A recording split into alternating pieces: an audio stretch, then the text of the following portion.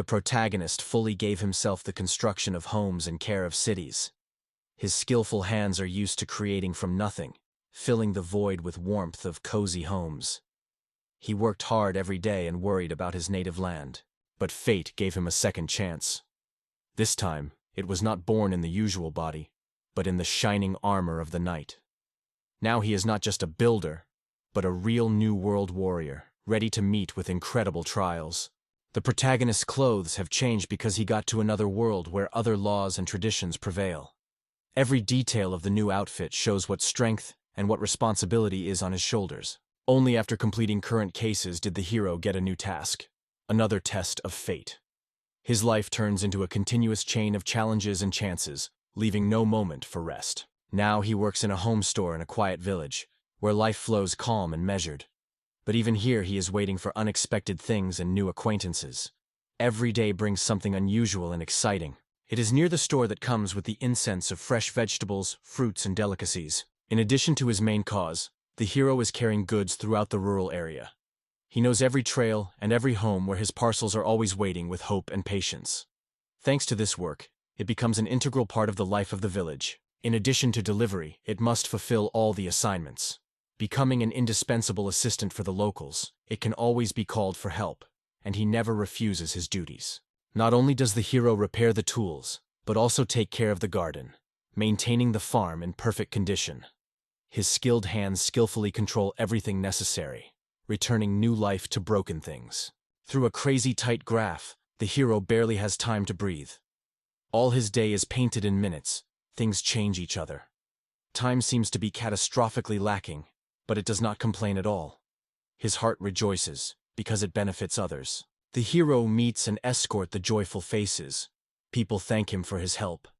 Their smiles for him are the best reward and a new incentive to move forward. This is how he feels significant and need. Despite fatigue, he realizes that life is not as gloomy as it may seem. Every day he finds little joy and warm moments that warm his soul. One day the hero left work, not resting at the night, exhausted because of hard work. The eyes of the eyes themselves stick together, and thoughts were confused in the elasticity of emotions. The body was persistently asking for sleep, but the mind was still alert. Everything swam before his eyes, and the surrounding world began to blur as if in the fog. It seemed like a moment, and he would fall, but his will was held firmly. He was ahead of him with a moment of change and uncertainty. Suddenly, it began to be transferred somewhere, as if someone had pulled out of reality and threw it into an unknown. The borders of the usual world dissolved. It was sliding the narrow paths of space and time, not understanding where this mysterious path leads. The main character could not understand what had happened. Everything looked like a dream or a strange fiction. In the soul, there was a fight against the confusion, trying to grasp the new reality. The clothes on it now hung as a reminder of the former life. He was pressed with his hands and greeted with his election to a new world, where he was waiting for great accomplishments and amazing adventures. The pants did not withstand, and the hero, trying to cope with a new reality, just smiled. All this inconvenience became a symbol of the transition from everyday to amazing, from the usual to the unknown. Now he is ready to accept his fate. In the air, like an angel, a girl was steaming, emitting light and warmth. Its appearance filled the heart with peace and faith at a difficult moment of change. She has become a leader in an unknown new world. The goddess Victinius opened the fascinating world of Alstasia, sliding the boundaries of the unknown. Her words became the key to understanding his new purpose.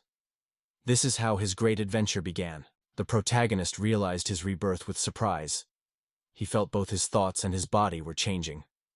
Now he stood on the threshold of new accomplishments, determined to accept the challenges that fate prepares for him. Everything seemed a strange dream to him, and someone was gently trying to wake him up from this dream.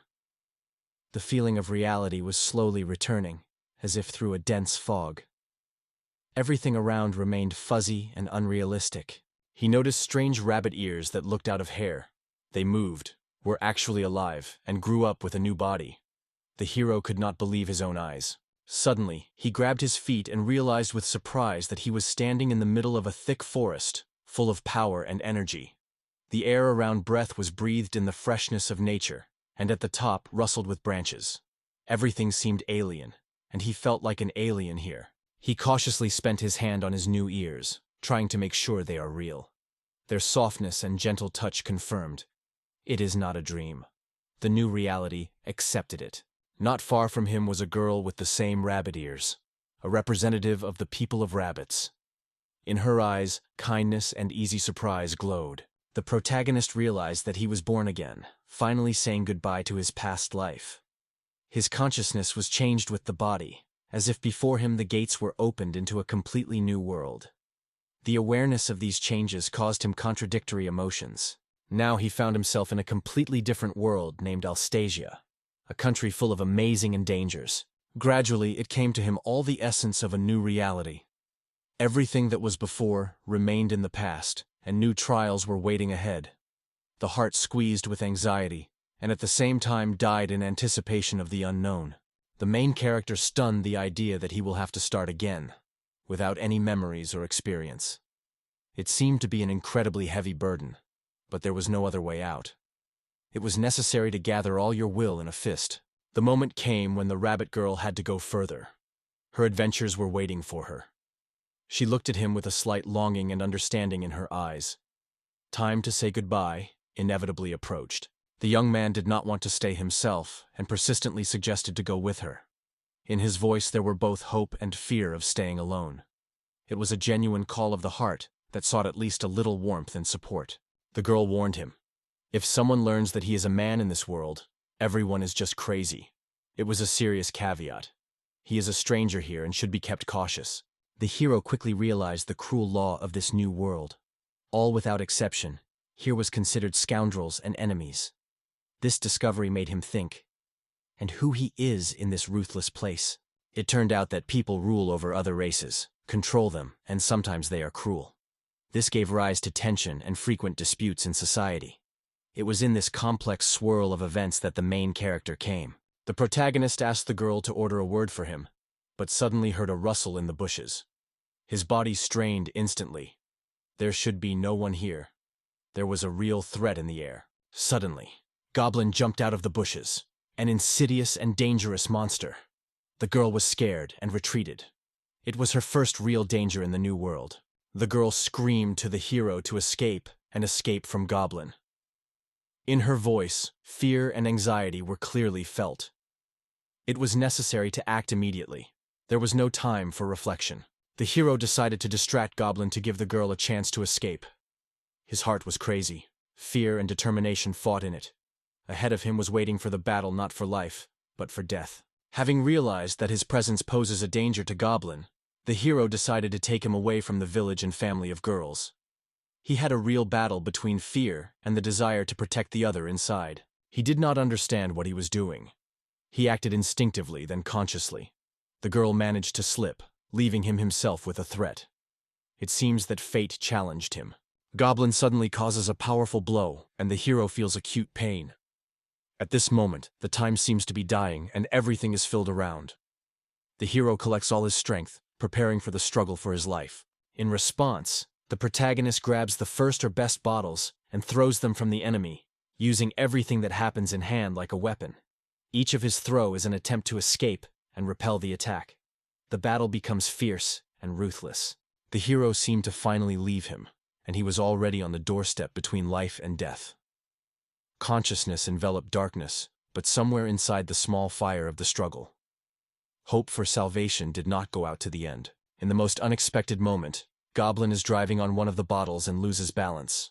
Fate gives the hero the opportunity to escape exactly when everything seems hopeless. Goblin falls, hits the head on the stones, and dies instantly, unable to fight anymore. Suddenly occurs around. The chaos of battle disappears in an instant.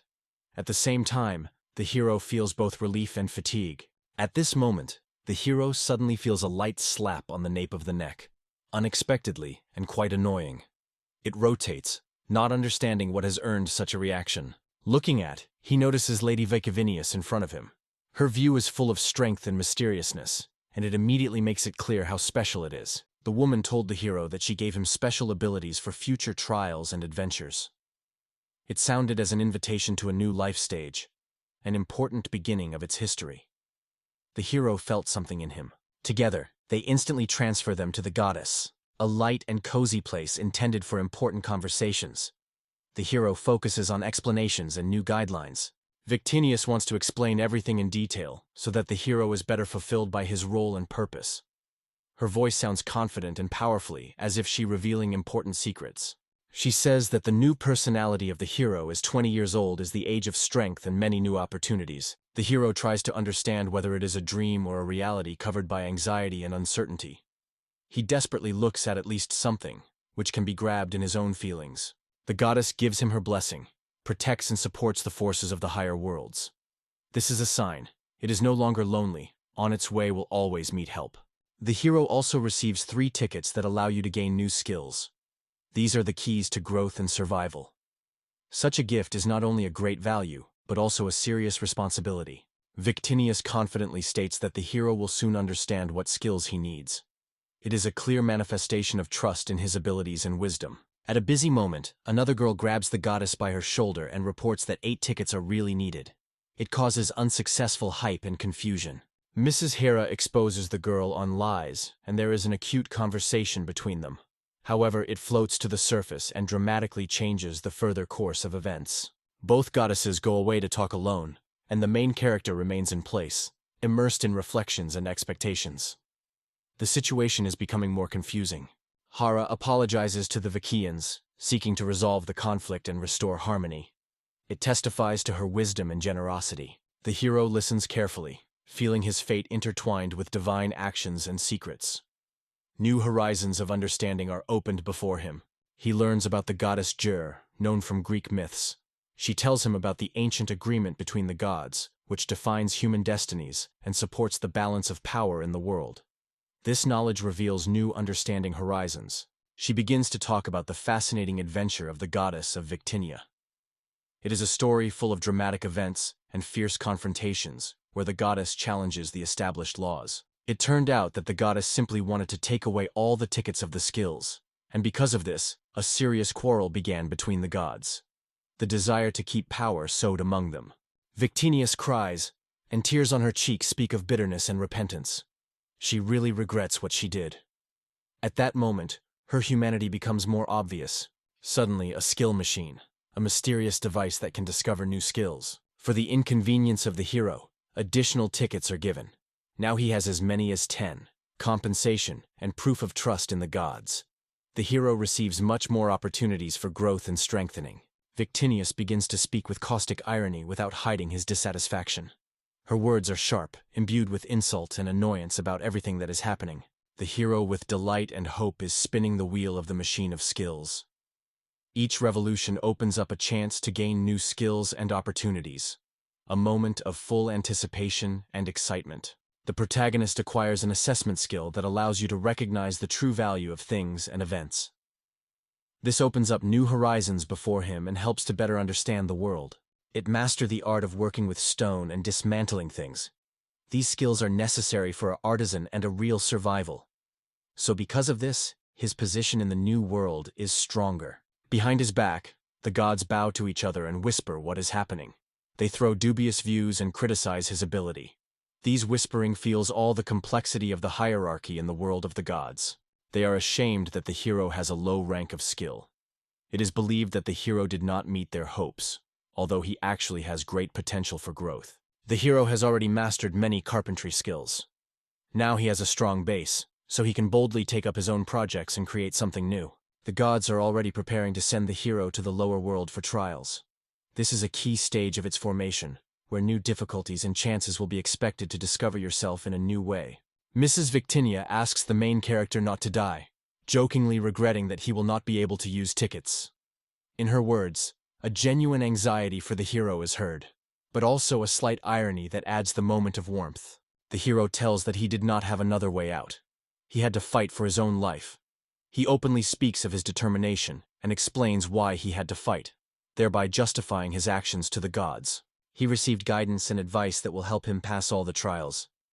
These words fill him with wisdom and power. Now it is much better prepared for future checks. The hero wins Goblin, his first opponent in this world. For him, it is an important victory and a step towards self. Affirmation. The guy is fulfilled and feels the growth of strength. The main character opens the status window. a special tool that allows you to track his skills and level. He can now control his abilities more effectively and see how rapidly he develops and improves. Now Rumi decides to stay and wait for a girl who has become a new companion and support for him. This testifies to his desire to connect and find an ally. It is in it that he feels support in an unfamiliar world. The hero explains that the girl is not a man, but a representative of the rabbit race. This discovery extends his idea of the world and its inhabitants, and he gradually begins to accept the diversity of his new environment. Behind the back of Lady Victinia stands the goddess Hera, the embodiment of strength and wisdom. Its appearance causes respect and alertness. Hera carefully monitors the events and directs their course. The hero is reported that he can now live as he desires without former restrictions or obligations. It is the gift of freedom. Hence he is responsible for his destiny, and only it depends on how his later life will become. The hero is approached by a trolley girl with archers. They sincerely thank him and show their support. It becomes a symbol of a new friendship, and that now the hero is no longer alone in this world. She hugs the hero with tears in her eyes, sincere thanks and warmly radiated from her arms. This moment deeply moves the heart of the main character, and the connection between them becomes even stronger. The shooters were stunned by how Goblin was brutally killed. Their emotions raged, fear, anger, and anxiety intertwined. Violation of rest and habitual order embarrassed them. Their reaction emphasizes again how serious it is. Narum tells how everything happened. He shares the details and explains his actions in detail, making the situation more understandable. The protagonist asks for permission to settle in the village because he seeks to find a home in peace. This is an important step to adapt to the new world and become part of the local community. The archers suggested discussing all the details on the road, demonstrating their friendship and willingness to support. Such a sincere conversation even united their team. They agree to bring him to the elder of the village, give him recognition and respect. The hero feels support and trust. Rabbits lead it to the main, the center of strength and wisdom. It is this moment that opens a new page in the life of the hero. Now he has to gain confidence. The hero sincerely thanks the girl for her help and support. His words of gratitude come from the heart, and this significantly strengthens the relationship between them. When May calls his name, it opens the path to real communication and understanding. Her name becomes a symbol of fresh start and new opportunities. This name causes the hero to be familiar with memories. He becomes curious. It seems that there is some sense in this. The hero seems to make contact. It is a manifestation of trust and openness from which a new friendship begins. They shake each other's hands as a sign of friendship and consent to move forward together. It is a promise of support and mutual assistance. Masaru's adhere is preparing to start a new life. He is full of hope and determination. Before him extends the path of adventures and trials. The hero talked about his past life before the rebirth. He remembered farewell memories and unjustified dreams. The bright moments of the long days emerged in his memory. They seemed to be from a different reality. He remembered how the voice of a woman who was heard like a call of fate once heard. It was then that his path changed sharply. A new opportunity was opened for him, and life has made a different sense. That call was the beginning of a great adventure and trial.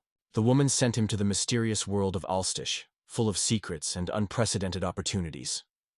The hero immediately felt this strange place fills his soul with new energy, but at the same time sows anxiety in his heart. The protagonist complained that he could not find any attacking skill that would help him in the battle. Without the necessary skills, he felt defenseless and uncertain, and in his soul increased anxiety and doubt. In the memory of the hero, the image of Goblin, with whom he had special, unforgettable memories. This creature has caused him contradictory feelings, from a barely restrained fear of burning curiosity. The hero wondered what role this goblin played in his life. However, fate brought him to the village of Rabbit, where sincerity and simplicity prevailed.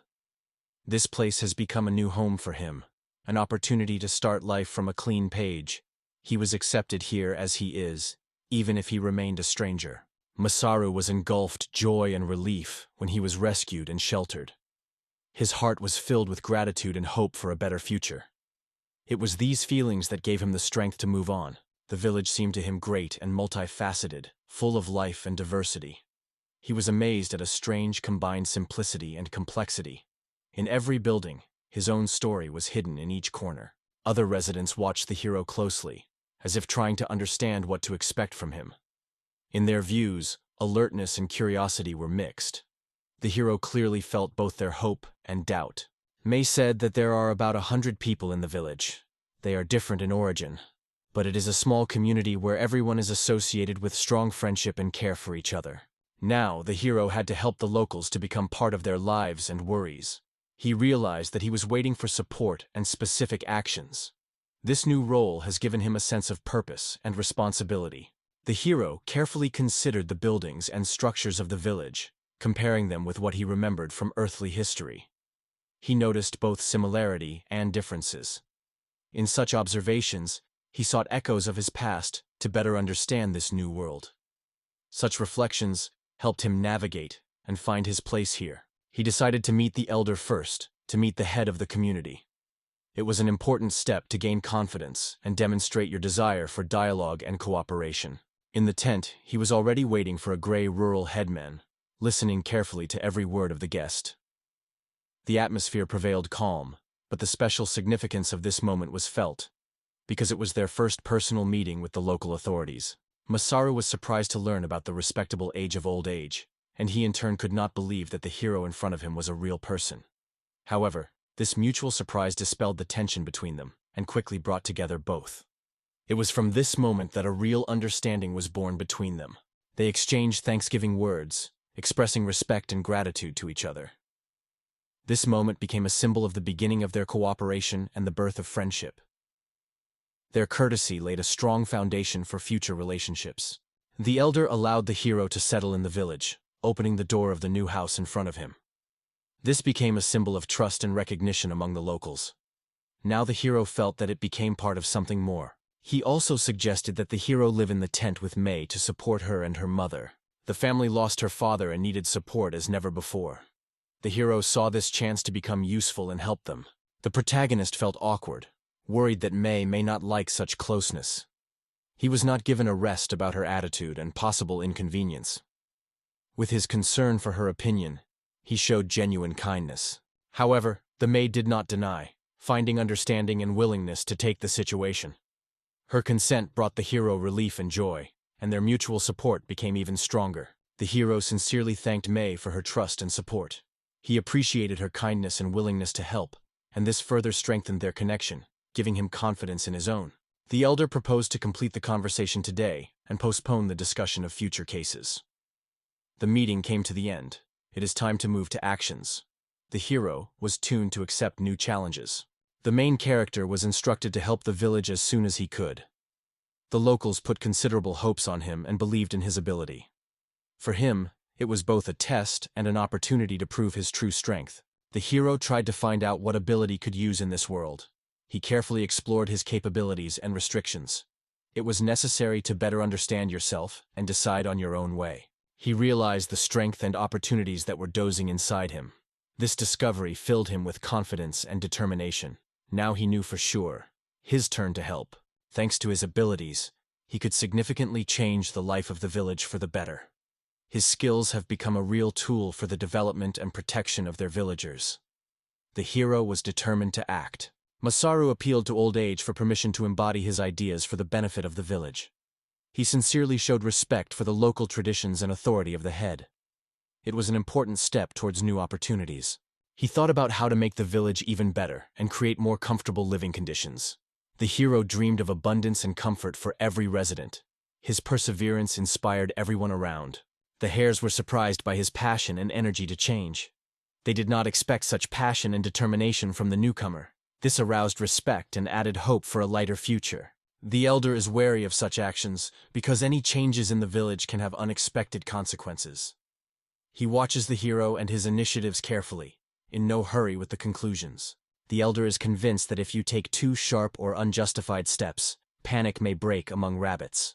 He worries that fear and chaos will destroy the usual order and break the relationship within the community. The protagonist feels a tense atmosphere in the village, as if in the air is an invisible anxiety.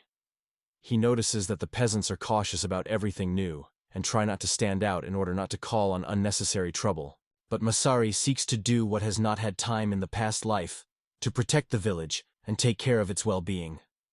He is determined to change the fate of locals for the better, Despite his own fears and doubts, the hero assures that he will do his best to help and protect the village.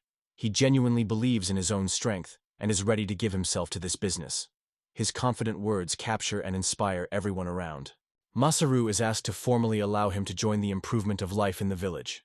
He wants to act not contrary to local traditions, but in harmony with them. The village headman listens to the hero's plans with interest to improve the life of the village, because any changes can bring both benefits and new difficulties. He carefully studies each proposal, weighing all the details based on his own practical experience. In the end, the elder carefully allows Masaru to act.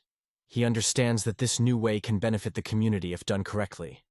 This solution opens the door to change. The hero has already formed clear ideas and plans for starting work, as well as determining what to change. He carefully analyzes the resources of the village and evaluates his own capabilities, thinking about the first step. His thoughts are quite engaged in preparation for a new task. The hero goes to the forest to understand his abilities and understand how best to use them. In the silence of the forest, he finds peace for reflection and self-knowledge. Here, among old trees, he can safely experiment and learn new. The hero considers his abilities in the talent window. He takes his hands and carefully studies the features of his skills, trying to understand how they work. This allows him to evaluate his own capabilities and choose further ways to develop. Now Masaru no longer needs to undergo training or remember the skills from the past life. His abilities are manifested by themselves. Thanks to this, he can immediately take the case without spending time to prepare. The hero decides to split the firewood without any tools to check his hand and train. He focuses, feels energy fills his hands, and soon notices the first results of his efforts. The tree was cut so skillfully, and even that the seam is practically not visible without care. This indicates excellent possession of their abilities. The hero genuinely rejoices in his achievement. Suddenly, a large tree falls with a roar, as if nature have responded to his new abilities. The unexpected event makes him shiver, but at the same time inspires. It seems that nature itself emphasizes the importance of this moment. The protagonist seeks to increase the level of this ability to use it more efficiently and be able to use a wider scale. He sets clear goals for development and improvement. The determination gives him the strength to move on. The hero also decides to test himself in construction to develop the village. He understands well, the construction and repair of buildings is the basis of a better life of residents. New cases open up more opportunities. Taking a stone in his hands, he tries to turn it into a perfect cube, only by the power of his abilities, without any tools. This test helps him understand the limits of his own strength and accuracy. The hero closely observes what the result of his experiment will be. Ordinary stone has turned into a tidy cube. It has become a clear proof that new skills are working. From now on, it has been possible to produce building materials. Then the hero takes to dry the wood, deciding to use his abilities in a new way. He experiments, tries different ways, explores the potential of his gift. This is the next stage of his training. Since the level of skill is the same, the hero combines his abilities to achieve the best result. He learns to use energy together and control each process. The protagonist considers different ways of drying the tree, comparing how effective each of them is. He tries to choose the method that will allow you to spend as little resources as possible. Among the proposed options is a way of drying, which construction companies use in their technologies. The hero carefully studies this method to then apply it in his own business or adapt to his own capabilities. Masaru is especially fond of the idea of installing wood, because it could quite accelerate the work. He dreams of mastering this skill and making life in the village much easier. The hero decides to master the art of instant drying, exploring his abilities and experimenting with different techniques. There are many failures and attempts, but difficulties do not scare him. It is firmly tuned to succeed. One day, May visited Masaru when he was in the woods and invited him for lunch. She reminded him that she should rest and not forget about simple communication. Her presence became a real support for him in difficult minutes. The hero felt how much she cares about him and surrounds him with warmth. She saw the hero unconscious, frightened, and rushed to him, trying to bring her senses. At that moment, her heart was overwhelmed by anxiety and compassion. Her care was really indispensable. The protagonist is glad that he has managed to escape, and despite all the difficulties, he can continue to do his own business. He feels a tide of strength and is ready to move forward. For him, this is a new start. Masaru felt for himself what magical exhaustion was, because his abilities were taken away. It was a real test, but he didn't give up. His unbreakable will and stubbornness helped to overcome fatigue. Despite all the difficulties, he managed to dry the wood. It became a significant proof of his abilities. Such success inspired the hero and added confidence in his own abilities. Even a small victory can recharge with energy. Drying has gone successfully, and now he, along with May, quietly goes home, feeling relief and pleasure. On the way, they have cozy conversations and make plans for the future. Returning home fills their hearts with warmth and peace. They were met by Mother May, who looked at the new guest with interest and immediately began to worry about him. Her kindness and warm attitude fill the space with comfort. Dating was easy and friendly. They met, named their names, and overturned in a few words about life in the village. This acquaintance was the first step to a closer friendship. Communication helped them feel trust in each other. May told her mother how the hero saved them and had already helped many times. For this, Lulu treated him with greater respect and gratitude. This story further strengthened her faith in the power and kindness of the hero. Lulu was ready to give everything she had to help a new friend of the family. Her generosity testified to her sincere desire to support and share their worries. It has become a real manifestation of friendship and acceptance. Everyone was comfortable at the table where the warm, friendly atmosphere prevailed. During the dinner, they discussed the future lively and shared their plans. This is how a new section began in the life of the hero. The hero imagined how a new life in this world began, full of opportunities and hopes. He dreamed of becoming useful, changing the world for the better. And it was these thoughts that inspired him to move forward. He was looking for ways to help the local, carefully studying their needs and opportunities to bring the greatest benefit. Its main goal is to find practical decisions and bring people together for joint support. So he decides to take up the development of the village, investing his strength and knowledge. Plans are already emerging in the head, and it is set to bring them to life. It has become a new goal and a real mission for him. The next day, the rabbits gathered near the fence, vividly discussing the future fortification. The air was excited, because everyone was aware of the importance of protecting the village. The heroes stood confidently in front of them, preparing to start the case. Masaru calculated his strength and defense to protect the settlement from possible attacks. He carefully considered how to make the wall durable and reliable. His determination inspired everyone around. The guards discussed the plans of the protagonist with enthusiasm. They thought they were waiting for them, because no one could predict the results. Any innovations have always caused conflicting emotions, especially when it comes to safety. Their alertness was quite clear. The hares were interested in asking why the hero started with the fence. Masaru replied that first of all it was necessary to strengthen the fence so that all residents were safe. This answer convinced many. So, he built stone defense, using natural materials and his own abilities. These stones were to become a powerful shield from enemies. Masaru took care of the strength of the fortifications. The stones could be taken right from the rock. It was enough. The characters examined the terrain in advance and thought out how the materials they need. Such training significantly accelerated the work. However, some rabbits were afraid that he would not be able to cope with such a difficult task. They doubted their own strengths and opportunities. Masaru understood their experiences and tried to encourage them. Despite his fears, the main character still collected a handful of stones to start construction. His act was an example for everyone and lit others to work. With each new step, they were increasingly approaching the goal. Masaru pulled out a whole bunch of stones from his inventory. Stocks were much more than everyone thought. It surprised the peasants and gave them confidence. The hero was really well prepared. The hares got to work. Everyone got their task and found the desired tool. In the air, there was a wave of enthusiasm and the desire to be useful. Everyone was well aware. Only together they could succeed. Everyone immediately came to business. Everyone clearly performed the assigned task. The village filled the noise of construction work, and with this noise came the feeling of updating. Masaru confidently managed the process, leading everyone. Masaru feared that stones could fall and damage the wall which he so carefully erected. Therefore he carefully checked every stone, trying to make the structure as strong as possible. His caution has become a good example for others. Then the hero suggested a new way of laying stones that made the building even more stable. His idea was interested in and united the residents. Due to this innovation, their belief has increased in their own strength, and success has become even closer. Now the wall was strong and was not afraid of wind or enemies. The stone protective structure has promised to serve the village for many years. Masaru was satisfied with his work. He told everyone why the stones are arranged in this way. To make the structure strong and could withstand strokes. The explanation helped the residents understand the true meaning of this work. It strengthened trust. The hero thought about new ideas about the fence, how to make him even better and more spacious. He dreamed not only strong but also good in appearance. His imagination emerged grand plans. After that, a lively conversation began on how important it is to use stones and building materials to lay cracks in the walls.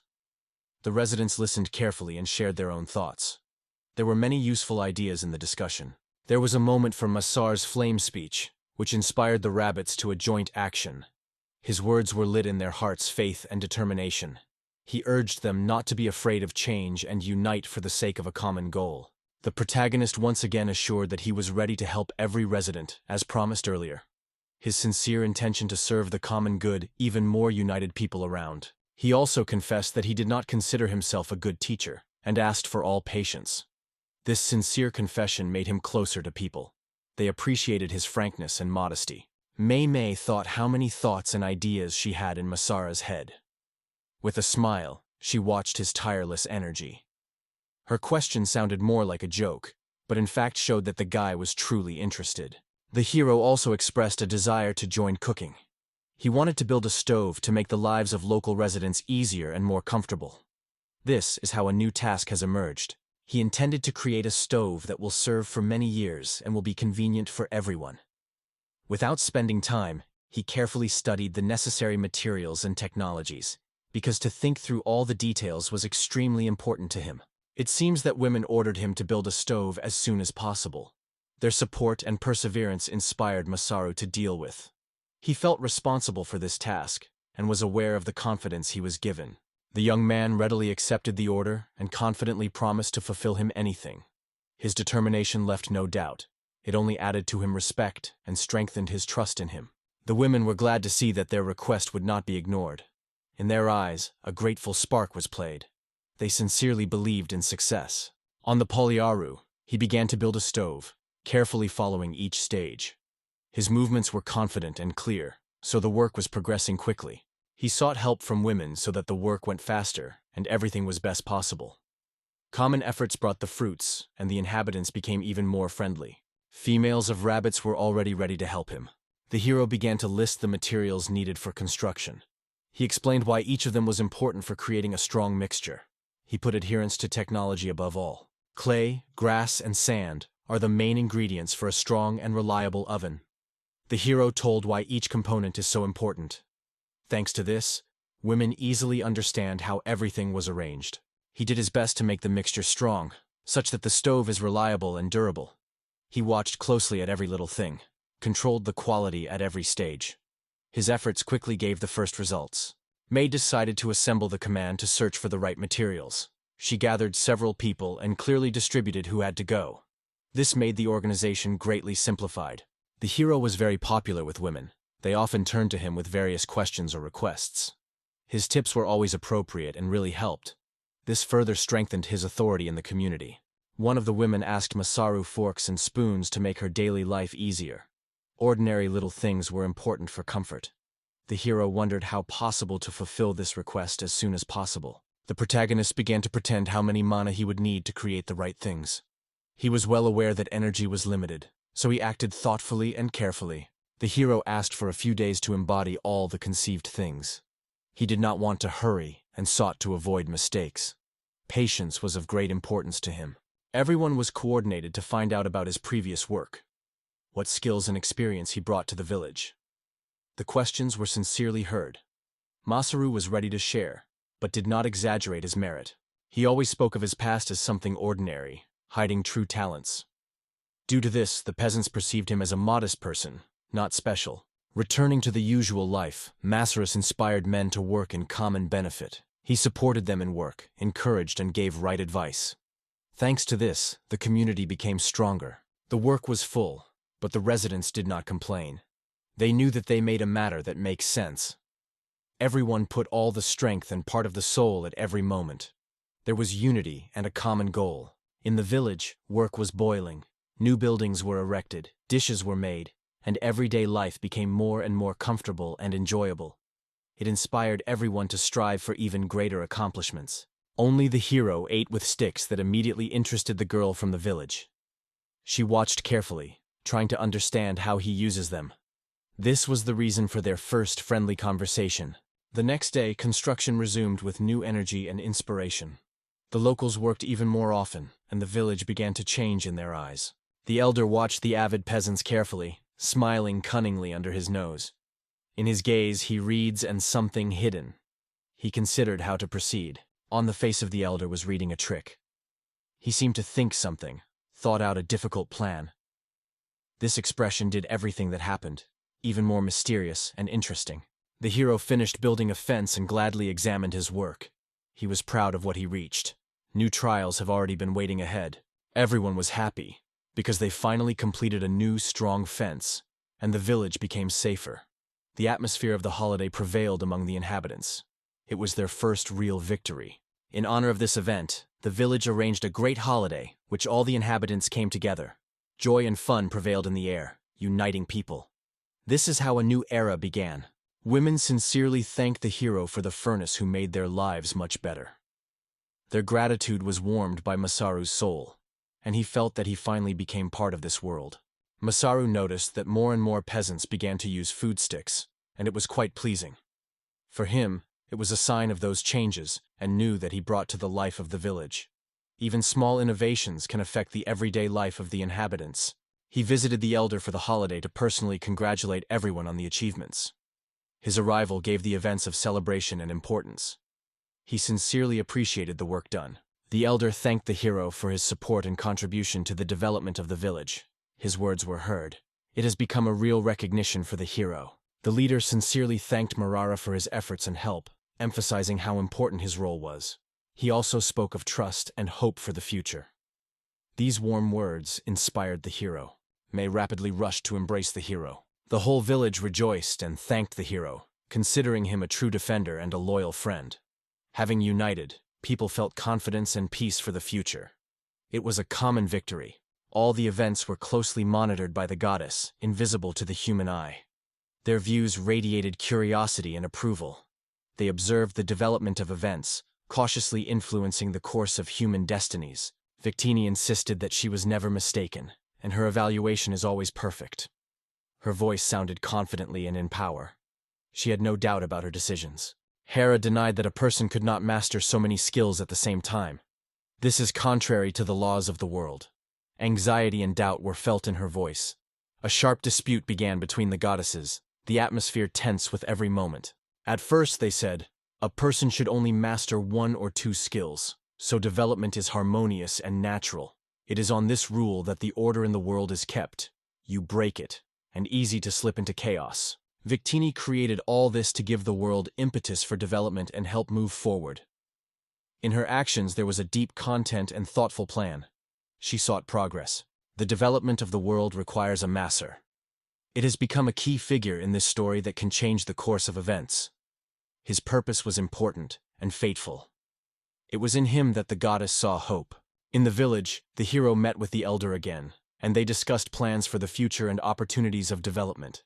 The conversation was frank and filled with trust, which only intensified their cooperation. They exchanged courtesy, noting each other's achievements and gradually establishing cooperation.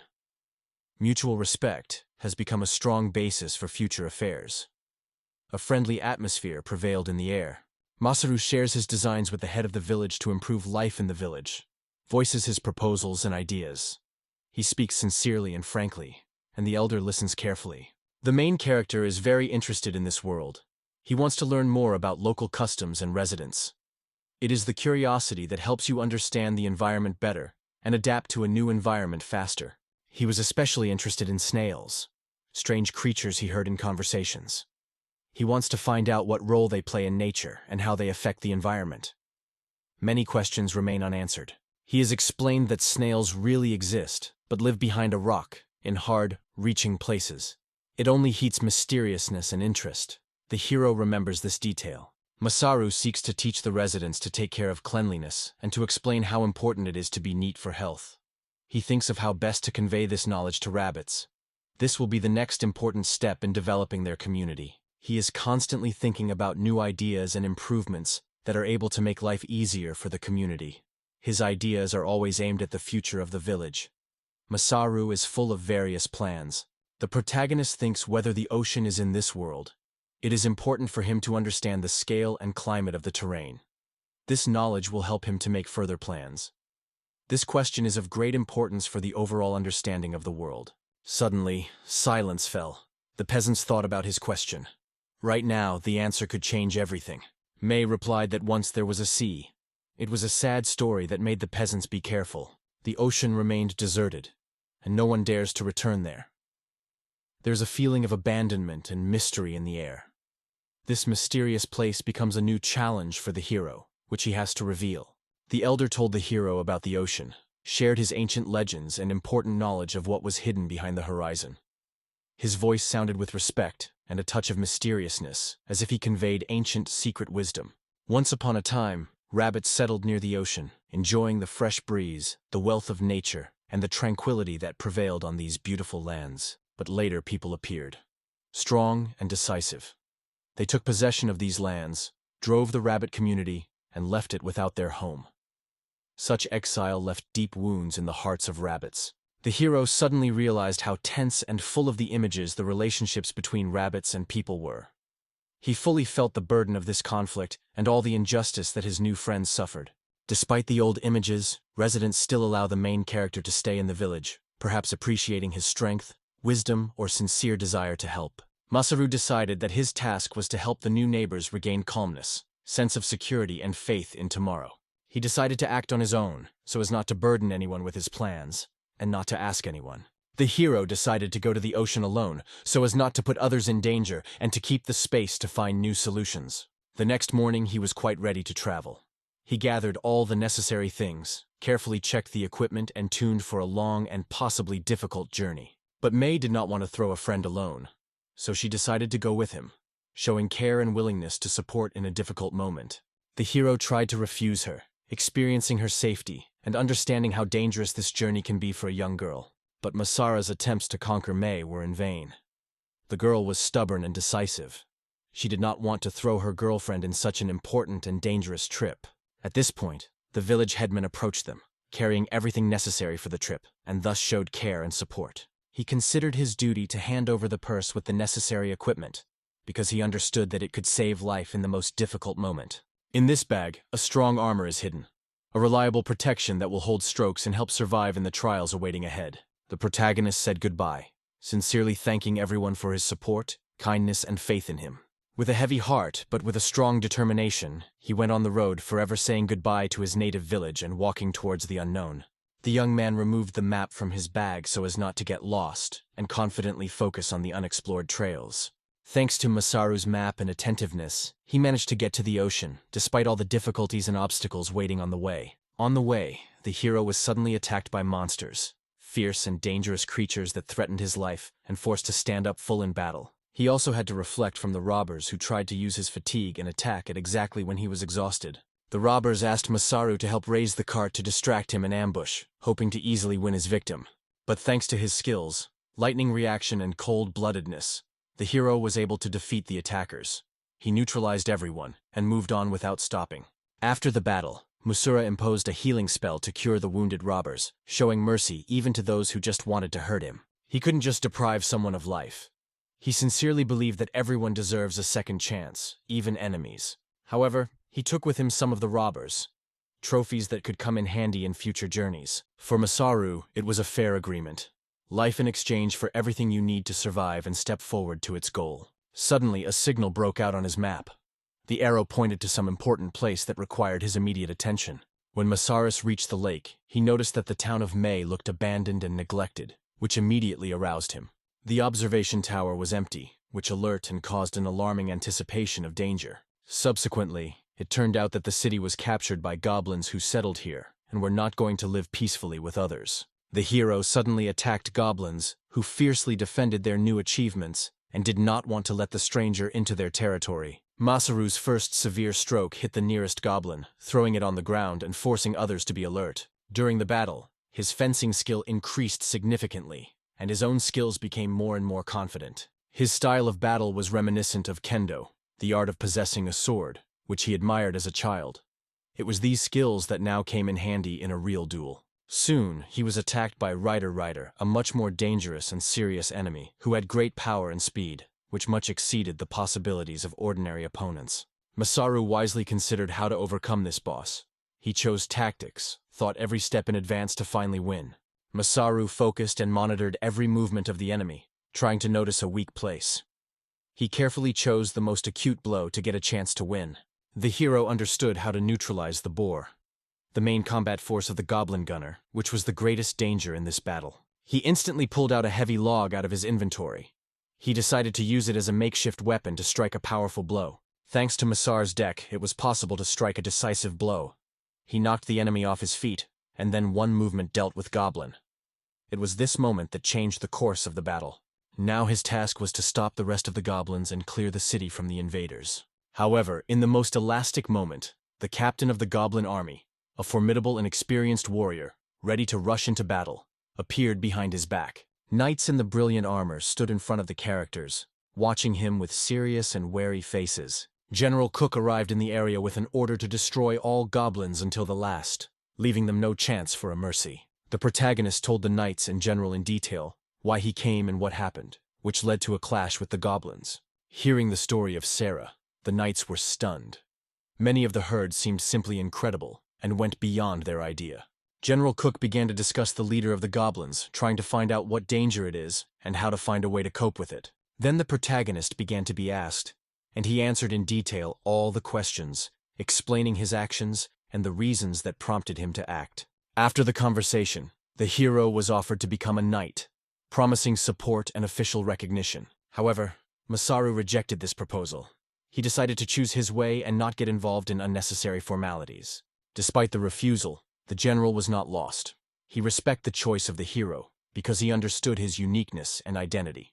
Masaru's main request was to help bury the bodies of the defeated goblins to make the terrain safer. Since the smell of rotten bodies could have attracted wild animals, Masaru realized that it was necessary to get rid of goblin bodies as soon as possible. The hero was carefully looking for an open and comfortable area where he could hide the bodies invisibly so that no one would suffer. At the same moment, the hero felt a strange around him. It seemed that space and time suddenly began to be distorted. Meanwhile, the goddess consulted whether it was necessary to turn back to fix the course of events that went wrong. Judging by all the facts, the hero could not win Goblin. By logic and common sense, his success was simply impossible. The girls noticed that Masaru's body had changed. Perhaps that explains his incredible strength and unexpected victory in the battle. Hera realized the horror of what happened. If nothing is changed, the consequences can be truly devastating. She realized if nothing changed, everything would end the bad. The world was on the verge of destruction due to the changes that suddenly began to occur in all events. In troubled times, the knights thanked the hero for salvation, guessing his great merit. General Cook confirmed that it was the hero who saved everyone and became a central figure in these events.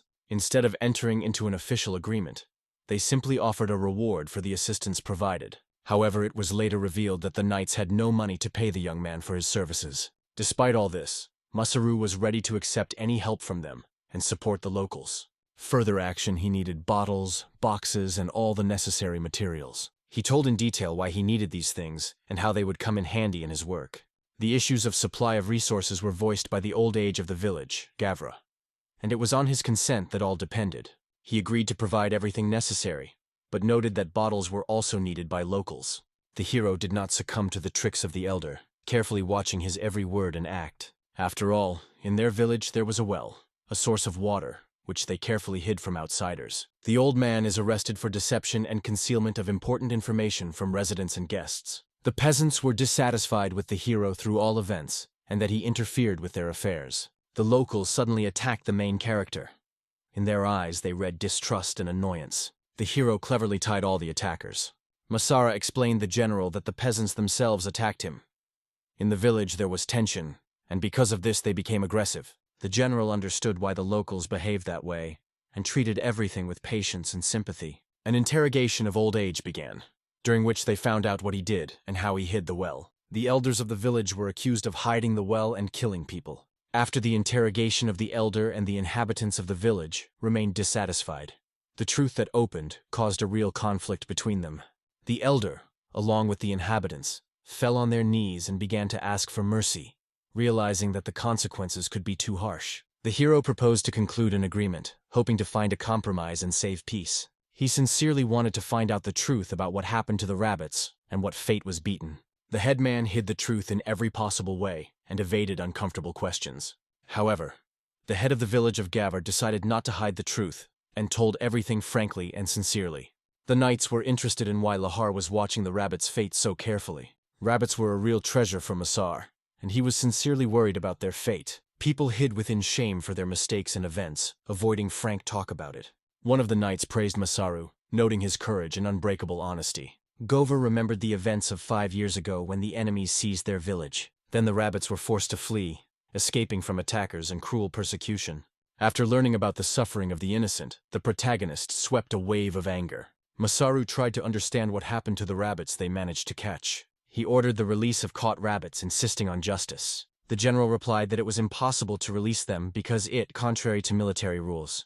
The hero confessed that he seeks to become a leader of warriors, to be able to influence decisions and change the course of events. Masaru became angry and shouted at the knights, demanding that they treat him with him and respect. He asked not to take him as a fool and treat him seriously. After that, the hero left, calling everyone to think about his words and actions well. He was teleported to the goddesses so that they could be explained and given what to do next. There he was quarreled and even beat in his face for disobedience and inappropriate behavior. The goddess wondered in Masari why he behaved so boldly, and because of what this conflict arose with people. The protagonist reminded her that he was taken against freedom, and he did not give him consent. Masaris doubted that he would be able to cope with the whole army on his own, and it was a great concern to the goddess. Victini hid important information from the hero so that he would not scare him in advance. But she shared with him one secret, capable of turning everything upside down. The secret was that the hero could break the whole army on his own if he used his abilities. The hero involuntarily froze from herd. His eyes were surprised, and his gaze froze on the girl, as if he tried to realize and accept what he had just sounded. Gathering with his thoughts, he carefully asked what exactly was talking about, and the girl began to tell in detail, opening the hidden sides of his abilities. She confessed that they accidentally gave him not only what they planned, but also the ability to restore the spirit class, an extremely rare and unusual gift. The man scratched his head confusedly and sincerely admitted that he first heard about such a phenomenon, and could not even imagine that such could happen at all. The girl further explained that thanks to this abilities, his body and magic are in such harmony that his physical strength far exceeds the possibility of an ordinary person. Masaru listened carefully and replied that during his journey he never noticed anything special or superhuman. He was silent for a long time, thinking about what he heard. The girl did not stop and added, "Now you are at the initial level, but with the experience and development of your ability, will only grow." The man rubbed his head again. The face reflected deep confusion with notes of excitement. Everything seemed too confusing and incomprehensible. The girl apologized to him for the sharpness and unexpectedness of her words. Realizing that it could be embarrassed and lost, she looked at him with calm, good eyes, as if she wanted to cheer Masaru and give him confidence that he could accept the news. The hero frozen in an inviolable surprise, stunned. He still tried to make sense of the meaning of what happened, as suddenly the girl simply disappeared, leaving him himself with his fierce thoughts. At that moment, Captain Cook called him. The voice of the commander cut the silence sharply, turning Masaru to reality and reminding of cases that did not suffer. The captain began to talk in detail about the situation and new threats, outlining the tasks they would have to do together. The hero broke the conversation and suggested to postpone chats about big cities, because it is now more important to focus on urgent issues. He wondered what the situation with the beasts is now. The captain reported that they had information about animals that live in different cities, and at the same time noted that Masaru looked surprisingly calm and collected.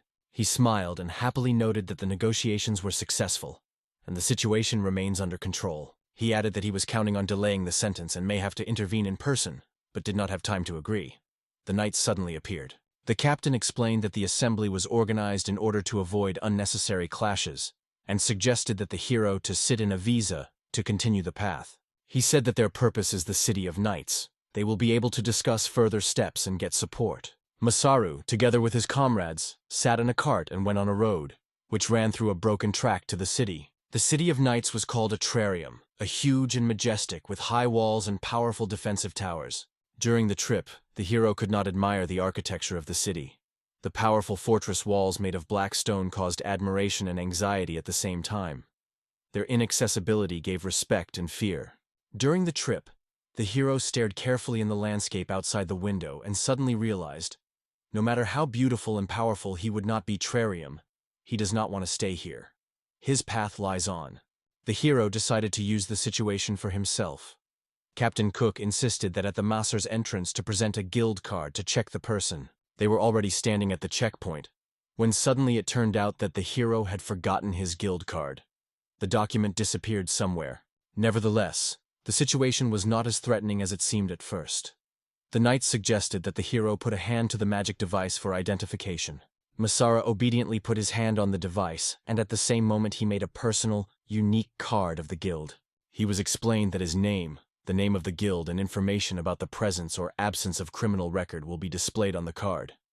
All this is needed solely for identification and safety. After that, the hero confessed that it was unusual for him. However, when he was handed a card, he was genuinely rejoiced in and felt true relief. He looked at the new card carefully, holding his fingers on its surface and reflecting every detail and the possibility it hides. He remembered how he recently raised his level, and it immediately reflected on the map and his skills, which was quite impressed by other heroes who saw it all. Amazed, they asked how he managed to master so many different skills. Masaru did not even predict that someone could ask about it. In a hurry, he forgot to close the skills on the map and confessed that he was a little wrong, but he still didn't believe it. The characters whispered among themselves, not hiding surprise and doubts about the extremely many skills in this hero. They silently considered the map, immersed in their own thoughts, until they were called for a meeting, promising that the conversation would be continued later. Meanwhile, employees were already gathered in the meeting room. Everyone was waiting to start talking to discuss problems and find a solution. The characters were depressed and tense, and the idea of a future meeting caused them a great excitement. And in the center of the room was a large table, behind which a few people with serious and a little sad faces sat. The man who was sitting in the mill was called Lancelot. He headed this city and was the main one at this meeting. The protagonist considered him carefully and noticed Aura Lancelot was significantly different among others. It was more powerful and much deeper. The guy just began to thank for the opportunity to talk about important, as the knight suddenly broke his words. He said there was no point in walking circles, and immediately stated that he knew the hero's intentions to agree on the release of the animals. He explained that the young man came to offer something in exchange for the release of the beast, but he did not find anything worthwhile. The mayor asked that a specific young guy could give them instead. The hero thought and decided not to deceive Lancelot, but better to understand what he could offer him. Suddenly, he shouted loudly that he could share his knowledge. He said that due to his knowledge can reduce mortality and help to cope with many other difficulties. People did not understand him at first. Therefore, he began to give examples, for example, how to improve horse crews. He told in detail how he plans to improve his carts and explained how a new mechanism would work. The hero thought, listening carefully to these explanations. He assured that he understands the opinion of the young man and even approves them, but noted that the evidence was still lacking. The mayor noted that the proposal was really convincing and asked the young man to stay until they made a decision. Then the guy wondered if he would like to see him among the knights. Lancelot recalled that the guy had already refused, but they did not want to lose such a capable fighter. Therefore, he suggested keeping the animals under the supervision until it is clear what the guy would reach in his business. The words heard stunned the hero. Lancelot noted that the guy can give not only his knowledge but also his own destiny, and these words made the young man think. He agreed, and that struck everyone who was present. The knight promised that as soon as he saw the results, he would immediately transfer the responsibility to the boy for the leaders. The hero suggested to discuss everything with the secretary, noticing the confusion of the young man, who acknowledged that the conditions were really very profitable. Lancelot noted that he did not like this invasion. After all, this is why it is called war. But, the young man thought, the leader of the knights was not so bad. The man warned that the preparation for the release of human beings can be disrupted by those who hate them. It was very surprised by Musatra. The hero suggested an unusual solution. He summoned the enemy for a duel to put an end to the enmity. He stated that he would fight against those who oppose the freedom of the animal, and that the truth will be on the side of the winner. Lancelot supported this idea, calling it a wonderful solution and a true sight. He added that if the enemy was the strongest man in the city, No one would say the words against. Then the hero grabbed his sword from the vagina and suggested Masaru to meet in a duel. The young man noticed how the man had a light eye. It seems he was obsessed with the desire to fight. So the guy began to refuse the hero from the duel, trying to warn him about possible troubles. The hero asked the young man whether he doubted his victory, and then suggested looking at the schedule of training on the court, hinting that he was ready to accept any challenge. Then the hero announced that he wanted to lecture on personal hygiene. Even before it came to training, he decided to read this instructive speech. He promised that everyone who is now running for training will then receive individual lectures from him. The commander-in-chief wanted to leave, but Masaru asked him to stay. The hero continued to tell and explain to the knights the foundations of personal hygiene, emphasizing important details and emphasizing the importance of this topic. He briefly told them about the main program of compulsory education in Japan. But for vampires it was too complex and confusing material. The commander-in-chief listened to the young man, wondering his deep knowledge, and Masaru calmly explained that this wisdom is very valuable and necessary. He asked, "Who is Masaru, and why he has so much valuable knowledge?" The commander-in-chief noted that such information is really very valuable, but they are not able to pay for it. Lancelot stated that he could not remain in debt to the hero, and Masaru realized that now was not the time for unnecessary ceremonies. He reported that everything today and asked for permission to work in the forge. The hero said he wanted to improve his carts and asked for permission. In response, he was promised to give the forge.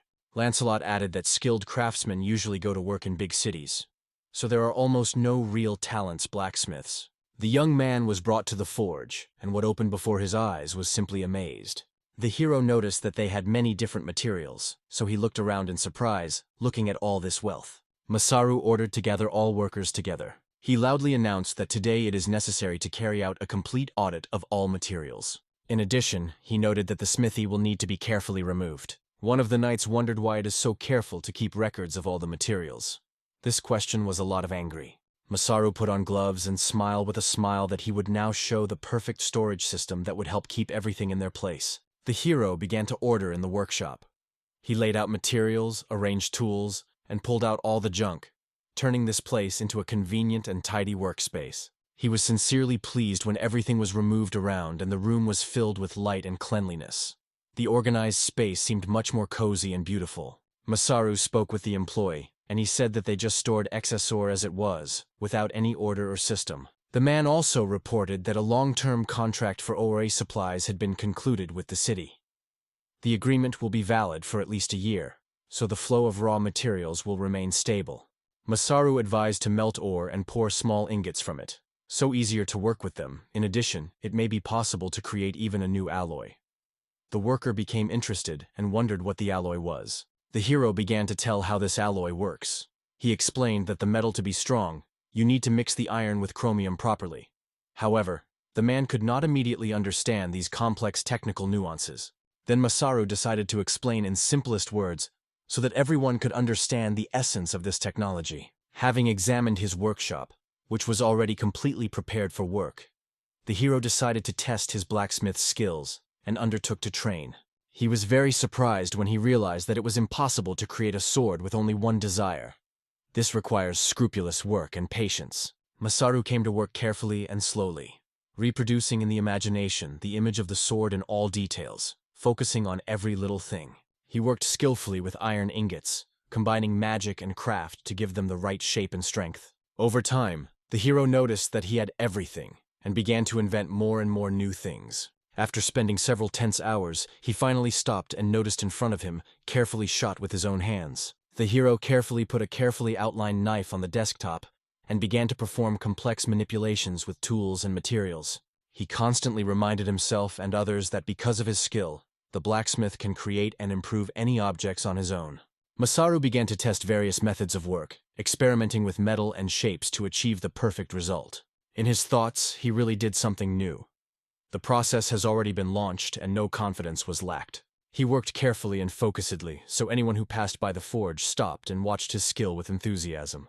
At that moment, Lancelot came to the forge and was surprised to see that the hero had awarded a huge sword. Yes, if Masaru really kicked this sword on his own, the hero confirmed it, but added that he first plans to improve the weapon he already owns. Then Lancelot appealed to the young blacksmith with a request to shift his sword, fully trusting his skills. The man was anxious to look at the machine, Piles of details and various spare parts, not collected at all, were lying on the table. Masara explained that these are only spare parts, and with their help they would be able to transform and improve the city. He told in detail how these materials can be used to create new mechanisms and improvements, but Lancelot did not immediately realize how to put it all in practice. The hero reported that tomorrow he would present his ideas and novelties to the residents and authorities of the city. Therefore, Lancelot should be serious and prepare to meet everyone who wants to discuss these innovations. The commander watched Masaru's actions with interest, wanting to find out what he would do and how to handle the task. Masaru worked tirelessly until late at night, improving his products and thinking about the future presentation. He may have overdone a little, spent more time and effort on this business than planning, but received real pleasure. He sincerely liked the process himself. In his imagination, he has already seen how to tell people about his achievements, demonstrate the benefits and new opportunities of his inventions. He also mentioned that in the future, he would have to give a lecture on personal hygiene in order to continue to support knights and locals. The next morning, the main character visited the girl. She approached him quietly, with confidence in her eyes, as if carrying the news that she could turn everything upside down. He turned to her as a connection, and she reported that all evenings were busy. In her voice, fatigue was heard, but the determination broke through her. It was vividly felt in a tense combat atmosphere of preparation. The girl said that in 3 days a duel with Lancelot would come. Her words seemed to hang in the air, predicting a test that will change the fate of many. She read him an official message. Its content was harsh and business, leaving no doubt about the importance of the coming event. The girl confessed that she understands the experience of young men. Her gaze broke out with sincere sympathy and care, because the test was truly difficult and dangerous. He replied that there would be no serious injuries. He would do everything with caution. In his words, there was confidence and determination, which testified to the strong character. Lancelot visited the forge a while. Its appearance immediately filled the room with special energy and respect. Not surprisingly, he was a living legend, the embodiment of strength and honor. The hero asked where Masari, and it was at this moment that he noticed a young man. His eyes shook from admiration, as soon as he realized that he was standing with whom he was destined to meet. The young man, with hope and pride, began to tell the audience about his inventions. His voice sounded confident, because he really wanted to prove to everyone his skill and importance. The hero called a simple girl and offered to test his invention. In her eyes, sparks of curiosity and a little distrust were lit, but she still agreed to try the novelty. The girl tried the invention, carefully touched her hands to the device, and soon felt how he works. It was genuinely surprised. People were amazed at water that suddenly flooded from the device. They perceived it as a real miracle because such miracles in their world are extremely rare. The hero began to improve the carts. He constantly thought of how to make them faster and stronger to make the residents easier to live. He looked closely at the device, trying to find what the problem lies. Thoroughly studying every detail, he searched for weaknesses and thought how to eliminate them. He began to tell people what it was necessary to do, and he himself tirelessly came to work.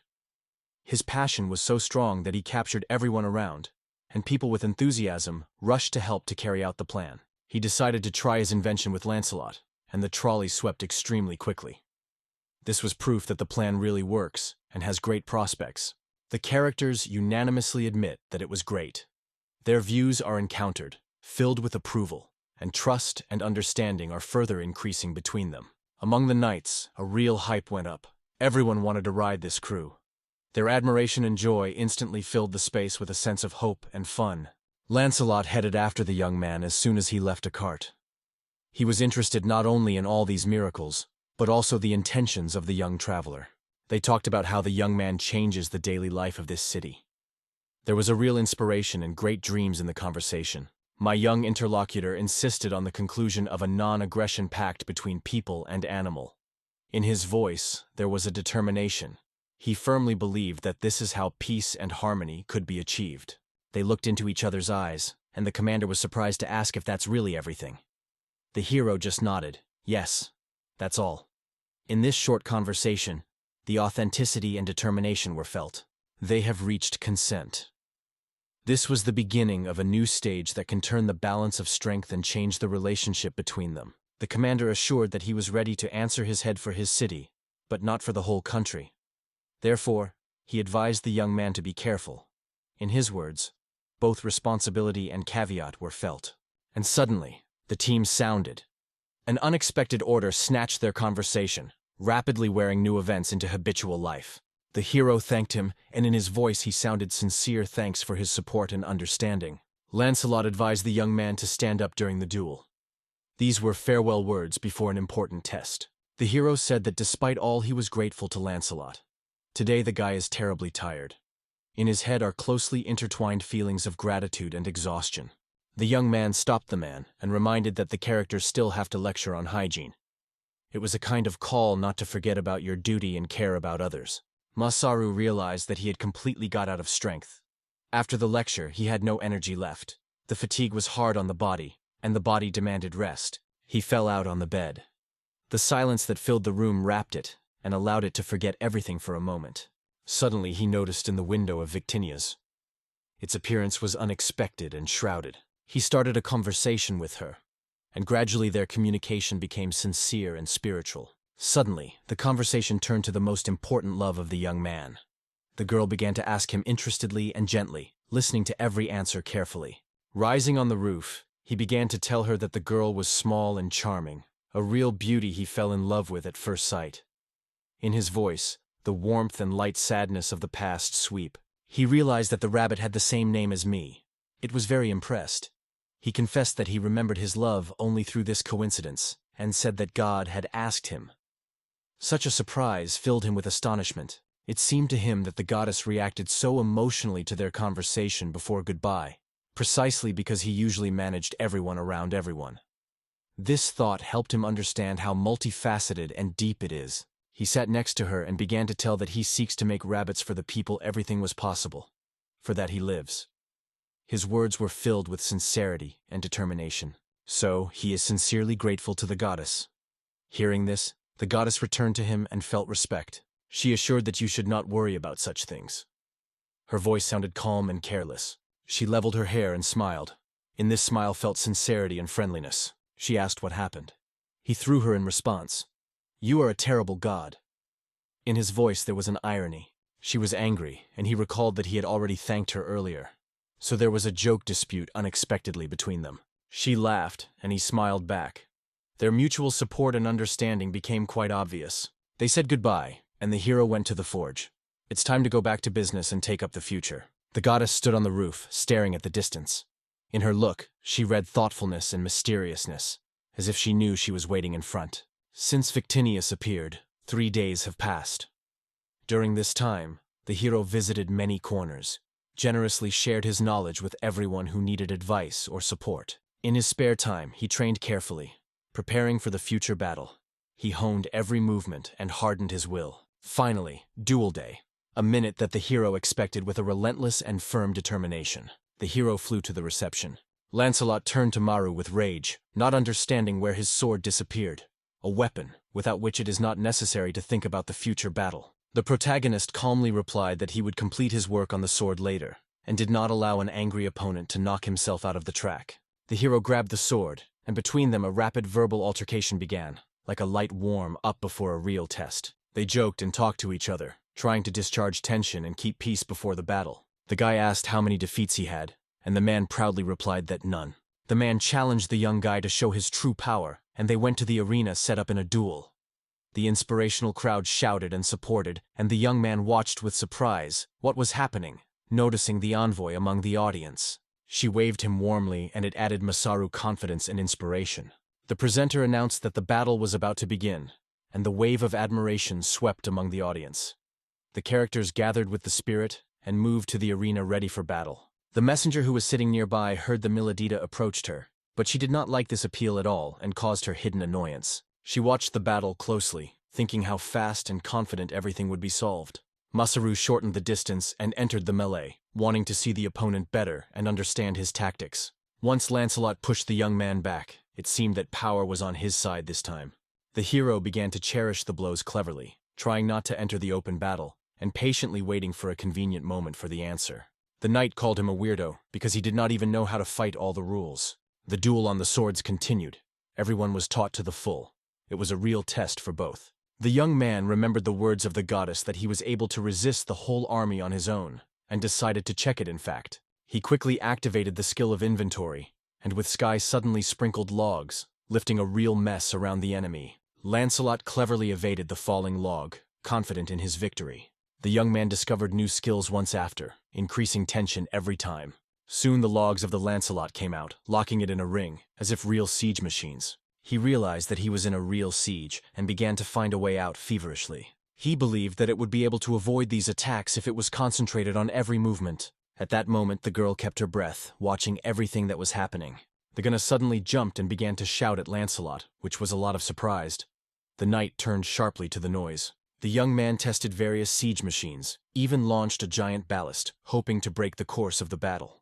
The knight tried to evade even such a powerful weapon, desperately reflecting the sword from everything around. The audience has been surprised to expand their eyes, struck by scale and unusual techniques. In the decisive moment, the hero lifted his sword to the sky, preparing to strike a decisive blow. He boldly and confidently rushed into the enemy. The man tried to evade and at the same time thought how to proceed, trying to keep the advantage. Suddenly he swung his sword, and almost believed his own eyes. His weapons were divided into two parts. It struck everyone who watched the fight. Such an unexpected development has caused people to have true admiration and joy. Masara defeated the knight and became a symbol of strength and skill in this fierce battle.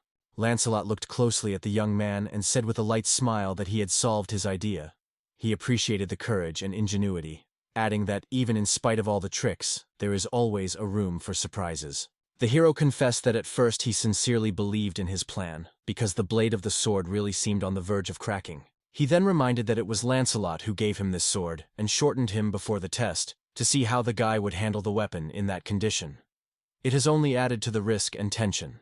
Masara explained that the sword he received was made of other material than those used in battles. Therefore, for the young man, all this plan looked rather as an exciting adventure, a real game with fate and skill. The knight listened to this with a noticeable disappointment, as if he confessed. He overestimated the situation and did not expect such ingenuity from the opponent. He realized that the battle was not unfolding according to his plan. The young man said that the huge bow he used was actually a ballast, an ancient siege weapon to destroy the walls.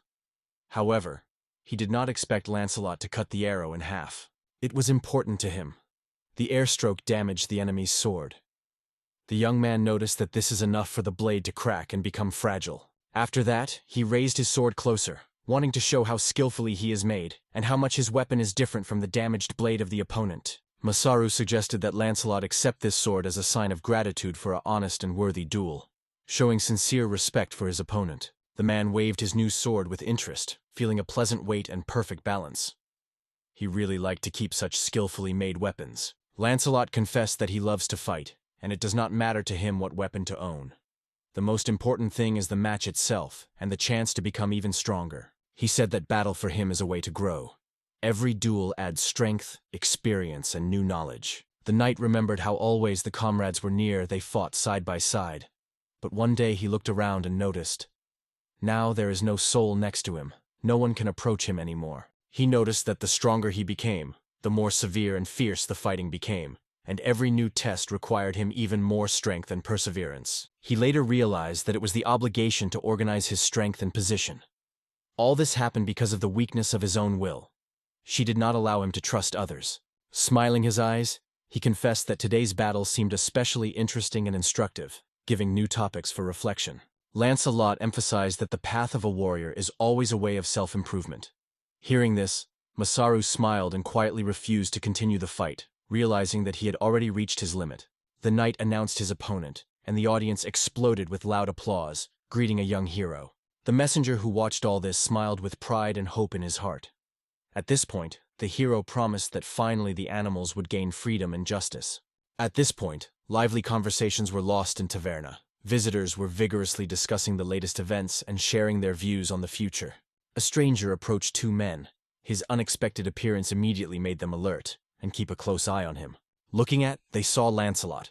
He himself caused both fear and respect at the same time. Men were a little confused and nervous, but the knight calmly urged them not to be afraid, showing confidence and strength. They explained that Lancelot was not an enemy, but came to talk about Masaru and find out all the secrets that they hid. He took the information he gathered about the young hero and began to study them carefully, noticing them a significant deviation from the usual, which could tell a lot about the future of the boy. The man thought, "Something does not come here." The boy's level is much lower than the hero's, but his actions and behavior are clearly different from others. The man asked which of the audience was ready to take responsibility to take care of the young man in accordance with the established rules of cooperation. At this point, the girl, cheerful and carefree, came to the tavern and greeted with Lancelot, calling him his grandfather. It caused surprise and smiles to all visitors. A few days later, a group of people gathered at the main entrance to the hall.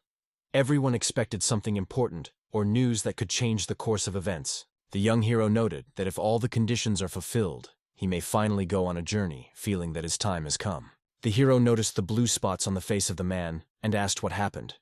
But he began to evade the answer, not wanting to reveal the details. He said with a smile that he was knocked down by a wild horse, and it was at that moment that he received a strong copier in his back. At the same moment, the hero saw a girl and was amazed at a lot. In fact, it was a messenger, a niece of Lancelot named Adeline. She became politely introduced and thanked the young man for his speech, confessing that she had a great pleasure. From now on, Adeline said, she will be under his care. The young man was a little stunned with such words and asked the hero to clarify what it was about. The hero explained that Adelina seeks to know more, expand her horizons and gain a new experience. The young man began to realize that he really needed help, and this girl can be a reliable support in his future endeavors. Adelina came closer to the young man and noted that he seems to be an extremely interesting person who you immediately trust and respect. The hero smiled and noted that he noticed in it the traits, similar to the legendary Lancelot, perhaps in character and unbreakable determination. He added that if she decides to go with him and help, he will not deny it and will gladly accept her support. The girl was genuinely rejoiced in such an answer, and felt that she found a real ally and a friend. The young man took his belongings on his shoulders and stated that he wanted to turn this village into a real city, where the animal could live quietly and safely. Len seriously warned the girl, "Do not dare interfere with Masaru, otherwise you will finally destroy the relationship and understanding." He smiled, accepting warm words of gratitude for hospitality, and felt the support and respect of people who were nearby. The protagonist, together with Adeline, said goodbye to everyone who was nearby, and with excitement went to meet the new stage of their journey. The young man realized that his journey would last longer than he was expecting, but it was not frightened. He was determined to take this trial. On the way, he helped to solve several problems of animals and gathered many valuable materials for his future ideas.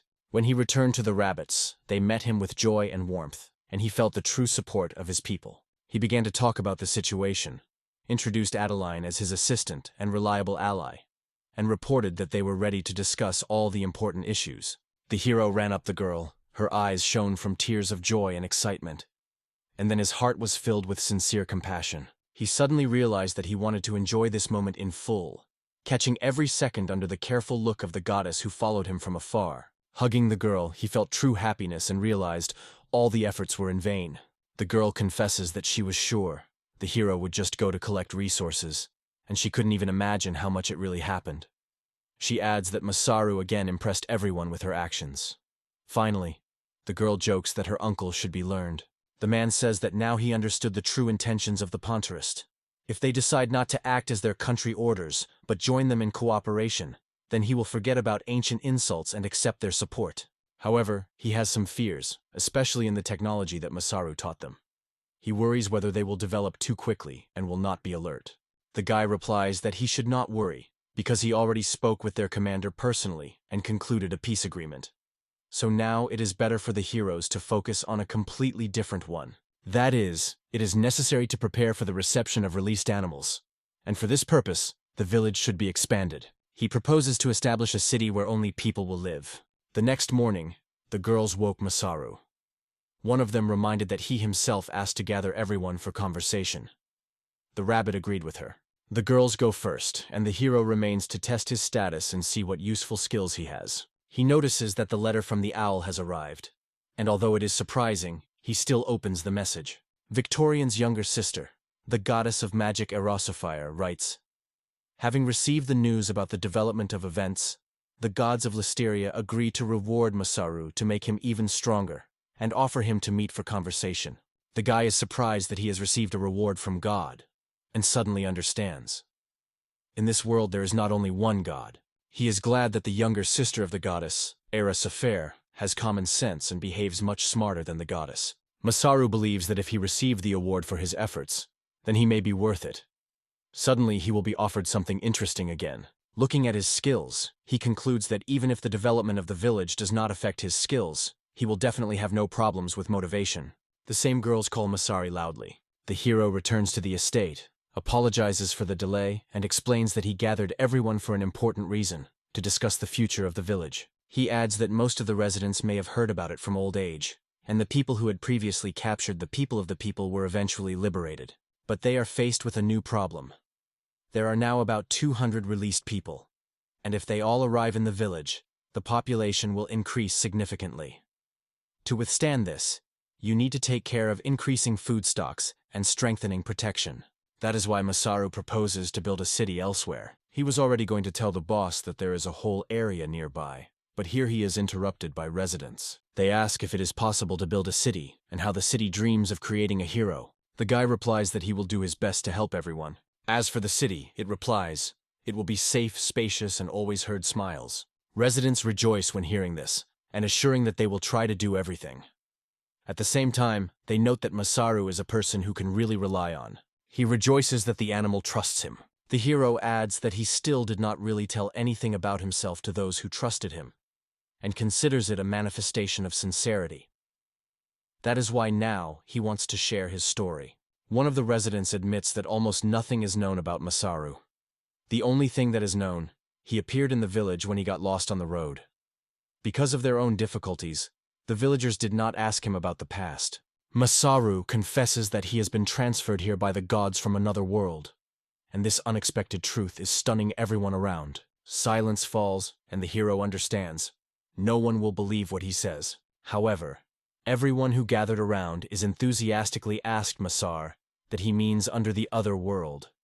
They wonder if all his knowledge really comes from some other civilization, where God allegedly sent him, and whether he personally met these people. The hero's teammate finally begins to understand why he has always been so troubled.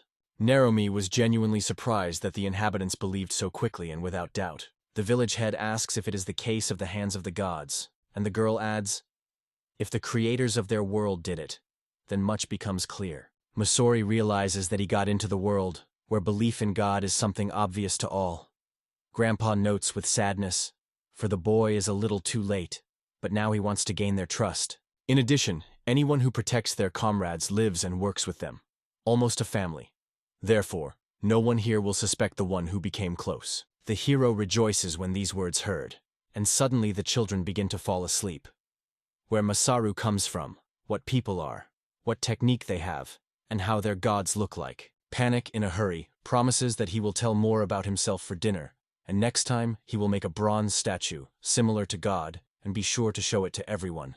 The rabbit says that the main thing is to start preparing plans to expand the village, and the hero replies, let's first follow the leader's instructions, and we will talk about the wood then. The young man returns to his friends, and after a long pause offers them the task, to prepare slaked lime with him. The rabbit does not understand what is happening. Masaru replies that they will use this when they build the city, and this is their secret weapons. He trusts this important business to girls. The girl asks if it is difficult, and the guy in response confesses that the work is quite exhausting, and calls for to follow him. He leads them to the stove to burn the lime.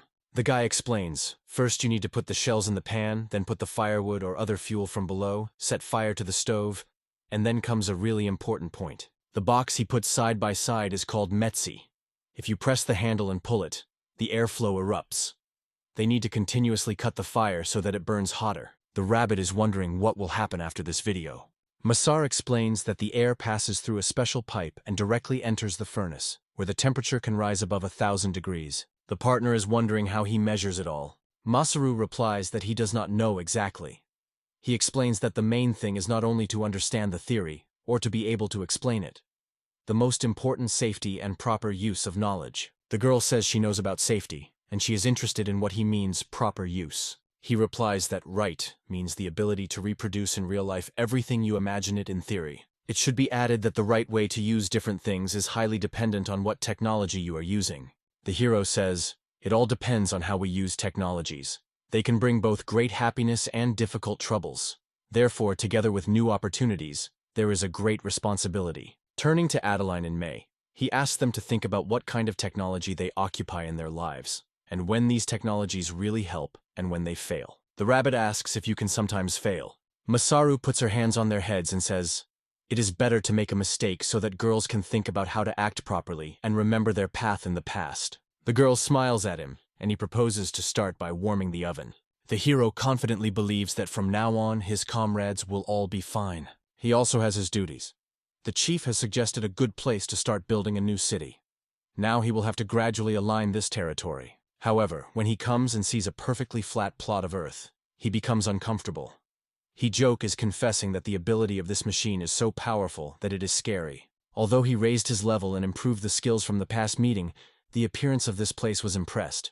It seemed that a great battle was recently taken place, which equalized everything with the earth. The place that the leader advised was quite flat, and was located high in the mountains. It could be a great plot, but the earth was rocky there. Masaru cannot ask for rabbit people to help with the processing of such complex material, and judging by how much time it will take, only he can handle it himself, using his own skills. He is not sure of his abilities, but does not try. He does not know. So he decides to take the risk and start spelling. In the end, he created an area of 100 and 100 meters in size, and based on his experience in a public putarium, calculated that he would need about 6 hours on a complete restoration of his magic, even if done gradually. If you look now, the issue of clearing the desired area is already solved. Nurama will handle it in a few days. However, he does not understand what to do next, because if everything goes as slowly, even in 2 days of continuous work, the project will not be completed. He thinks of what to do with what is left. The hero is gradually realizing that something unusual is hiding behind the rocks in the north. Memories of past adventures flash in his memory. He runs towards what he sought and what he has so lacked since the appearance of this world. For him, the most important thing now is to find this. So he rushes to the very edge of the abyss, and finally notices the right one. There are many snails under the stone. The village leader thanks Masaru for her daily help, and says that the village has become a better place to live. But gradually the leader's face becomes awkward, and he adds that even now, the hero helps the city with construction, so he does not leave him to trust him. Seeing a snail box, he asks what it is. Trarium is calm. It is a snail. He adds that he raised him in the village for some time, so he hopes that they will understand.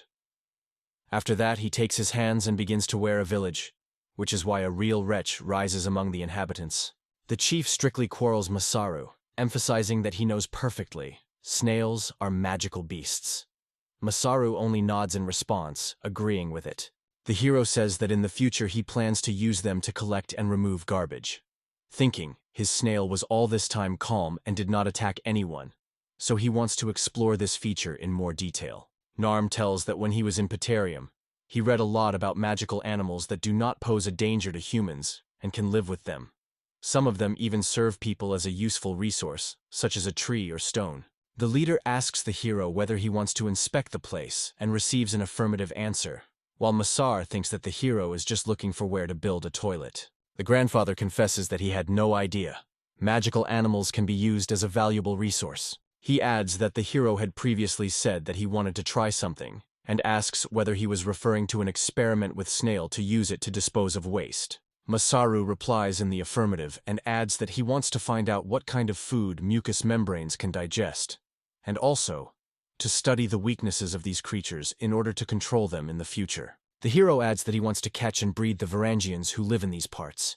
If you can organize a real farm, then there will be no problems with food. He says that this is just the first step to a big goal, breeding snails, and is interested in the idea of the village's old age on this. The leader replies that he will now inform all the villagers and thank him sincerely. In his diary, Masaru told how he built a stone fence around the slug.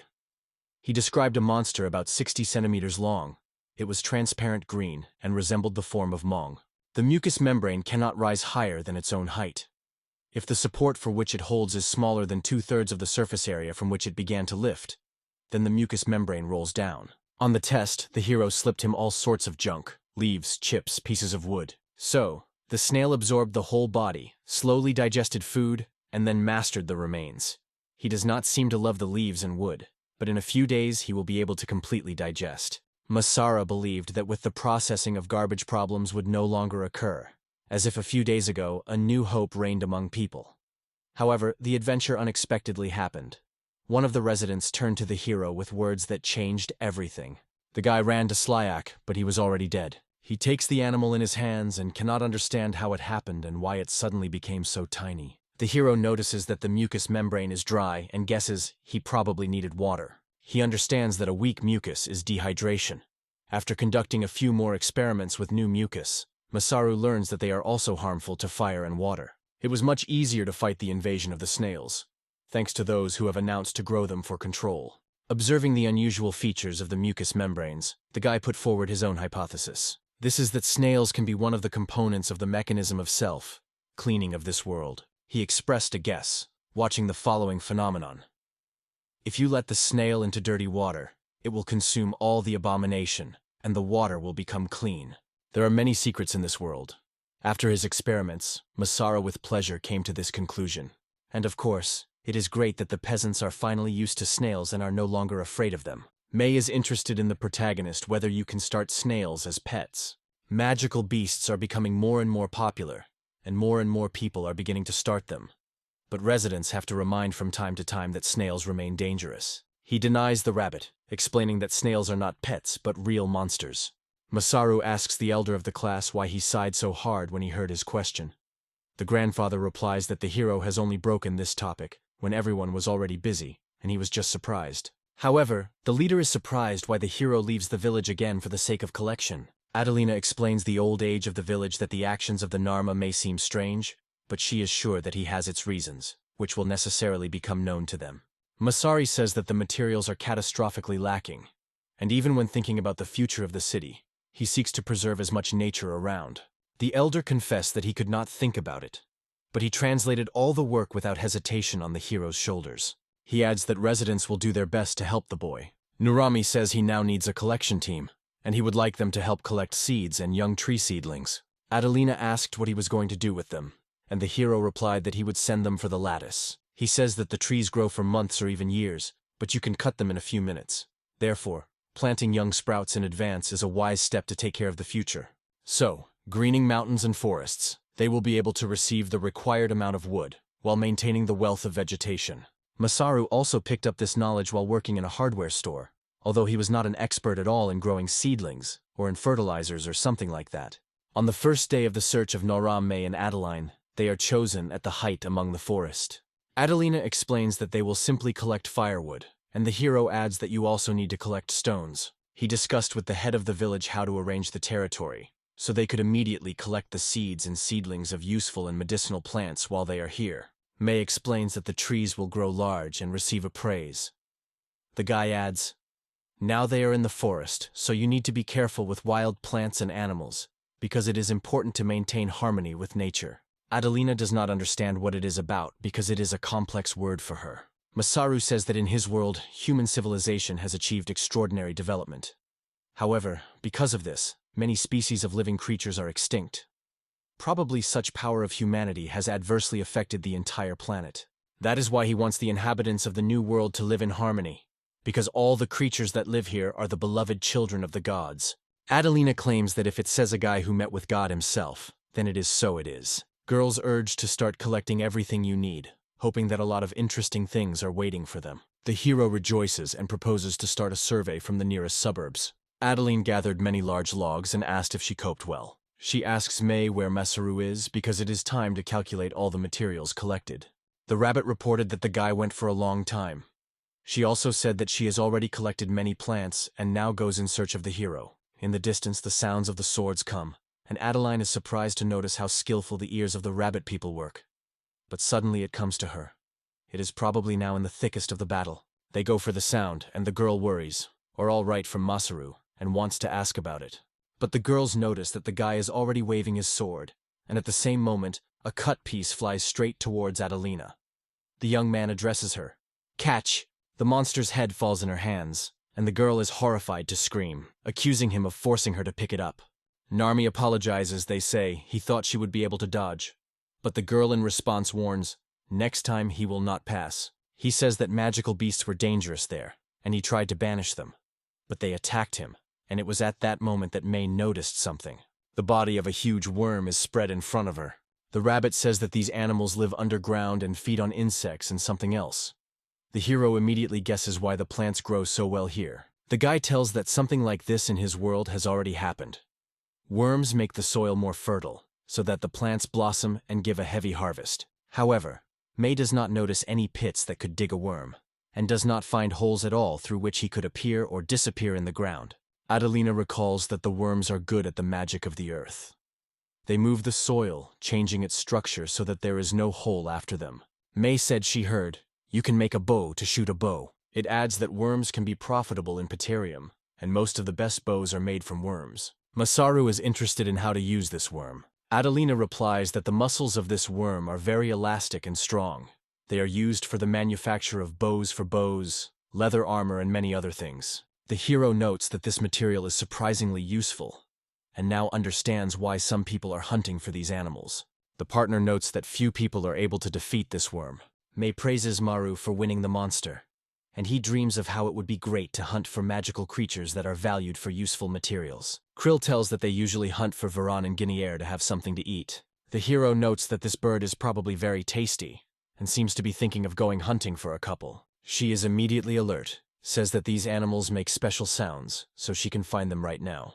But suddenly the rabbit hears a spooky sound and fades with fear. Grabbing at the sushi, she trembles, and comrades begin to worry about her condition. She trembles with fear and begins to cry, and Nuram, looking at her, remembers that the same expression was on her face when they met for the first time. The hero is alert. It seems that this time Goblin is nearby. She may ask him to stay, even knowing how strong he is. She sobs loudly and shouts that Masaru will die this time, because she will no longer be able to fight. The guy looks at her in surprise, but leans closer and promises that he will not do it anymore. However, he adds that it is dangerous to stay next to that monster, so they first need to find out who, or what, are dealing with. The rabbit is wondered if Masaru returns immediately and receives an affirmative answer. Then the guy asks where the monster is now. May shows his hand in the thickening of the forest. The hero quickly runs there and hides behind a tree. He notices a bear that is fiercely absorbed by his teeth in the neck of another animal. Nuromi is very frightened by a large animal. The hero, frightened by the fierce rage of the bear, is hastily hiding behind a tree. The animal disappears from the eyes, and Masaru sighs with relief. He managed to escape. He thinks that he has never seen such bears before, and at first glance it becomes clear. This animal is about 4 meters high and has 4 paws. He decides that the bear and the horse are arguing through the territory, but suddenly notices the horse himself is also giant and has 6 legs. The hero seeks to find out if he will be able to learn something by applying his skill. He notices that this animal is a Savanni storm horse, a mutated species that appears when excessive magic accumulates in the body. His horns are stronger than copper and iron, and during the attack they become a real weapon.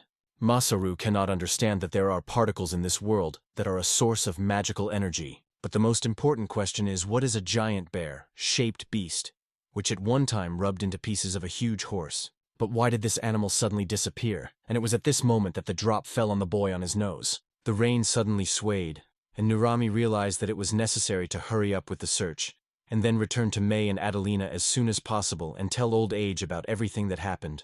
In the village, the hero tells everyone about what happened, and the leader explains that the animal was not a simple, but a real demonic bear. He adds that the giant horse also changed through magic.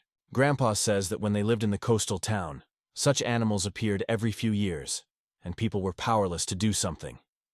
Magical creatures can cause true natural disaster. Masaru says that after talking to May, he did the right one, and the headman adds that this time they were just lucky. The hero asks why so, and the leader replies, the beast should already quench his famine. In addition, the demonic bear always retreats, feeling the approach of rain. Grandpa says that this time the partners are really lucky, because it is this rain that opens the beginning of the rainy season. He says that it is at this time of year that the rains do not subscribe to almost 2 weeks in a row, and in the plains the water rises from the ankles to the knees. Forests and fields turn into a giant lake these days. In addition, even a demon demovid will not be able to move freely in such conditions. And if the residents are well prepared during this time, then there should be no problems at all. Masaru realized why the elder of the village remained calm. It turns out that he already knew everything in advance. If time is still enough, you can strengthen the defense and deploy tents. However, he again repeats the words of the elder. Forests and fields are gradually turning into a giant lake. He returns to old age and specifies that the habitat of animals is also different. The grandfather nods and adds that especially aquatic creatures will be fully here. But Masaru, meanwhile, is going somewhere. The hero apologizes and confesses that he understands how important the bear is for everyone, but he can no longer tolerate it. The elder is concerned about whether the guy is really going to compete with a powerful beast on his own. Nurami replies that there is only meat in the village, and he wants to try something else. He even jokes that for Japanese taste receptors, it is a real test. He asks him to give him another day, and Adelina notes that he has already been used to such a guy's behavior. The elder notes how quickly he does everything. The hero notices great puddles and rejoices that the water of this world is now available to him. He tries to catch someone, but suddenly loses balance and, looking at the puddle, does not understand why it happened. As if something invisible grabbed him by the leg. Suddenly a huge crab emerges from the water and rushes to Masaru, but the hero grabs him lightly for the clash. The guy removes the rope from the inventory, carefully turns the crab and connects it tightly. He rejoices in his prey and looks carefully at the characteristic, the animal of the forest, with green eyes. It can grow up to a meter long, and in the water its color changes. The fur begins to shine with an emerald hue. The hero notices that he got into a real treasure trove, where all kinds of values, and decides to grab everything that seems edible. His prey becomes a crab samotsit, which looks like a scissors, glittering like precious stones. This predator grabs them a victim and pulls to himself, and in some places, he grows up to 1.5 meters long. Next, the moss shrimp. Its shell is overgrown with green moss, and it can grow up to 60 meters, although it is a true rarity to meet such a giant. Further on the way, he meets the poisonous garland frogs, whose poison is deadly, even in the smallest quantities. Since the symptoms of poisoning are different, it is very difficult to choose antidote. Then it comes into a python chameleon, which is skillfully masked by the environment. And in the end, he caught a real giant eel with almost 5 meters long and a thickness with a hand, about 5 centimeters. Catching a huge prey, he rejoices. You can finally say goodbye to meager and monotonous nutrition. Victinus suddenly emerges from the portal and asks that he is a hero, there muttering under his nose, "What a good scare him." She still does not understand why he reacts so much, and Masaru only replies that he never gets used to such. He asks why she appeared in the rain, but the goddess only smiles and replies, "Thanks to the divine curtain, no drop of rain will touch her." Yuso blushed, and uncertainly said that she was quite accidentally, and she was not interested in what Naomi was doing in the rain, or what he was about to do with crabs and all prey. The hero thinks that she may never have been tasting human food because he is a goddess. He says that everyone would be interested in looking at so many trophies. The goddess realizes that they are just dishes around and asks, "Are they tasteless?" Masaru grabs her hand and they run together in the rain, laughing and rejoicing at every moment. Narma constructs a small temporary shelter. The goddess noted that the structure was quite strong, given that the guy himself had fixed all the materials. The hero Victinius, who became interested, tried the crab for taste. She asks dissatisfaction with whether they really are about to eat it raw, and Masaru replies that the crab just cook. He suggests sitting on a wooden table and wait a little while the dish is cooked. The hero undertakes to cook a crab, and the goddess notices that he has wet hair and extends a towel lying on the table. She carefully wipes his hair, which is amazing the boy. But the girl asks him not to move. The guy says she understands. She wants to dry his hair, but is surprised. Was she always so hard? The goddess orders him to remain silent and follow the window because she needs it. She added that she just wanted to thank him for all his work, for the help of the village, the coastal town, and for everything he did. For a while, Masaru puts a finished crab on the table. Victin is enthusiastically said that the dish looks even better than she imagined. The hero also notices that after the trick of the goddess, the girl became uncomfortable, and she feels awkward. The goddess takes a glowing crab and tries to bite a piece, but complains that the solid shell interferes. The guy laughing explains that there is a special way. He breaks down a piece of shell, gets tender meat, and reaches it. The girl cautiously lifts the dish to her mouth, hesitates to taste. She gladly says that the dish is incredibly tasty. The goddess is surprised as possible, because the gentle umami and light sweetness are perfectly combined here. She sincerely praises Maru for such skill.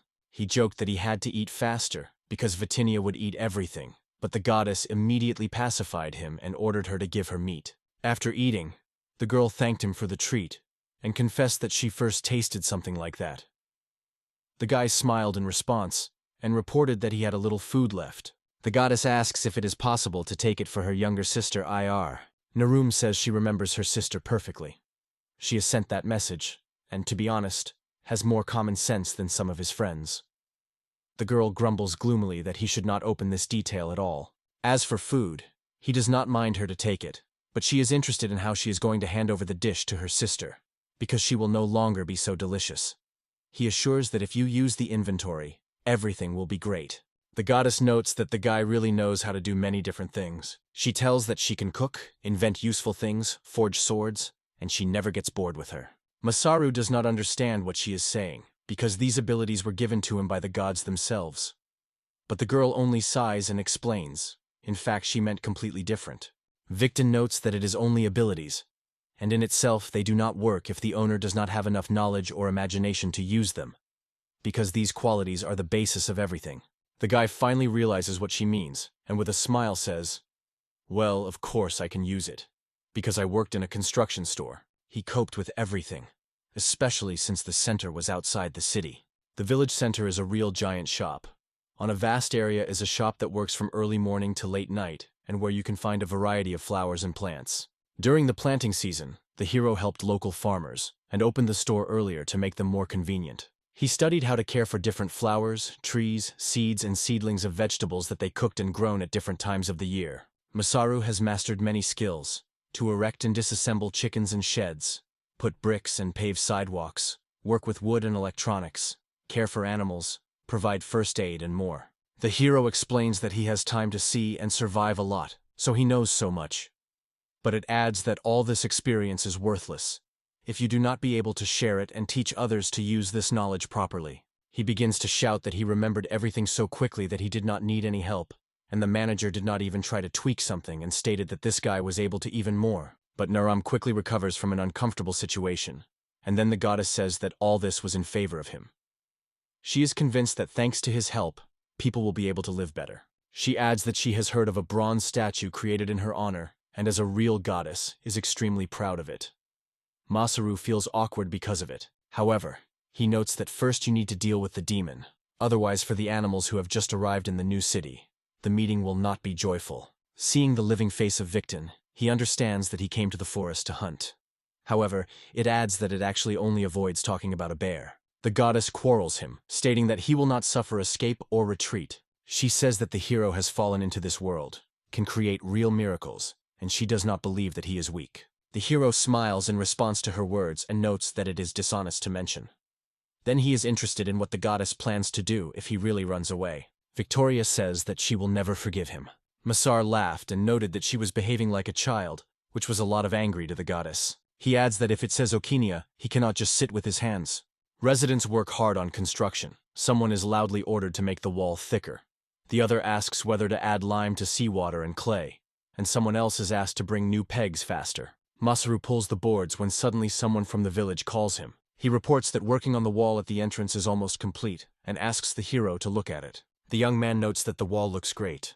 He notices that the peasants also erected a guard tower, and then the animal answers, "Now they will no longer have to worry if someone thinks of attacking." The locals also seek to complete the pledge platform, where the shooters will be able to fire. Misari supports them, and is interested in how work is moved elsewhere. The Zara Ludin reports that the traps are still being installed outside the city, and asks Nuram to give them a stone for work. The hero agrees and adds that after clearing the lands he has many more resources, so he has to create these things for the city. When the rainy season comes and a short breath comes, the demon does not spend time. It quickly puts its plans into life, and everything goes like oil. Masaru would like to work a little and raise his level, but because he is not engaged in strengthening the protection of the village, he decides to stop there. In the evening, the hero sits down dinner and notices he has a new skill. However, it is not associated with fighting again. He says he needs firepower, and you can ask if he implies the magic of fire. The young man praises her for a perfectly done work, and confesses that he wanted to try something new but the magic of fire. He thinks, and suddenly one of the rabbits can be spent by fire? The rabbit replies that it is hardly possible, but notes the foxes may have something similar. The hero says he will often ask Lenz to help him move the chanterelle to that place. Adelina doubts that there are some magical beasts nearby, because she heard that the animal has very strong physical abilities, but the magic is weak in them. Masaru has never seen the rabbits used magic, and in general, since his appearance in this world, he did not happen anything supernatural. He returns to Adelina and asks how many magicians lived in the city where they were. She replied that there were 2 who were able to create water. The hero is crazy from anger, learning that the goddess deceived him.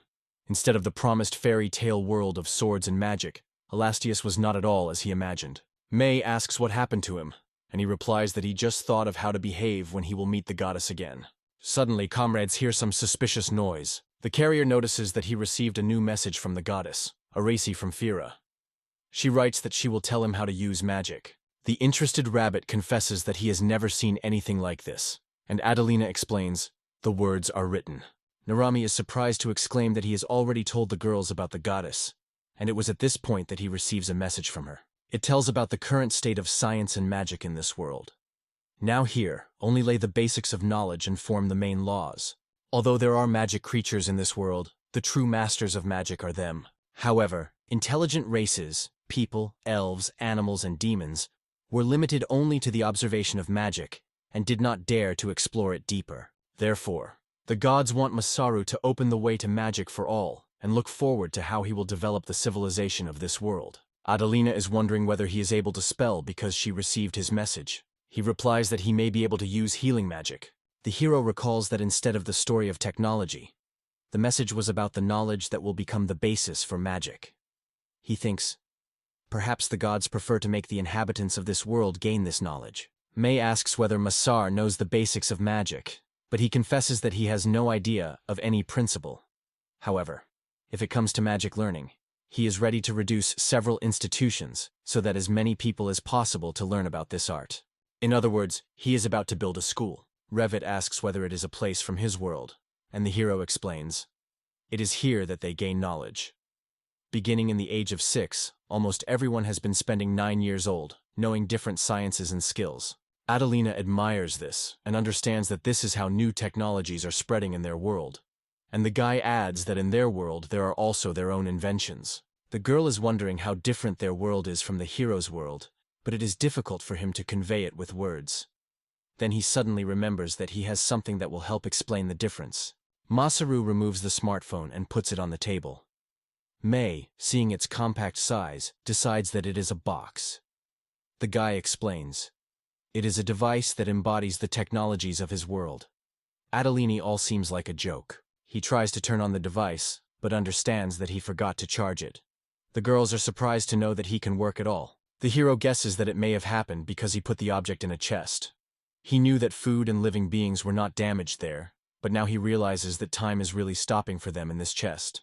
May gets wondering that she knows the smartphone, and Nara explains, it is a thing that can be talked to people, even if they are far away.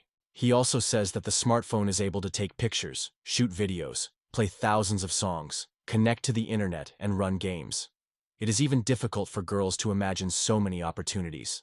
The hero guesses that the girls, most likely, have not fully understood everything.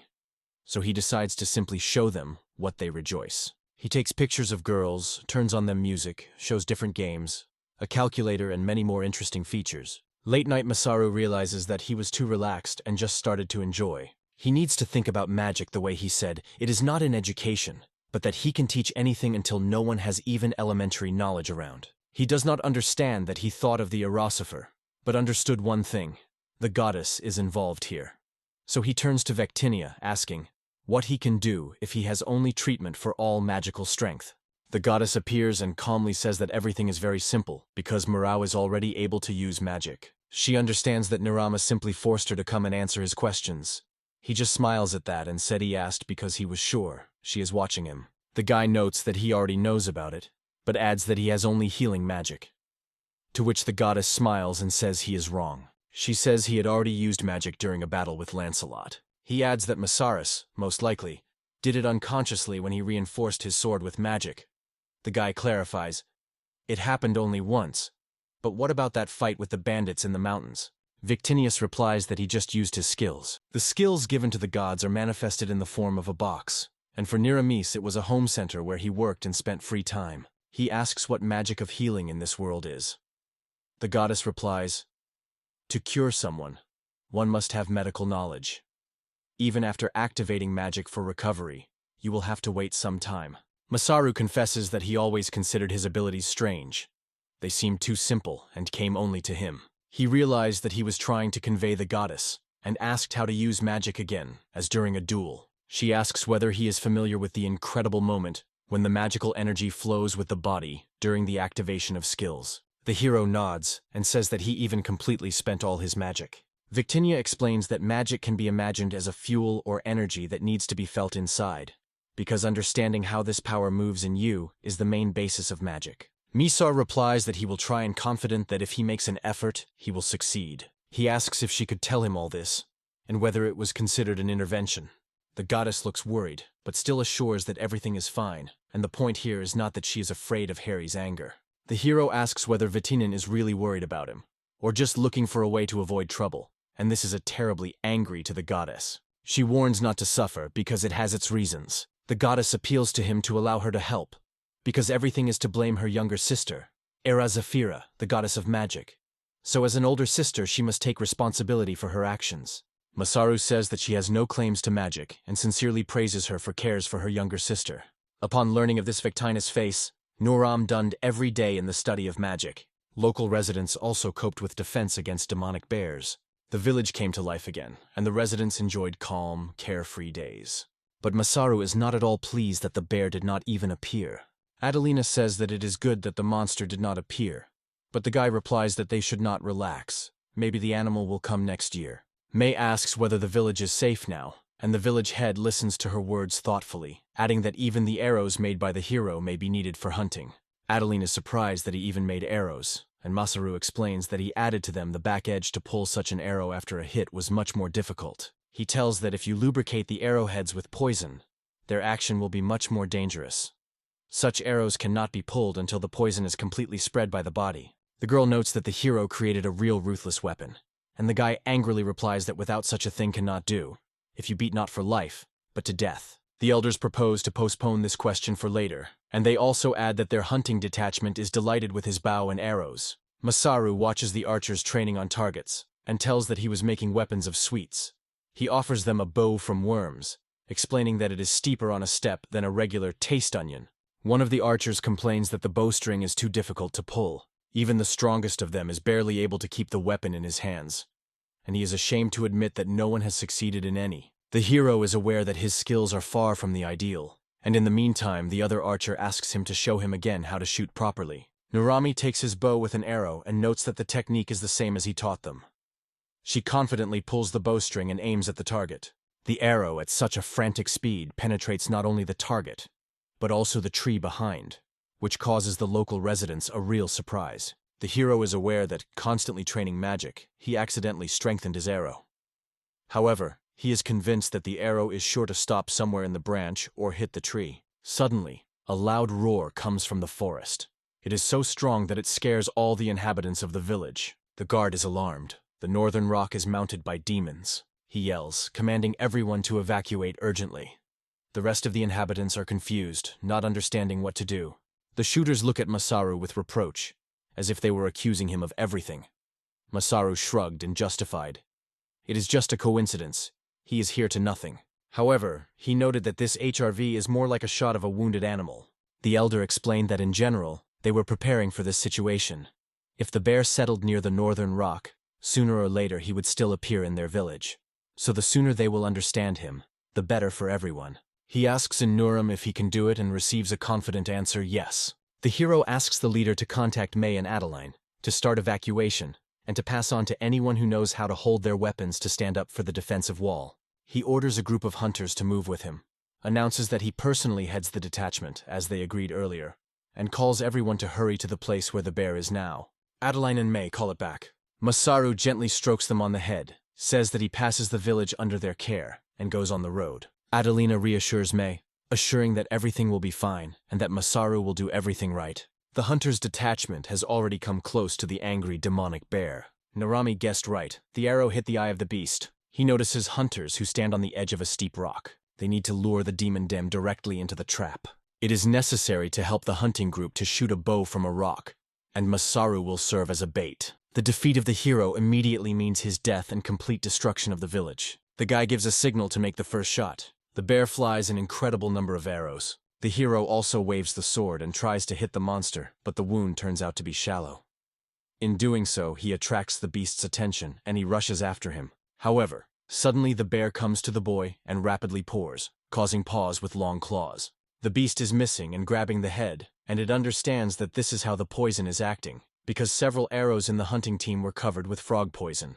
The point's frog pond is acting on everyone in their own way. Although the hero was at first thought that it was only said for reassuring, but he is still glad that this poison really works. He gives a sign for the second shot and rushes again. Another hail of the arrows collapses on the bear, and the beast falls to the ground. The peasants are glad that they have been able to do it, but Masaris doubts, so they check the status for confidence, whether new points of experience have been added. He notices how the score is growing, and realizes that they managed to defeat the demon bead. The archers exclaim from the break, which will soon join it, and after returning to the village in honor of the victory, will arrange a great holiday. Masara mentally rejoices that he can now finally be able to rest. The hero looks carefully at the bear, and notices that he has another pattern on his head. Not at all that he was in the beast, which Noram came across. This discovery confuses him, and he begins to shoot arrows, loudly calling back. He tries to warn that this is not the bear he saw earlier, as suddenly this beast appears behind him. Masaru is trying to protect himself from the unexpected attack by the monster. However, he does not have time and turns back, flying through one tree and crashing into the next. The guy is shocked. He does not believe that two demonic bears were wandering here. In addition, in the side sharply became ill. He notices that his armor is torn, and fresh wounds are visible on the body. The beast does not stop, attacking again and again, and the shooters try to aim at the bear and shout Masaru to move away faster. However, the bear grabs an arrow with a paw, which is terribly scared of hunters. The beast begins to growl at the shooters and slowly approaches them. One of the shooters notices it and orders his comrades to line again. At that moment, the arrow, which Masaru released, hit the paw of the bear. The local resident shouts that with such wounds the hero cannot be left here, he will be killed. He pleadedly asks the hero to flee faster. The beast approaches Naramai, and he decides to use the last traps. He hopes that in spite of his wounds he can still get there. However, the bear quickly catches up with him and causes a powerful blow to the back. Masaru was exhausted under a tree and sighed, 100 more meters ahead. He used the healing ability too long. One-time effect was not enough, so he really wanted to focus on the strength at least a minute. The hero sees a bear and understands. It is the end. He does not see another way out. He thinks that with such difficulties he finally found those who really want to save, those who are very worried about, and therefore begins to apologize to them. But suddenly the guy hears someone's cry, and sees the stranger boldly rushes to the bear. Adelina fiercely rushes forward with weapons and states that she does not believe in the virtue of the one who has defeated the man. I add, if it is only an interference with information collection, then there is nothing to be ashamed. Masaru looks at her partner in surprise and asks how this could happen. But the girl just reminds with a smile. First, thank me. The girl says that although she came to save him, he will still take his victory. And the hero should thank May, because if not, Adeline would not have time to come on time.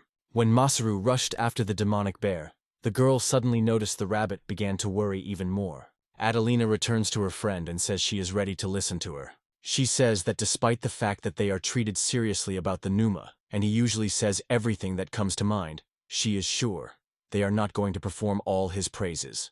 Maybe this rabbit just seemed, and if so, everything is fine. Adelina reminds May. Masaru himself said that he was mistaken. This is normal. The rabbit confesses that she really heard two different voices. There was something else inside one voice, though she realized that it was impossible. She was scared to even imagine what could wait for the hero. May in despair cries and begs Adeline for help. Trarium says that when he returns it will be not enough stroking on his head. This time she saved him. The girl in front of him confesses that she wants to return home alive and intact, but does not believe it too much, and is already preparing for battle.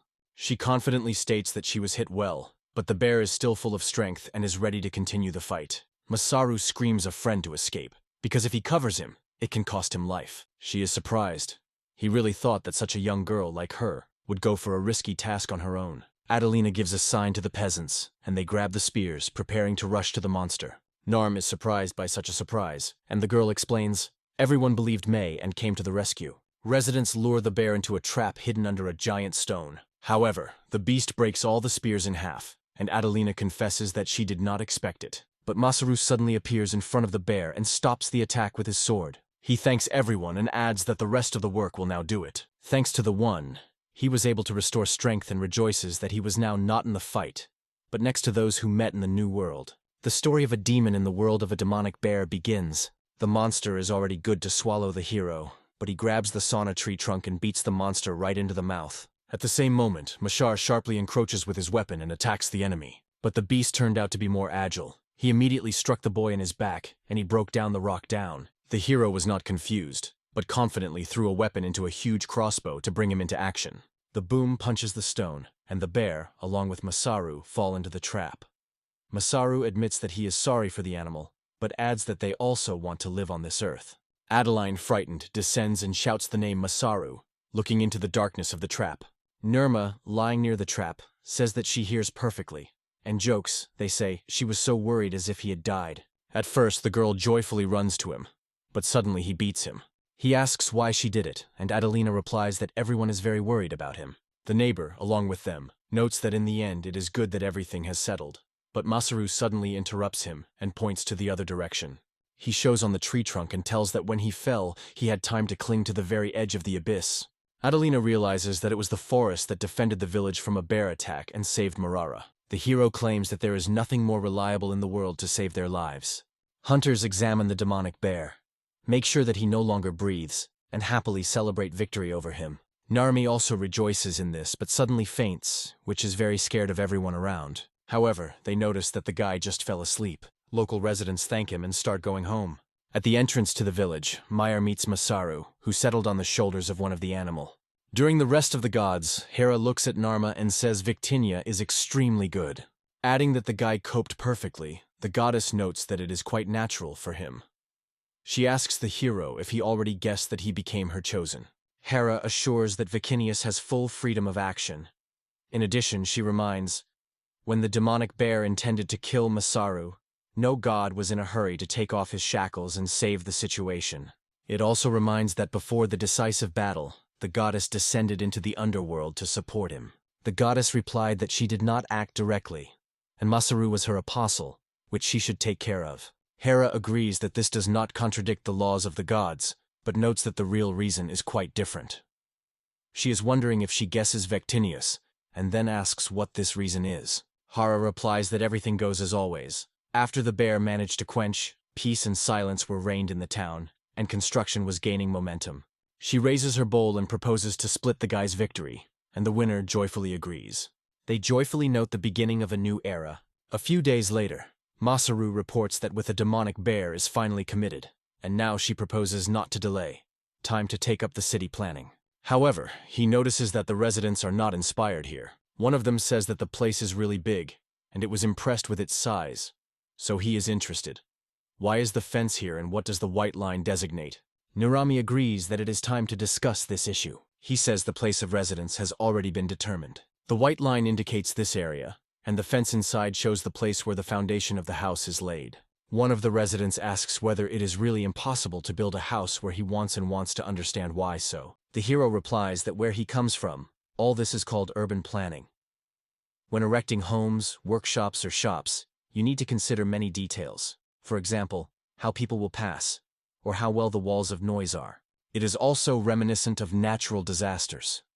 Anyone who is in passion understands that the correct location greatly facilitates the work of the guard, and therefore reduces the likelihood of any problems. The hero adds that, secondly, now that the safety of mucus is confirmed, it is time to take care of the underground passages and start the construction of the sewer, and this system will appear in every home. Adelina explains that it is a material from Masaru lecture on hygiene in the seaside town, and that it is in this way that rainwater and wastewater flows through. The guy praises her for his wonderful memory, and adds that the sewage is also very important. Thanks to her in the city clean and safe. The resident wondered if there is a small house, and whether there is something like that in the village. The hero rested on this, that it is in no way done. Narum explains that the city is gradually declining due to the waste of people's life, and if it continues to continue, an epidemic of infectious diseases may break, which will take away the lives of many inhabitants. He wants to prevent such troubles in the city they will create. Starasti points out that the conversation in them has not been pleasant at all, and the hero agrees with it. Finally, the third important point. A separate land is allocated for each house, just as much as the white line restricts. However, 2 locals stop it. The first is interested in whether the boundaries of the site can be expanded, and the second asks more, because he has a large family, 6 people.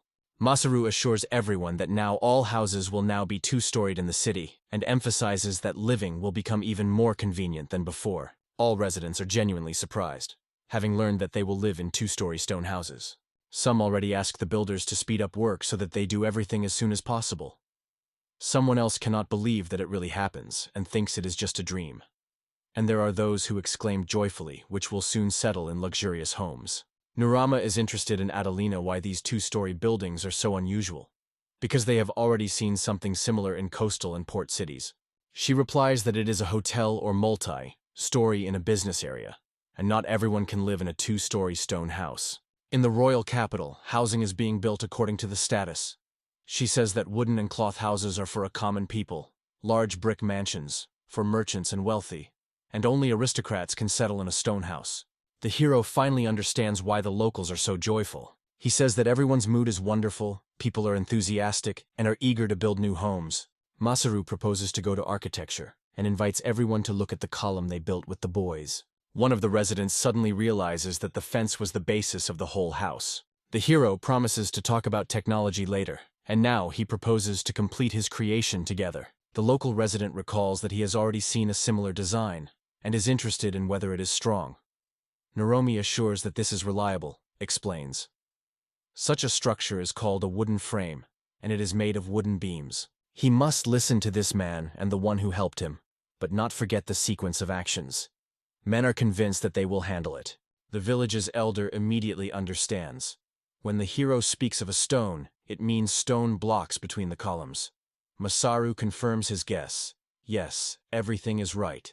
After that, they are undertaken to collect ready-made stone blocks. However, it reminds that it is important not to forget to put one thing from above, and maybe they have already done it with Adeline. He agrees with her, and explains that when you cook the slaked lime with seaweed, and then mix this mixture with hemp, it turns out a special substance, which is called lime solution. Additionally, if you use it on a stone wall, it will become stronger and demonstrates what it will look after change. In addition, the clay was useful when making the right raw materials for the construction of roads, because slaked lime is a real secret weapon. Adeline notes that the Masor is known on many things, and is interested in who he really works. He replies that he was engaged in the selection of materials for production, but it is in the village that he feels at home, when he supplies the master. In addition, helping, he learns a lot. That is why he cannot do it professionally. However, thanks to experience and skills, he still manages to create many interesting things. But he suspects that some of the projects in which he participated were illegal. Because of this, Mei decides that Masaru is a bad person. He acknowledges that he may have been bent, but now the main thing for him is to benefit others. Mei apologized for her words, and Naram added that the residents had someone to be equal, so he suggested not to spend time and start work. He promised to leave all the necessary materials on each site. Residents are engaged in their affairs. Mei encourages him, promising that together they will erect an incredible city. In the village, everyone carefully erect pillars, pull huge stones, and has already erected several houses. The month has passed. Masaru is enthusiastically contemplating the city panorama, and Mei reports that she has already warned everyone about the start of installation of equipment. He adds that the test has already been completed. She is interested in how he uses the toilet, and he just sits on the toilet and makes it clear that nothing else is needed. The rabbit is inconveniently moved from the hero, and it is amazing him. He says that if there are any problems, then after mass production and installation, all work will be finally completed. Mei gladly points out that the city has indeed grown up and became giant. Masaru says that this is not enough, because there is where it is, but he has not enough land for cultivation. I would like to have his own fields. Adding to this, it should be noted that the local industry also needs to be developed. The rabbit, as a cry, asks him if he understood something from her words. He gently strokes her on his head, reassures her, promising that they will overcome everything together, and asks not to worry. Suddenly, one of the peasants exclaims to Masaru, asking for help. They have trouble. The hero does not understand why everyone is in a hurry, and the man explains, something has fallen at the entrance to the city. Nirma suggests that they have probably lost something when transporting materials. However, the local resident denies. The reason is quite different. He says humanity has fallen, and they see only people lying on earth as if they have lost their strength. The peasants discuss that humanity has been defeated, just like Masaru. but one of them disagrees with such words. He says they recognize their armor because they once drove it out of the port city. Undoubtedly, we have the knights of the great kingdom. The chief knight thanked the old age of the village and introduced himself. His name is Fried. He is a royal knight panel. The man standing a little behind is the name of Dist, and the one who lies on the bed is the cord. Adelina from Masaru is surprised to notice that they came to the royal knights, which stand even above the coastal in the hierarchy. Fried sincerely thanks the hero, expressing his surprise by the fact that he has the magic of recovery, and is interested in how his name is. Masaru presents and tells him that he is a traveler. Adeline reminds him of the existence of a high rank called Divine Message, and Nuram is frightened that this may become known to others. Freud wanted to ask her name, but the girl ahead of him.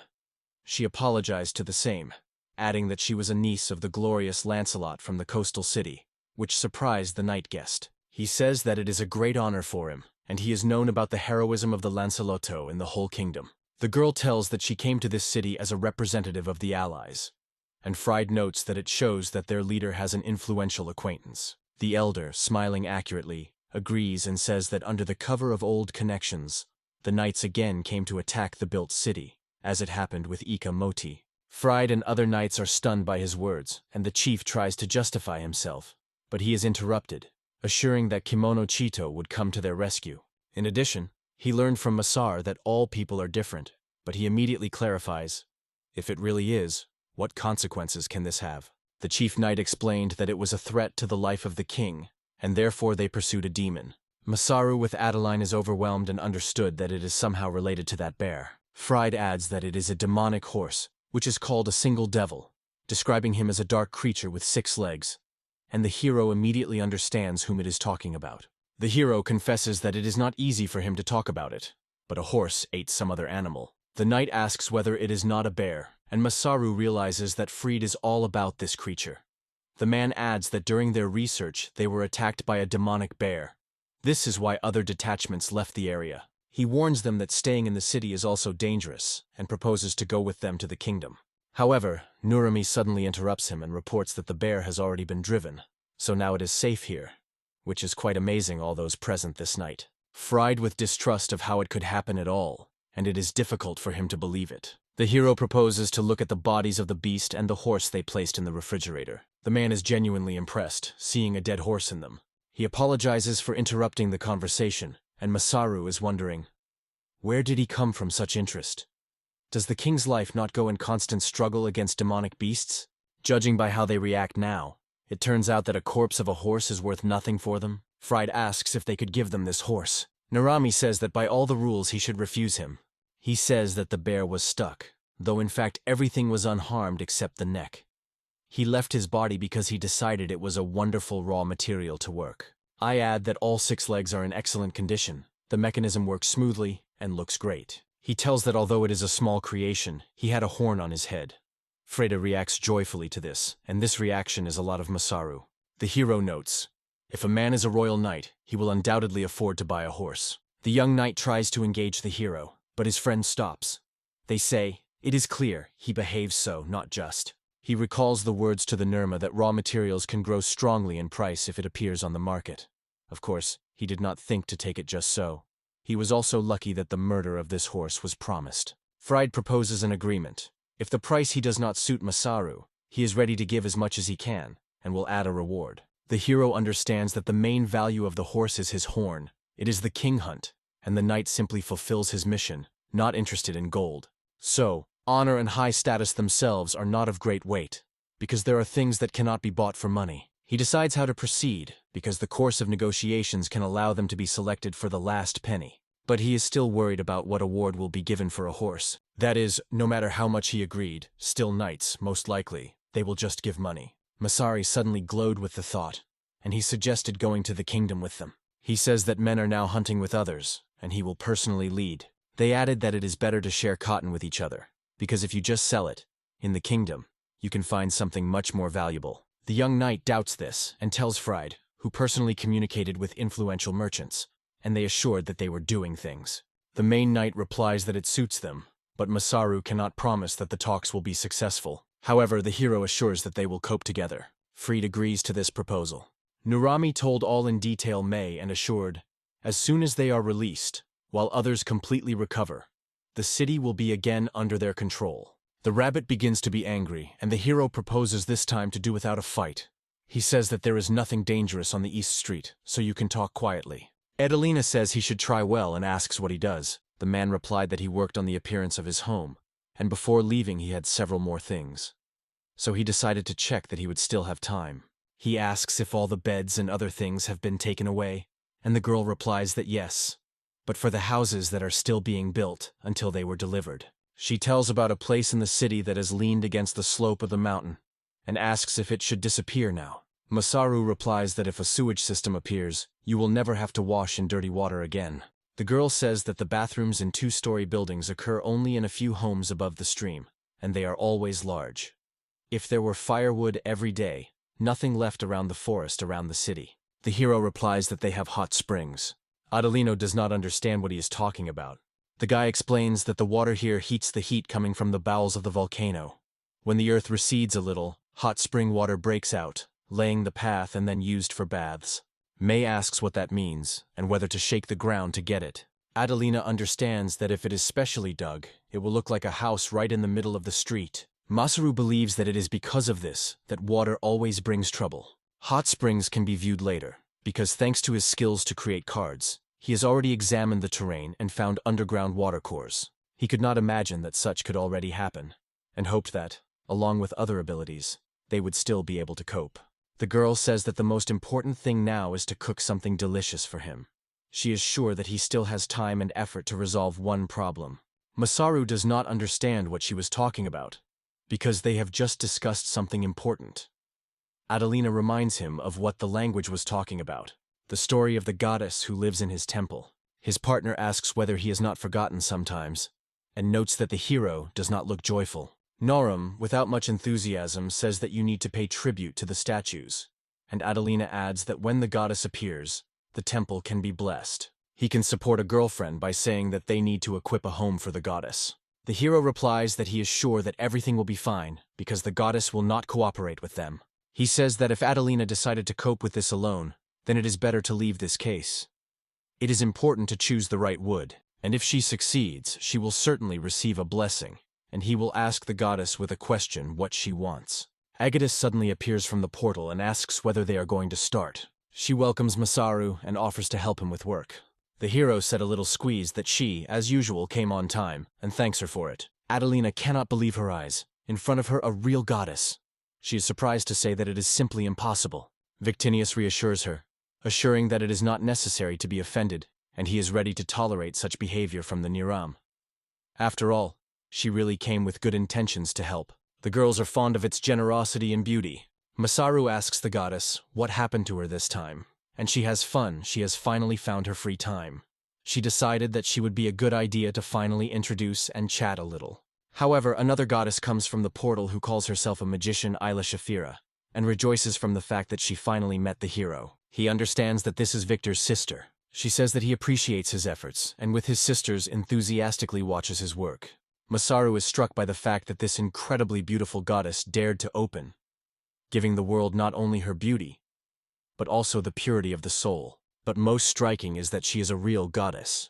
He says he is also glad to get acquainted with you, and would like to ask a question. The hero wants to discuss again the magic he has been talking about with her, and already has one interesting idea. Victine proposes to start with something simpler and difficult to postpone for later. I quickly teleport a table with cups and custard, and I suggest your friends join and sit down. Narma is amazed at the skills of the goddess in storing things, and in response she smiles and says that there will be enough space for everyone.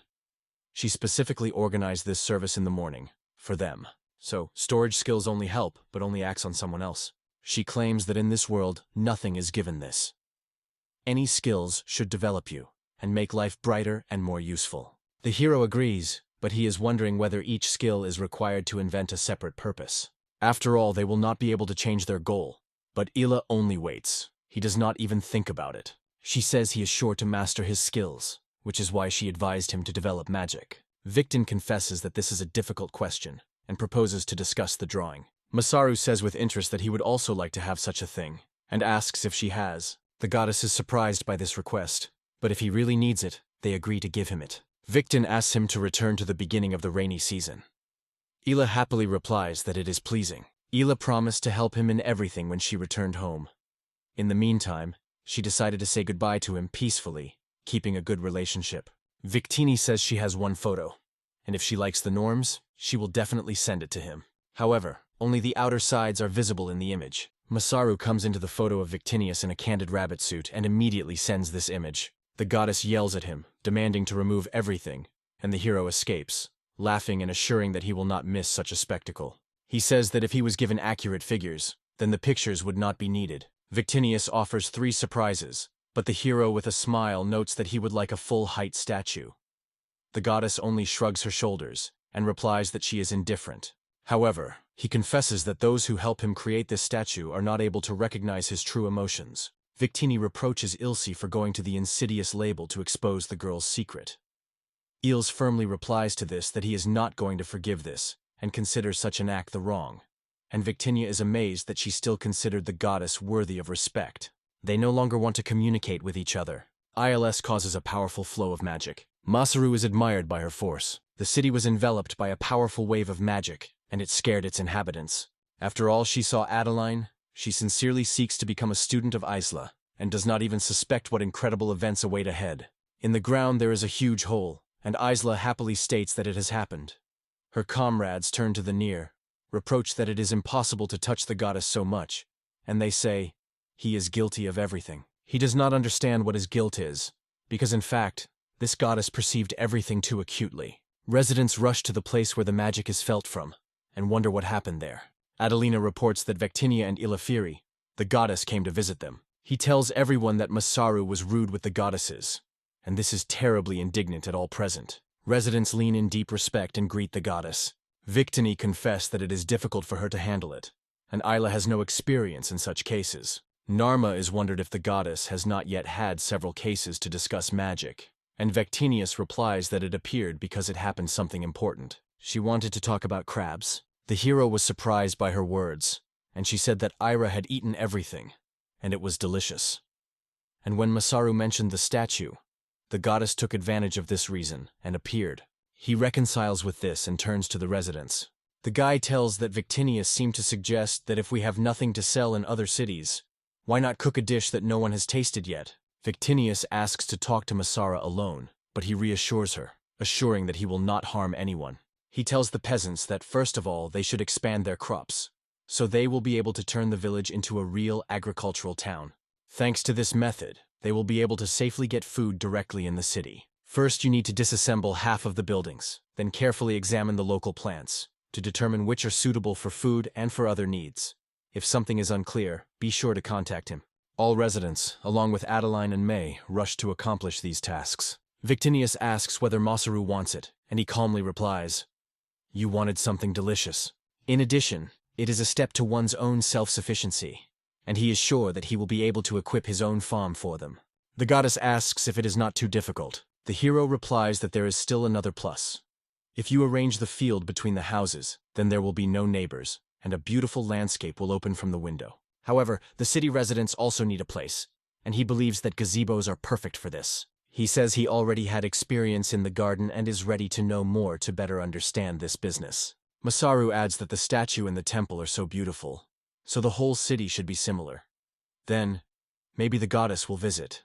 Victinius wondered whether it was possible to taste crabs every time she came to visit, and Illa happily agreed. The hero is aware of how it is to lose power, because at one time he also tried to act carefully. The goddess, moistened with tears of their eyes, pleads with him almost around. In the end, he seems and promises to treat them every time they meet, which is quite pleasing to the goddesses. However, he has a request to each of them. Victini asks him to stop forcing them, and Isla supports it with words. He notes that they discussed magic, and it was not the moment when to look for answers. I suggest talking after lunch, and Victinia asks how to do it. Masaru asks if she will contact him when that moment comes. The goddess only mysteriously replies that this is not necessary, because they have no right to interfere. He says everything is fine, and you just need to come at a certain time. The guy says that he will go to the royal harbor as soon as he is released, and the rest will finally be stopped, because negotiations on cases may be useful. He only needs the blessing of the goddess to win. A few days later, in the royal capital of Greek, in the castle, One of the knights reports that he has arrived from the king and is ready to tell news about recent events, adding that the rest of their detachment will return the next day. The king asks to report the situation. All he needs is the horn of a demonic beast. 2 weeks have passed. Masaru is amazed when he is being driven to his carriage and released at the very entrance to the capital. He is also asked if he liked this unusual journey. The hero exclaims that they have been traveling for 7 days in a row, and he is terribly tired. The knight replies that the guy was in the cart, so it was not difficult for him. Narmi complains that he has a lot of thighs, and Fried replies that they have already got places. They were in the Kingdom of Greats, the largest country in the whole continent, as the knight explains. Talking to the goddesses, Masaru, together with the rescued, arrived in the royal capital to sell the gained demon. The city often came such nights when the one who once expelled Heine from the port town prevailed here.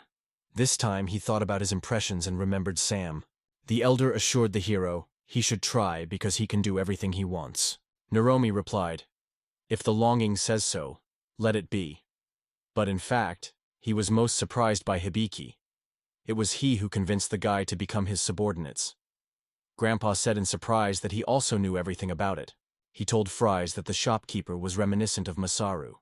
At heart he may have wanted to stay, but was forced to go through the anger of the successor and dissatisfaction with people. Adding that time and envy are destroying everyone without exception, he does not want to condemn children in the city at all for these feelings, although in fact he is indifferent. The boss wants everyone to be satisfied, so as soon as a request for the agreement appears, he immediately completes the conversation. But at this point, Masaru realizes that he also wants to support a family of rabbits. Prit says that you can find things from the continent, but first they came to the king. Now he needs to go to the duty and ask the hero to wait for him.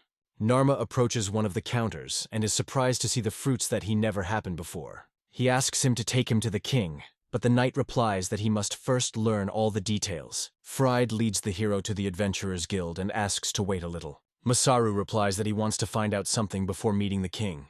The hero went to the Guild of the Kingdom and immediately noticed that many people gathered here. He approaches the girl behind the counter, and she smiles warmly and asks whether he wants to place an order or has some special request. Masaru replies that he would like to become an adventurer, and has several questions to her. He is quietly interested in her whether they buy monsters here, because he heard that coins can be obtained for it, and he wants to know how much they pay for certain monsters here. The girl shows him on the adjacent window, and the guy asks the steady whether he brought the hero the right material, or is just interested. He shows the Masar of the card with animals and explains, "Ordinary costs 100 copper and 1 silver coin. Magic, already 100 silver and 1 gold. And here is a card with a dragon, as much as 100 gold coins." Since the prices of each merchant differ, travelers have to constantly look for where to sell more profitable. The hero is well aware this is the only way to make money in this world. The seller explains that even ordinary monsters can cost a lot. It all depends on the size. A few gold can be invaded for large. He also notes that the demonic beast is the most expensive of all. He says that the power of the demonic beast is quite different than just a demon, because it mixes the power of both the beast and the demon. Even 200 knights will barely hold such an enemy. The cost of such force is so high that it can ignite a whole war. Usually, such materials occur only at commercial auctions, and for only 1 fangtooth, this monster rule up to 200 gold. Masaru thinks and begins to list coins, translating them into yen. He gets 100 million yuan and looks in surprise. Is this material so valuable? During the road to the castle, Fried asked Masaru what he did in the guild. The hero replies that he only collected the necessary information and now looks forward to meeting with the king. At the entrance to the throne hall, knights are ordered to introduce themselves. Fried is introduced and reports that they return to the king. Guardians report that they pass them on. Masaru cannot believe his eyes, a real king in front of him. The guy realizes that now he needs to keep calm when the king commands him to kneel. However, he does not seem. He calls and names his name, and the king in response is represented as an Axion. He says that for the first time forgives Masaru only because he has a good mood today. However, he warns, the mood can be spoiled instantly, and the images do not go away for a long time. Fried said that the animal built their city in the mountains, and that is why Masaru brought, the one who overcame the monster. The hero pulls a horse head out of the portal. The king is satisfied with their actions and prepares for both award. Masaru is not ready to give way to her life. He says he came for the talks. The king is annoyed, demanding that the guy finally explains what he conceived. Masaru is frightened of what is happening, But this time he decides to take advantage of his influence to confront the king. The hero apologizes for his previous words and expresses his sincere respect for the king. The man says that the king is chosen by the gods themselves, to which Masaru replies that he has already heard about it. He begins to look at the king with contempt, and it annoys it well. Angry, the king approaches the man to curb him. When the king approached, the hero started a conversation with him to distract a little, and at this time the portal began to open slowly. Victinius comes out of this. Everyone in the room fades with surprise, and she quietly reminds that she adhered to the promise, although she sincerely hoped that they would cope without her help. The king grabbed a shock. He didn't understand what was happening. After all, when he was 30, he saw the goddess in his own eyes. At this point, Ms. Guerra praised him, noting that his world was growing very quickly. Vitinia only smiled slightly and said that it may have her merit, because it was she who threw him into this world, so there is nothing surprising about such development. Victini warned the main character not to be angry. Today she was in a good mood for the first time in a long time. It would be good if he just advised with her. The goddess reported that Guerra asked to pass. Her request was already fulfilled. She also handed him the things that Hera sent. The protagonist looked at everything carefully and noted that she didn't even need to remind. She is a real goddess, is not that his other girlfriend, who had no use. Victini wondered if it was not about her, but he assured that he meant a completely different person. The goddess wondered what she was doing in the world of people. Miser replied that he asked her for help, so she went down. Victoria wondered if she was interfering with mortals. The main character reassured her. They say, do not worry. They have already taken care of everything. The goddess wondered how everything happened, and then asked to tell more. However, the guy did not respond, and noted that if she is a goddess, then she should know everything. At that moment, the king was already angry. The man shouted loudly, asked to wait a minute and speak slower because he would not have time to understand everything. Victoria apologized to him and explained that she had not descended from heaven for a long time, so she talked a little with Masaru. Then she turned to the king, noting that she had not seen him for a long time, and turned to him in his name. The Axion of Finley, King Gratis. The girl noted that during their last meeting he was still very young. Time has passed very quickly. The king agreed with her words, but immediately stopped her, emphasizing that it was not at all. He is extremely pleased to see Victory again, but at the same time he has a question. He wondered what relationships were associated with the protagonist. Victini told that she could be considered a boss and his subordinates. She also added that he was also called her apostle. After that, the goddess noted that he has already allowed himself too much lately. In response, Masaru said that he was not interested in listening to the nonsense from the helpless goddess, which was offended and explained that she was descending here exactly for him. The protagonist explained that he thought, she wants to eat crabs, that's why he came here. Victinius glanced and noted that for the sake of decency could be silent. Suddenly, the king snatched the conversation and addressed Masaru, asking if his messenger was also a god. The main character calmly replied that nothing like that. He is an ordinary guy, a simple man, the same as everyone else. And then he wondered why the interlocutor generally decided otherwise. Masaru looked at his hands and was surprised. The result exceeded all his hopes. He could not tell what was coming from another world. At this point, the king confessed that he did not understand anything. The hero realized that it would be not easy to explain all the ordinary words to this person, especially given that he is not a real messenger of the goddess. After these thoughts, he said his name loudly. He asked her to explain it somehow, so as not to raise unnecessary questions, and that her words would not look like interference with ordinary people. Victoria immediately wondered why she to do it. The goddess Soap blushed and added that they were only friends. The king was surprised to learn that the immortal and Agate were friends. The protagonist addressed her and noted that it is quite good and suited. Victinia denied they say everything is not so. He was just her friend and assistant who built her the statue. Masaru became angry and began to guess why she came to her mind that he was her follower. The goddess suddenly remembered something concerning the statues. She turned to the king, saying that she needed to talk to him, and asked to organize an audience with Masaru Mitro. This request caught everyone suddenly. Victon stated that they only needed the best materials. She went here in time. The king agreed without hesitation. The protagonist wondered what she was doing here. He was convinced that no one would dare to refuse the goddess. The girl explained that all this is done for her beautiful statue. Masaru decided that he had to talk to the king personally. However, the girl did not listen to his words, and said she was completely resting on her husband. It was at this moment in the hall that, passing through the portal, the goddess Hera appeared. She strictly noted that the limits of her powers passed. Victoria was frightened by the appearance of the goddess and asked where she came from. Hera grabbed her shoulder and said that he should preach for a whole 24 hours. But she was amazed and surprised whether it was so much time. Where can such force come from? She heard her thoughts.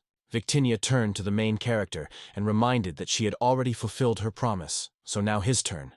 Let him prepare crabs for her next visit and not forget about it. Before disappearing finally, she reminded him of not forgetting about crabs. Both the king and Masaru were so surprised by her act that they did not even find words. The man was rubbed nervously. The protagonist addressed him and said that he apologized for everything that happened. The king stated that it was difficult for him to imagine how the goddess could be friends with the mortal. The man ordered everyone present in the room. His assistant wondered why it was needed. The man replied that he wanted to be left alone with Masaru. He immediately felt the tension and markedly nickened. After that, the king sat on his throne and, sighing, noted that today was a really troubled day.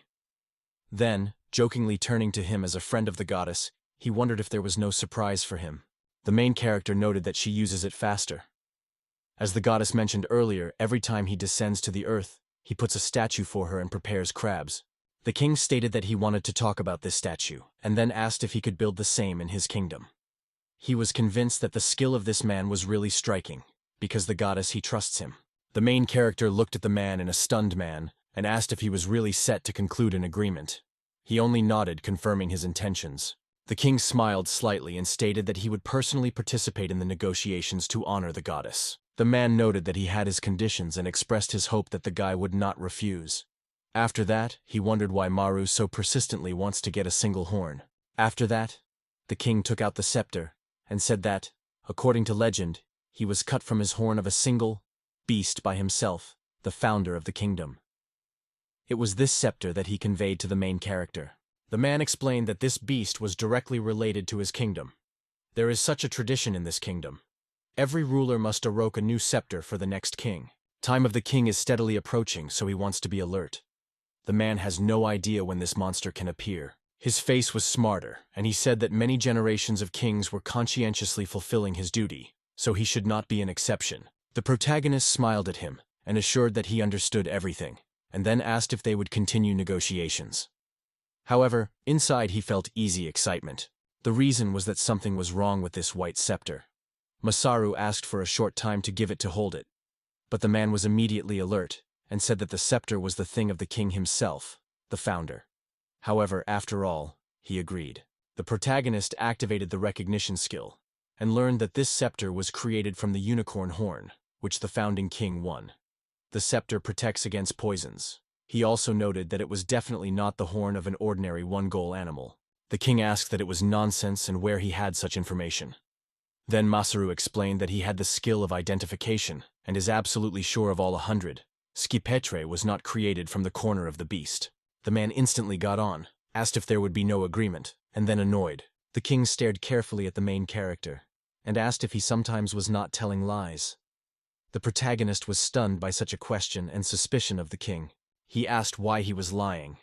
The king explained. He understands how valuable the horns of this creature and suspects that they are trying to deceive him. He may have changed his mind to sell them. The protagonist explained that this does not happen. During negotiations, both sides have. He will never make concessions that will betray his partner's trust. Masaru was confidently looked at the man in the eye and solemnly swore by the name of Victinia, the goddess in which they all believed.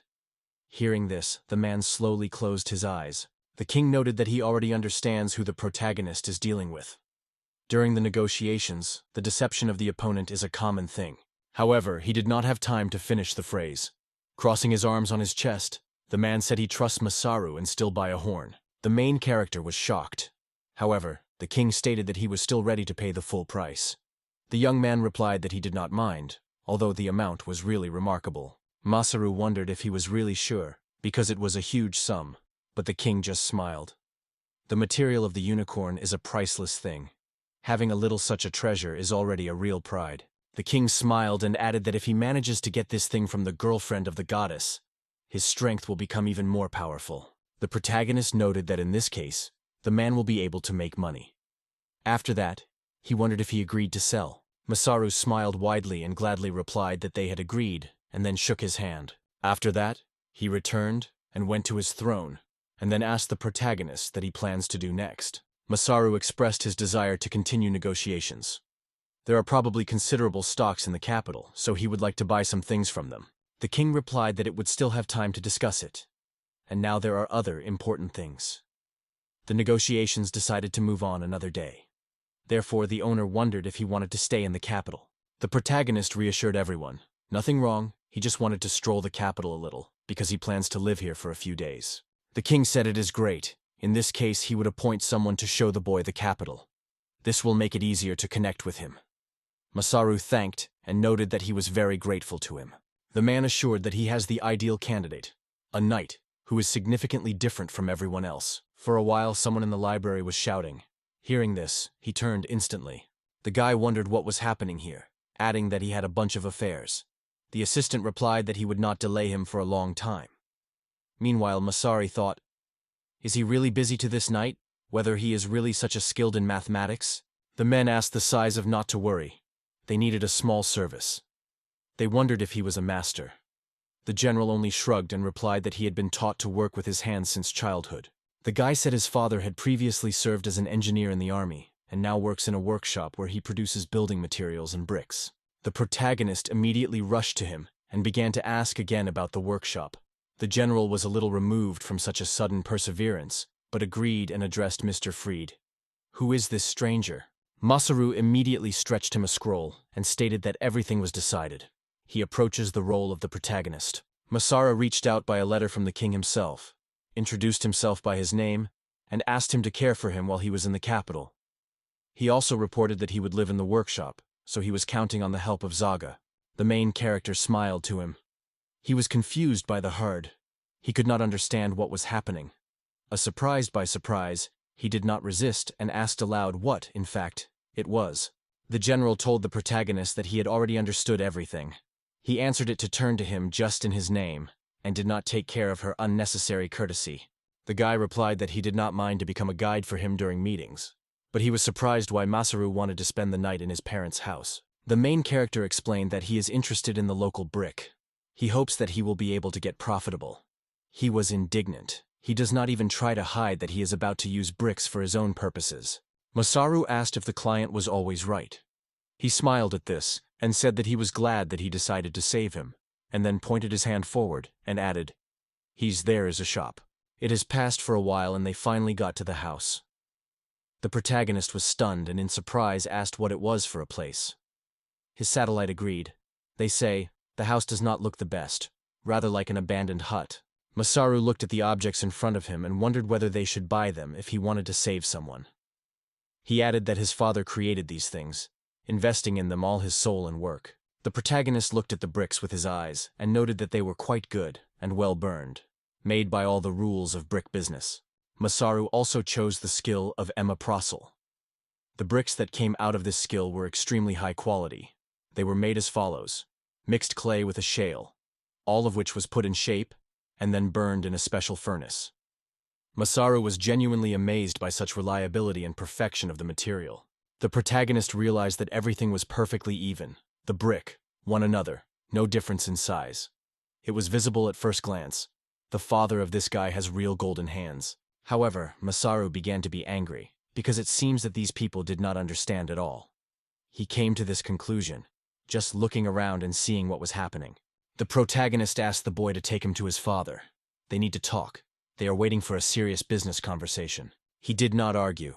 He agreed and said that this man would become their burning brick, and then invited him to follow him. They went out into the yard near the house together. He immediately shouted, calling his father, and informed that he had brought the client.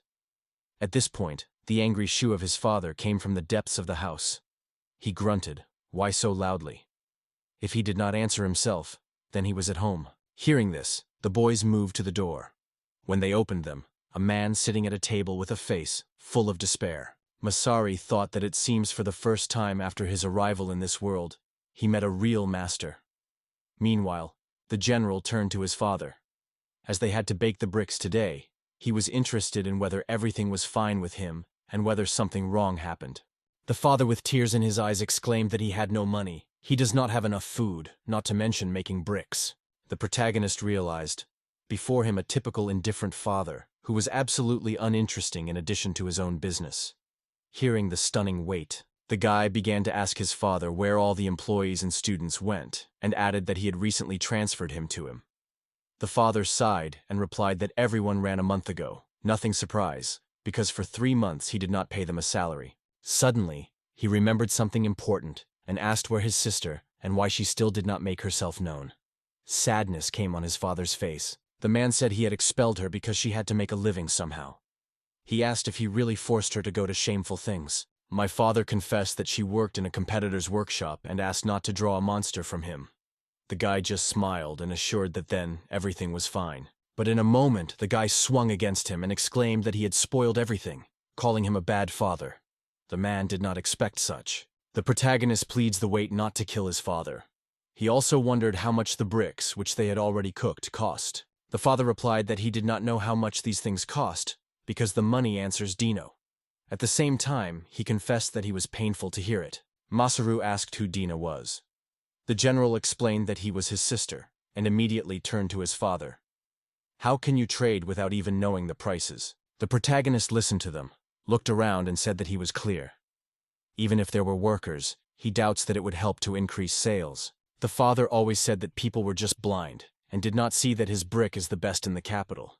Masari noted that the first impression of the workshop was frankly horrible. The first impression is of great importance, because it helps to gain customer trust. Undoubtedly, quality goods are the key to the success of any business. However, the store itself must meet the standard of its range, especially if it is a building store. Masara noted that first of all, it is necessary to put the product so that it is clearly visible.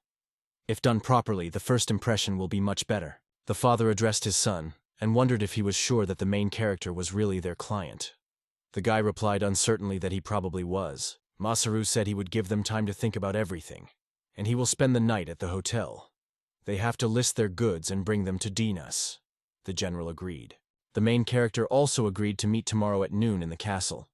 The general agreed again, but still asked why the castle was chosen by the meeting place. Masaru said that in the morning he needed to learn about the sale of magical animals and also to conclude a few small agreements. A new day has come. The main character, along with others, gathered in the castle. There he was handed over to the sheet indicating the prices for the sale of magical animals and the reward for overcoming them. Masaru said his expectations were not in vain. The amount was considerable. He then asked if he could receive a reward.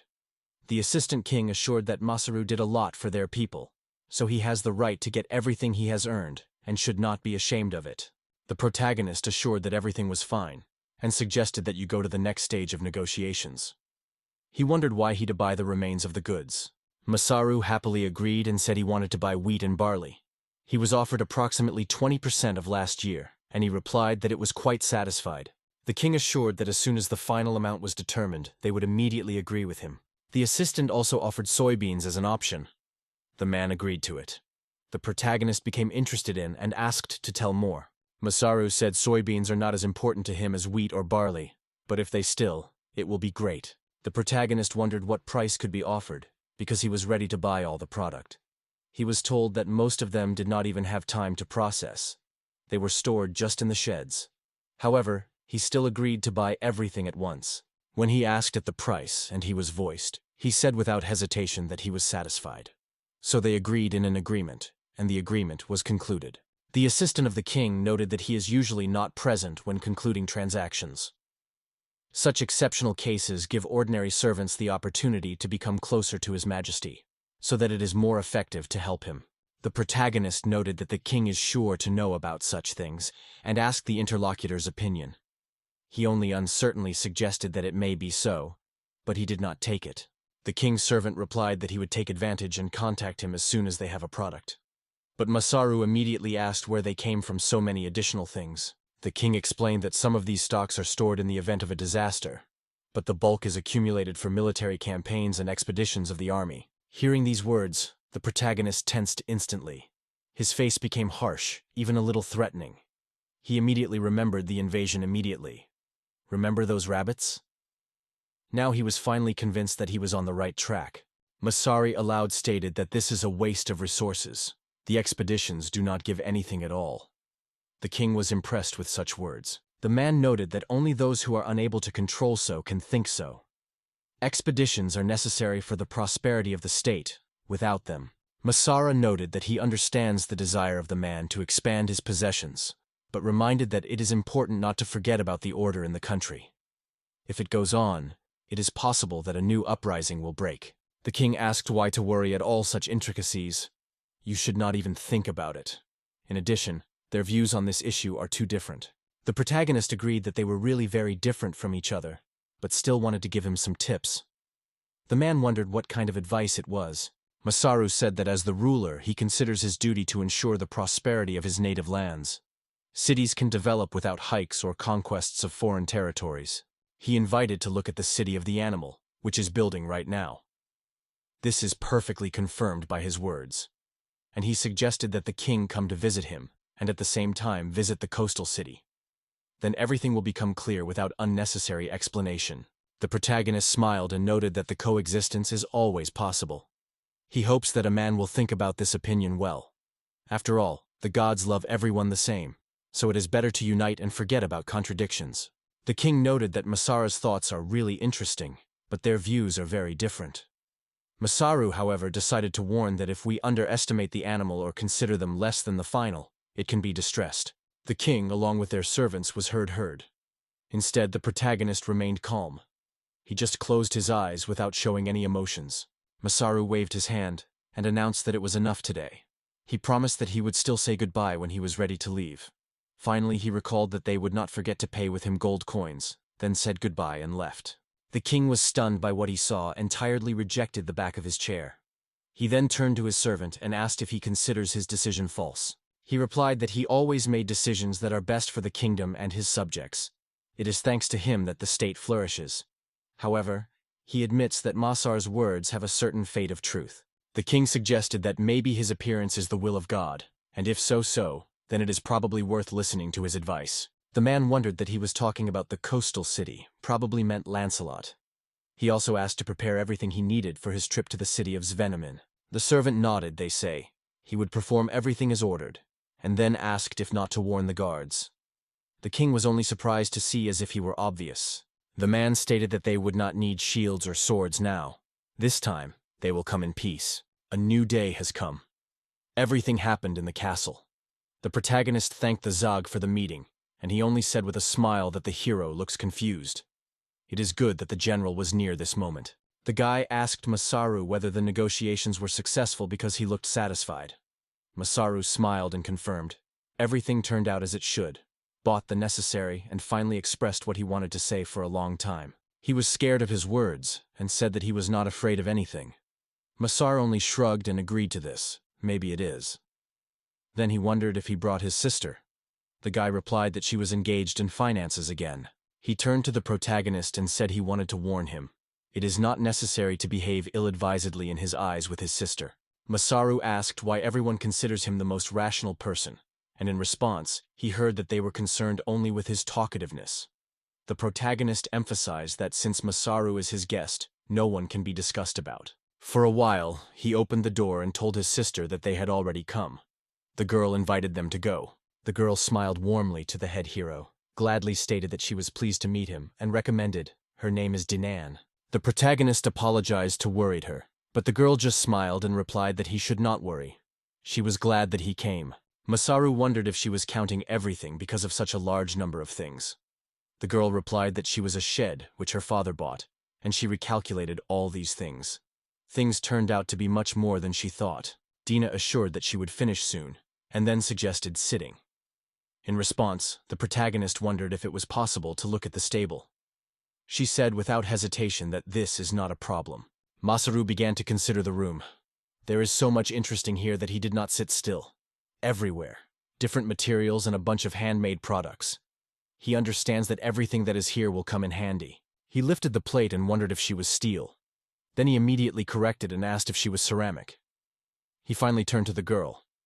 What is the plate? The girl only answered that she was special. Her father created this invention even when he served in the army. The thing turned out to be light and durable, but refused because of the very high cost of production. The raw material is rare and almost not suitable for mass production. He just asked for it. Are you really confident in your decision? The protagonist showed sideways and asked how they would explain these plates. Dina replied that she had expelled him from home yesterday because he tried to lay the house. Masari noted that it is not easy for them now, but the girl immediately denied. To say, is not easy, it is necessary to urgently deal with his debts. Saig added, if at least one big customer, they would probably be able to pay off all their debts. The protagonist immediately remembered how they said they wanted to receive orders from a big customer to pay off with debts. In fact, he can afford to buy anything he wants. Dina asked what he was thinking about this purchase. Masaru once again considered everything that had happened and made a decision for himself. Finally, he voiced it aloud, saying that he wanted to share with all his thoughts.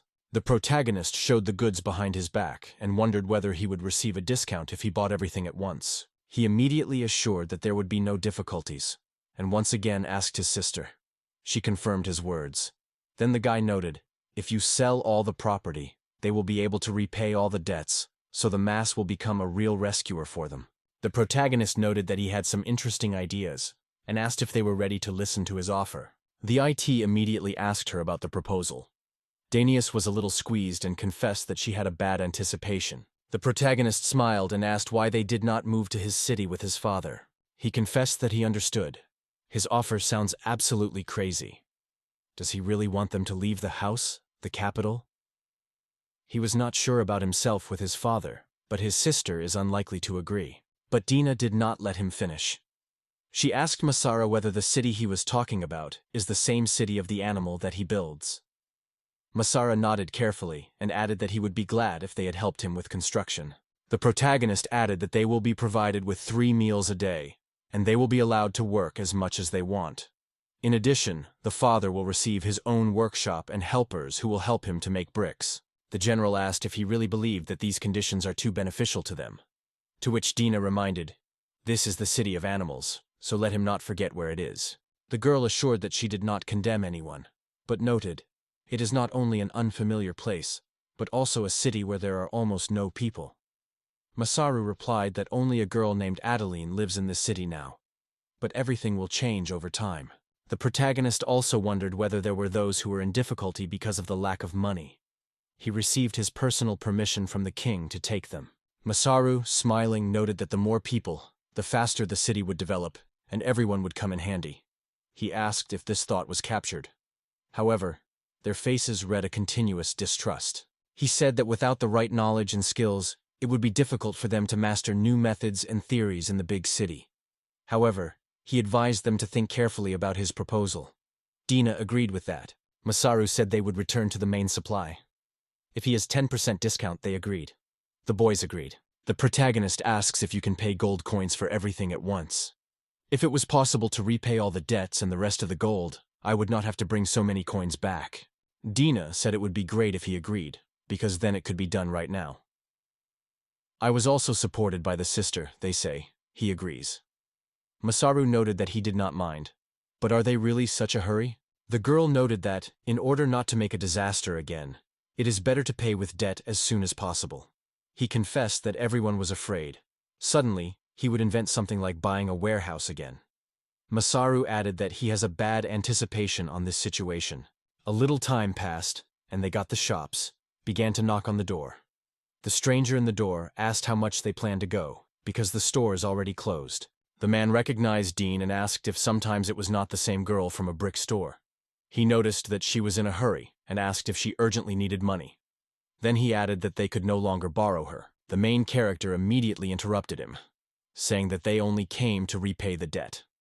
The gear strictly warned the man, if he touches his sister, he will not come out alive. Masaru put gold coins on the counter in front of her husband. He looked out of surprise, and did not think that such money could spin in a regular store. Dina wondered if this amount was enough to cover all the debts with interest. The general replied that they would finally be able to get out of the debt trap. The man praised their diligence, but added that it is still not enough. Dina wondered if her father lent more money. They asked how many debt remained. The man immediately reassured them, explaining that it was not in money, but it still concerns their father. He asked them if they remembered the composition that rented. The girls specified whether it was the same where the plates were stored. The general assured that there should be no problems with this composition. Everything has already been paid. The man explained that his father arbitrarily rebuilt the warehouse. For example, he installed a ladder, made a shelf on the wall, struck the hole in the floor, and arranged a place to sleep. Now this amount is clearly not enough to cover all the losses. Everyone was disappointed and upset. Some time has passed and they left the store. The protagonist confessed that he was completely exhausted. The whole day had to rake the clutter that the old man made. Dina apologized and added that in fact their father was not so bad. Masaru calmed down and assured that everything was fine with him. He just had an idea how to get rid of stress. The boys looked at him in surprise, hearing such words. I immediately asked him not to arrange a disorder in the capital. Does he really want the royal guard to intervene in this case? The guy replied that it was, of course, an interesting offer, but he has a much more dangerous idea. The protagonist smiled and explained what shopping. In this city, he will be able to buy everything he wants. Masaru asked if they felt rested after a walk in the shops. Dina immediately clarified whether they buy something for the city of animals. He replied that it was partly for himself and partly to the city. He immediately wondered if it was somehow related to the day they talked about a set of masters. To which the guy smiled and confirmed, yes, he really was waiting for it. He explained that this city is only built, it has no name. But if they decide to move and live here, it will contribute to the city's development. Over time, the city can turn into a real metropolis, which even overshadow the capital. Masaru also suggested to consider this opportunity. He already wants to start again for the construction of the city. Dina agreed, because this task is not easy. Compared to their father's business, the scale here is simply incredible. The protagonist confessed how he liked to build together. At that moment, Dina remembered how his father said that he needed peace. They say, it is enough for him to simply sculpt bricks. The girl suddenly stopped as if she had frozen in place. The WI immediately noticed it and asked if everything was fine. She turned to him, smiled, and assured that everything was well with her. Dina asked the protagonist if he was going tomorrow.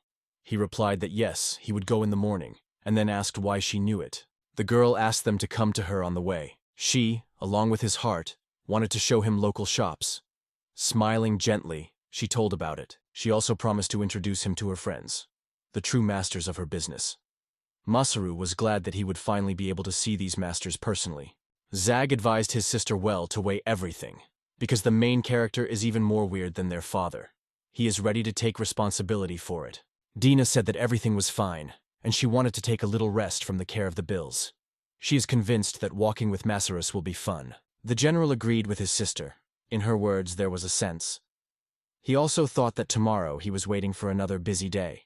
A new day has come and, as they agreed, they went to walk the city together, visiting various shops. The protagonist purchased several animals in the Autantists Guild. Zag immediately noticed that they all had some mutations, and asked what they were for him. The hero replied that he was going to breed these animals. Seaper's windings carry 5 eggs every 3 days, and horned rabbits bring 14 rabbits a year. Their meat is considered delicious. In addition, the goats of the WoW generously give milk. A little later, in the castle, the general asked him not to risk it. Dina may still move to his city, but the alarm does not leave him because he cannot go with them. Masaru wondered what he was in mind. The protagonist asked in surprise. He would not go with them. His words were quite impressed by the interlocutor. He asked why he did it, and Masaru explained in response. He got the permission of the king to hire several masters here, but one of the conditions was the placement of a detachment from a lattice in the City of Animals. He also announced that the captain of this detachment would fulfill the duties of the ambassador, and the honorary role has already been assigned a role. The guy was confused and replied that all this was happening in time because only recently he had a girl. The protagonist confessed that it is difficult for him to express his thoughts, but finding a new girl for him would not be a problem. At this point, Dean suddenly called him by name. Masaru asked what her name was. I was also surprised because the girl was almost never seen in the castle. They wondered why she was so hurried. Dina said that all this concerns the proposal of the protagonist to move to the City of Animals. She agreed. Her answer was noticeably pleasing to him. Then Zach wondered if she really came here. The girl explained that it is not just about it. She wants to sell both a shop and a land to move. To do this, she went to the trading guild, which is in the castle. Masaru immediately asked what the problem was. She stretched him a scroll and asked him to read.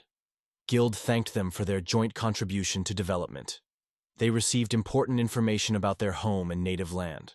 Due to the fact that the house stood in a bad terrain and was in a terrible state, they will have to pay for its demolition.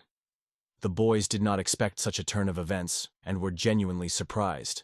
Dina asked her brother if everything would be fine with Masaru and whether there would be problems with a complaint about arbitrariness. The guy with a smile replied that he had long dealt with this question. They say he had a conversation personally with the king, so everything would be fine. After a while, the main character returned to them. He looked extremely exhausted. He noticed it and immediately asked what had happened, because his friend looked not the best. He managed to raise the price of land and the house a little, but he still lost the dispute. The arguments were stronger. Dinas assured that it would help them move faster, but in fact it only increased their expenses. After that, they returned home. Seeing Masaru something dangerous, he immediately wondered what he conceived. Masari replied that he had not felt such a fury for a long time. He confessed to his sister that after the protagonist dealt with Morgan Stern, he began to worry, and suddenly, it would lead to the collapse of the trading guild. The girl, however, realized why he did that way. None of them even imagined that Masaru decided not to pay for the demolition of the house, but undertook to disassemble his own. He continued to break the walls. The protagonist looked at his weapon and rejoiced that he could finally test her because he made it in the coastal city. He wondered in the overall and Dina why they were such a hole, and they laughed in response. They say, "You will crash yourself." The general noted that it was too much. He used a dangerous weapon to demolish the house. But Masaru just smiled calmly and assured, "Don't worry, he had everything under control. He thought everything." At first glance it seems like a fool, but he uses this thing instead of a hammer to break the walls, and then turns the fragments into gravel. The noise from wear and tear will be remarkable, and probably ripped everyone around, so they had to get around the neighbors and warn in advance. In addition, he made efforts and used his knowledge in construction to build a protective shield that will not allow the fragments to fly during work. If everything goes according to the plan, the dismantling will pass quickly, and it will also be able to use a suitable scrap. I am sure in the morning everything will be ready, so let him trust this business. He was already confused by the herd. The young man will go with Masar as an ambassador, so asking him for help in such matters is a great idea, and he is interested. At this point, his name is heard. The father said that he had already cut the tree to the right size, as they asked, so it is necessary to check. Zero and Dina were amazed to see that he was here. The protagonist confessed that he wanted to complete the dismantling and take up a new project as soon as possible, so he sought help from their father. Masaru praised his work, noting that everything was done, as it seems to a true master with experience. The man smiled at this and replied that you could now safely start mass production. He asked in surprise, because he did not expect to hear about some work. He lifted his eyebrows and asked what he was working on and what he was in mind. The hero annoyedly noted that the very fact of demolition of the building was annoying, as if the trading guild was just using them. So he decided to build a new smithy here and then invite them to a great price. The general noted that he should not be praised for enterprise. He is just a little like a child who cannot tolerate. Dina added that she doubted whether her father would agree to such work. The man noted that he would not only be able to get a lot of money from the guild, but also good money, so he agreed without hesitation. He confessed that I was glad to see your dad in the same way as before. Masaru asked the guy if he could somehow help his father, and when they are completed, they say, there will be no more things. The protagonist said that when he finishes work on the house, time would return to Bisman. The general agreed with him and added that he had already been accustomed to his time crazy. It captures, but at the same time, scares. Mazar said that as soon as all the necessary materials, he would immediately use his skills and erect a building. A week later, he leaves the city, so everyone should be prepared in advance, especially, that is a guy. The protagonist asked to break his relationship with his girlfriend. Dina also said that she needed to say goodbye to the neighbors and friends who worried about her. The father added that he would sit with her friends a little. Dina wondered why other masters did not go with them, and whether he was not looking for a reason to drink. The protagonist agreed with the king in the capital of play. He made a lot of shopping in the city and purchased a lot of useful utensils. But the most valuable achievement was a team of masters. He had 6 blacksmiths, 2 kozumyak, 8 carpenters, 4 tailors, and 4 chefs. And he also needed reliable friends. He confessed that he was already beginning to admire this business. The father suggested his son to try himself in carpentry, and then asked if he remembered how to use the tools. The general confidently replied that he remembered. The main character came to the king. He reported that he went before he planned. The guy explained that this time his goal was to negotiate and buy everything you need. If you need something else, it will definitely return to the capital. The king joked that he would lack numerous complaints from the trading guild. It turned out that the guy overdo it with shopping. The man noted that the Glad did not call the goddess of the castle as unexpectedly as during his last appearance. Masaru thought that the situation left a real injury in it. The king wondered if he still conceives something big, whether he really is about to build a smithy with a master of weapons to sell products of the trading guild later. The protagonist said he seems to have heard everything. The man smiled at this and assured, "It will be the best shop in the entire capital, with many shelves and showcases that no one has seen yet." The king wondered if the guy could do the service. To this, the guy with a smile replied that he saw his intentions through. He added that a man has already done a lot in this place, so he prepared a special gift for him for goodbye. This is a story that the world has not yet known. There is a 3-story building made of stone before the eyes.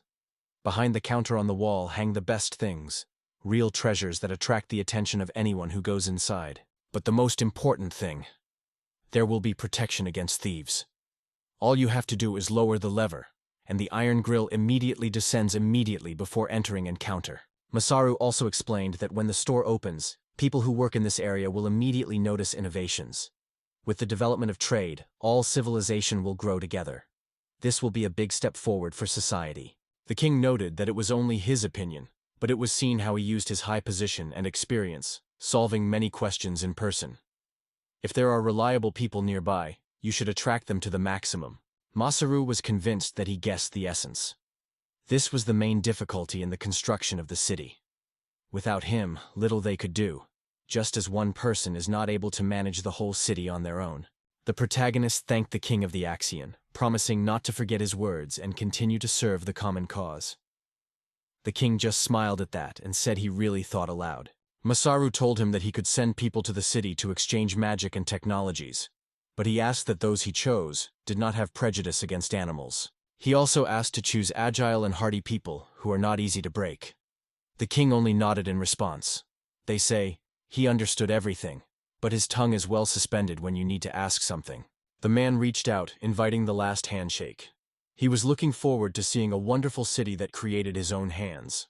Masaru promised that the next time they just sit behind a glass, and he would also call Vectinia with others. But the king immediately asked him not to draw him into it, because it is not easy to invite the gods. He told him that he had been late, and he was justified in response. He was delayed because of a conversation with the king. Then he told the protagonist that the download was almost completed, and a group of people who were slightly overwhelmed by words were nearby. These were adventurers. They said that they have never met such fun and cohesive companies. And they added that they had already received permission, so he could not worry. Masaru mentioned that before leaving the capital, their company was larger. At that time, there were 8 people with him: Desperate Adventure and Elf. They all decided to leave the lives of travelers and settle in the city. Friendly, cheerful, and a little carefree. It is this person who will become the key to the preparation of the city guard. And then, they called the main character. The adventurer asked him if he wanted to make a solemn speech. Others also picked up this idea. Masaru seemed to change his mind. The company turned out to be surprisingly carefree. The protagonist jumped into the carriage and thanked everyone for accepting the invitation, dared to move and chose a new home in another city. Thanks to the skills and knowledge gained here, they will not only be able to participate in the construction of the city, but also create a strong foundation for communication, for themselves and for their friends who are already waiting for them in the new home. The protagonist promised that although the days here will be full of stress and difficulties, they will bring a lot of joy and fun. So they need to make efforts to make something grand. Masaru turned towards the city, thanked Gratis, said goodbye to him, and announced that they were going to their new home. Only a few days after leaving the kingdom, and the whole caravan company was already vividly spent. Someone was discussing various swords, and someone told about mysterious forests enthusiastically. Men shared their impressions. Yesterday's game, boar, was delicious. They joked that it was a real gastronomic trip. The protagonist was glad, seeing how everyone around in a great mood. Masaru returned to Height, and wondered whether he communicated with his elven sister and her girlfriends. The general was slightly embarrassed and explained that he simply asked her life among the elves. In any case, if a new satellite appeared nearby, he would definitely notice it. The Elfian pushed the curtain in the cart and asked if she was not really good for him. He was confused, began to worry, and hurried to assure that he did not mean it. And one of the men, meanwhile, pointed to the river they talked about at lunch. They decided to stop nearby. The adventurer asked Masaru when they arrive at the place. He replied that he had to see the card first. He explained that they were at the crossroads of rivers and roads. Half of the way to the city of Bespin has already been traveled. They went according to the plan. It was necessary to overcome a few more days of the road. The adventurer and elf were impressed with his abilities. They openly admitted that they were quite surprised that he had the skill of storage and the ability to use the map. The girl admitted that she had never met anything like this before. Even the most experienced adventurers had much easier skills. The man noted that it was such a person and built the city of animals. But given the constant clashes between the animal and people, it is strange that it is so popular there. In response, Masaru explained, they were just good guys, helped when needed. The adventurer smiled and assured that he understood everything, and now he would even want to get to the city as soon as possible. The elf laughed, noting that this is really very noticeable. The protagonist approached other crew members and asked if the cooks had enough products. He was answered that there were some stocks left in the afternoon, but it would be desirable to replenish the provision. Then one of the chefs offered him game, wild birds. He became wondering how they taste compared to another meat. If Masaru refused, they would only be limited to forest herbs, but he agreed, emphasizing that their experienced hunter would handle it. Subsequently, the protagonist, the Elfian, and the head went hunting. Masaru noted that every time she sees her skill, he simply does not find words. He also confessed that he never realized how different the human bow from its weapons. He also added that if it was only about the features and trajectories of the flight of birds, he would have struck without hesitation. However, do they need to know the birds they hunt? The Elfa told about different birds. Among them are annoying that love to steal things from travelers and adventurers.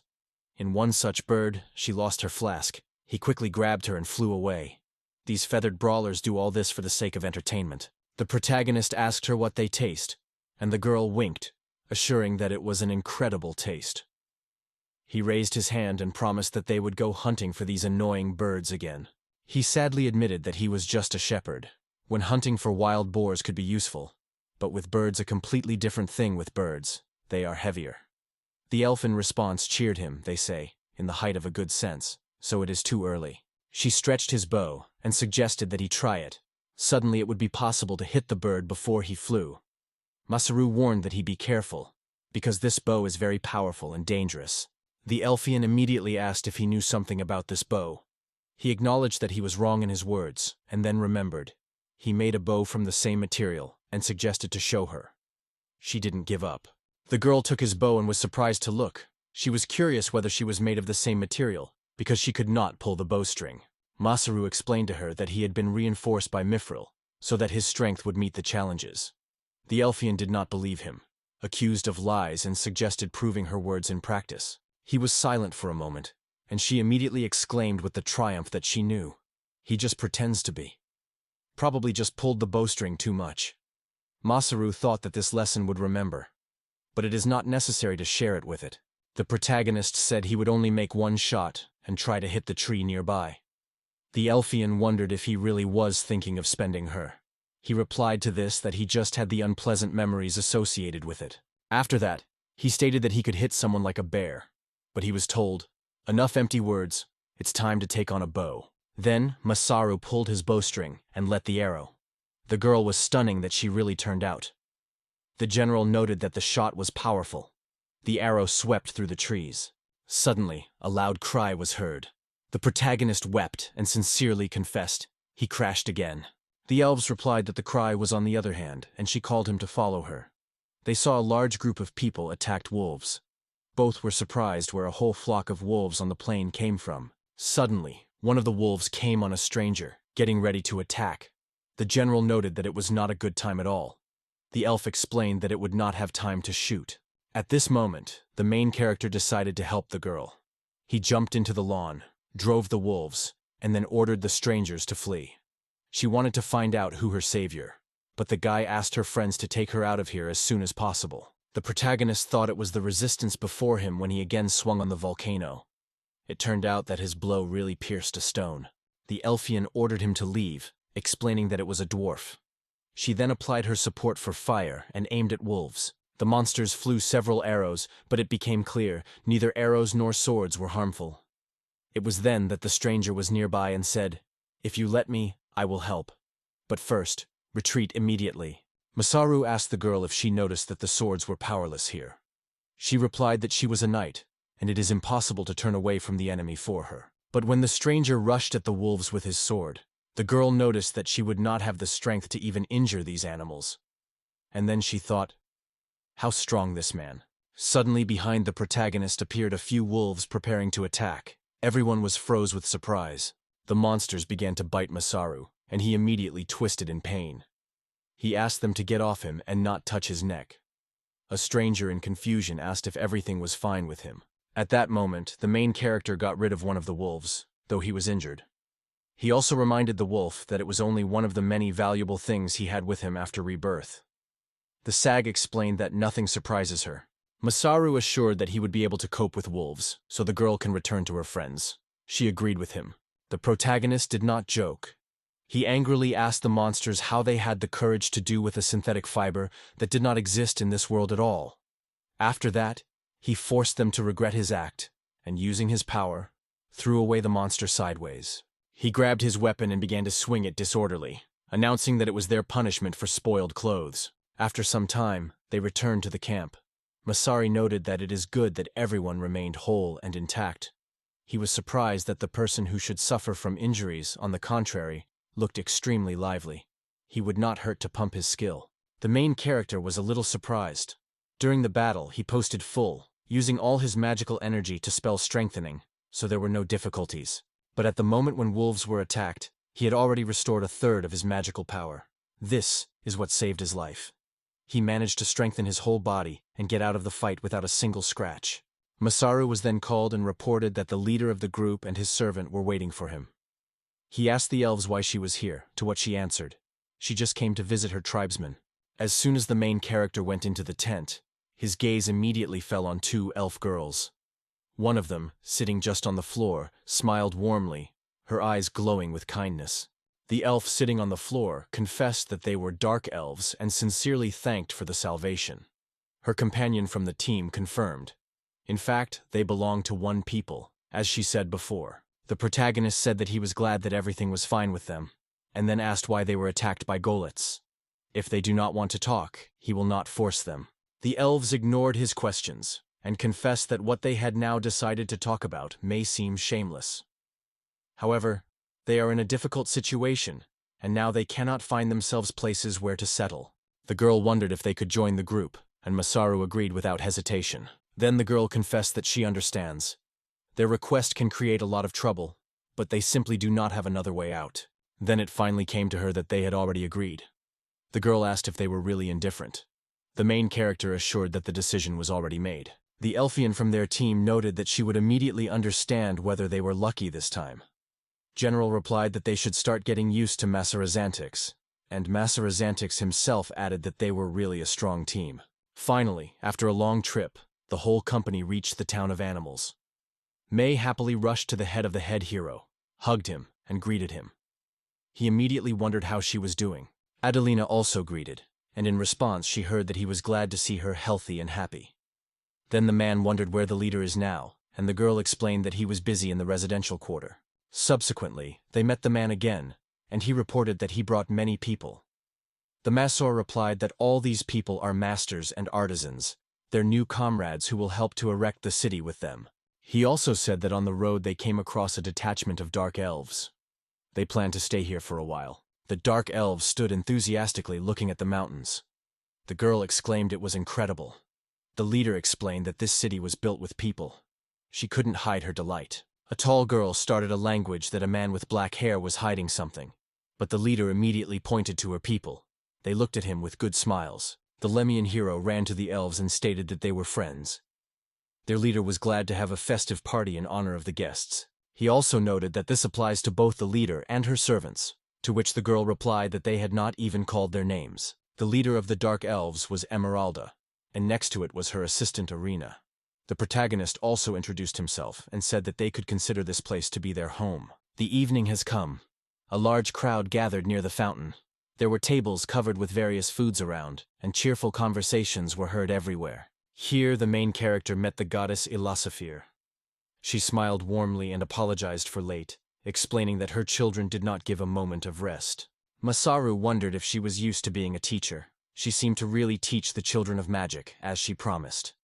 The girl with a smile replied that yes, and added, "The gods always keep their word." The girl confessed that she rarely has the opportunity to directly influence the lives of people in the lower world. She did not expect it to be so exciting. That is why she is so sorry to go. The guy asked what she meant. The goddess said that she was teaching him more, and he was already returning, so her mission was over. The protagonist asked her if she was not the goddess of magic sometimes, so it is unlikely to teach something. And Illa reminded him of the case of Crab. According to the code of God, in order not to interfere with excess, he asked her to teach the residents of the city of magic on his behalf. In other words, it could only convey the magical knowledge that he possesses himself. The goddess said she could no longer teach people. Her mission is completed here. He noticed sadness in her look, and it was then that he had one thought. The protagonist addressed her and suggested that the next day be given only individual magic lessons. Since he needed to pass on his instructions to the masters, he suggested meeting daily for about an hour. The goddess wondered what he implies, because this rule prohibits this. But in response, the guy confidently stated, to teach his magic is quite allowed, because he has the ability before. So let him tell about those magic that he does not know yet. Since he lives in this city, he has everything he needs to learn from it. If he has mastered new magic, she will continue to remain a mentor for others. She agreed with him. After that, she asked why he did not start erecting this city with the hired masters. Why did he spend his time on her? Masaru replied to this that once she had fun, he will help her enjoy it even longer.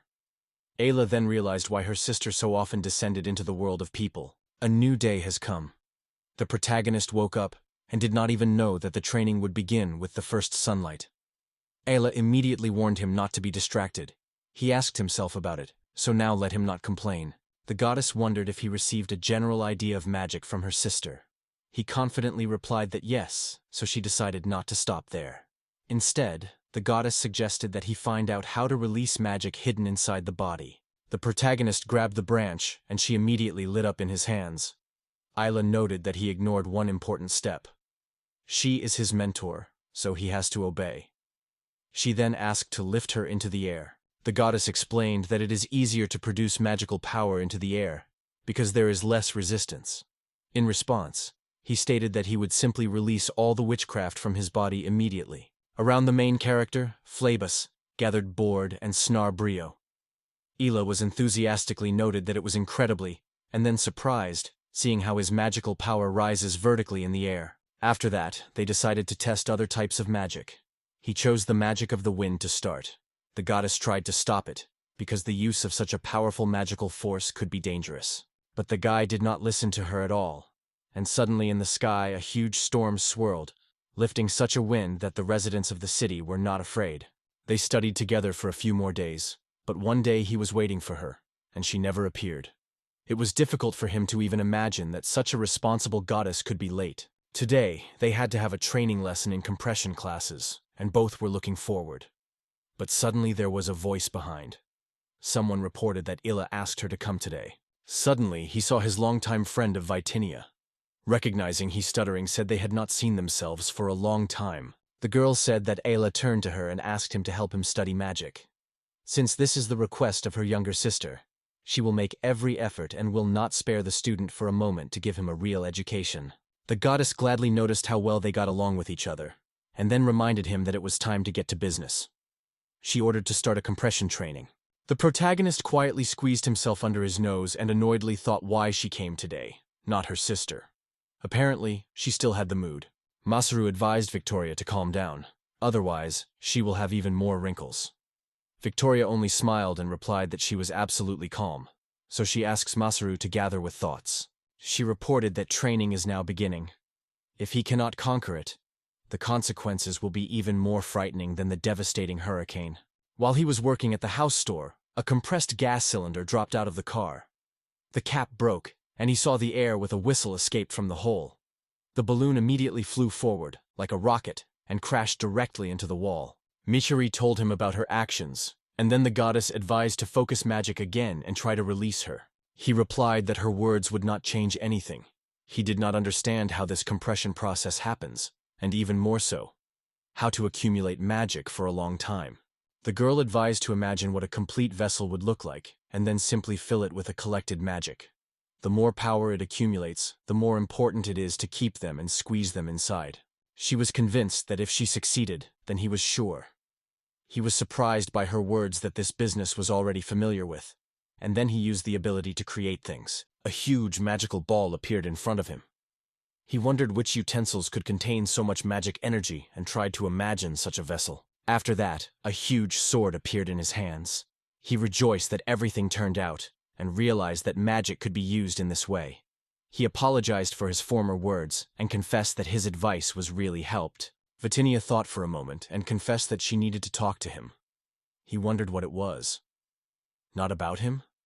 But Vectinia immediately began to deny, even loudly surprised why she was thinking about it. He asked her whether she was so gloomy today. She just advised him not to be distracted and fully focus on managing her magic. He noted in response that this time the wind was not so strong. But suddenly, something unexpected happened. He stated that he was taking his words back. Vixian wondered if he had to turn away at such moments, and as a result, he fell to the ground. After that, he wondered what she wanted to talk to him. He decided that it was somehow related to the city. He remembered how he taught the local masters to make knives. The men said that they did everything he said, and already created universal knives. He explained to them that these knives were made specifically for sale. They could not understand what was the matter. Then Masaru stated, this time he would say everything directly and loudly. When he asked to make them the same, he meant it, literally. He lifted the knife and noted that although the knives may appear the same in length and thickness, the real difference lies in the smoothness of the surface and other details. He also did not take the blades on which there were traces of hammer. If the knife was to go for sale, this result would be unacceptable.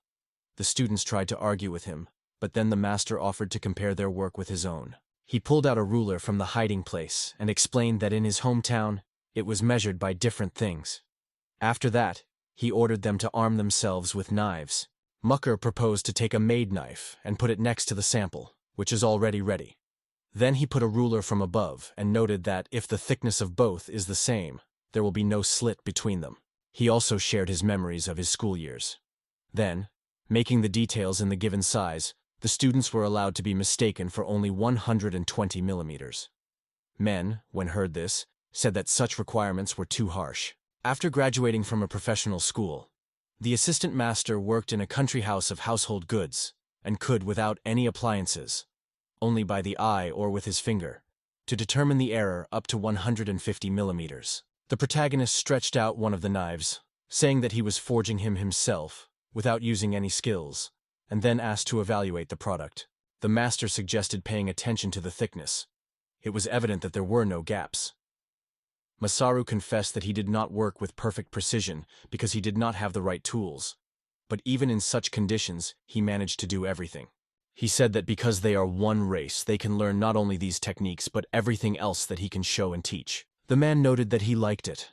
He has not felt such a passion for his work for a long time. The other added that they are ready to take on his experience to achieve such a level of skill. It turned out that he told the protagonist everything.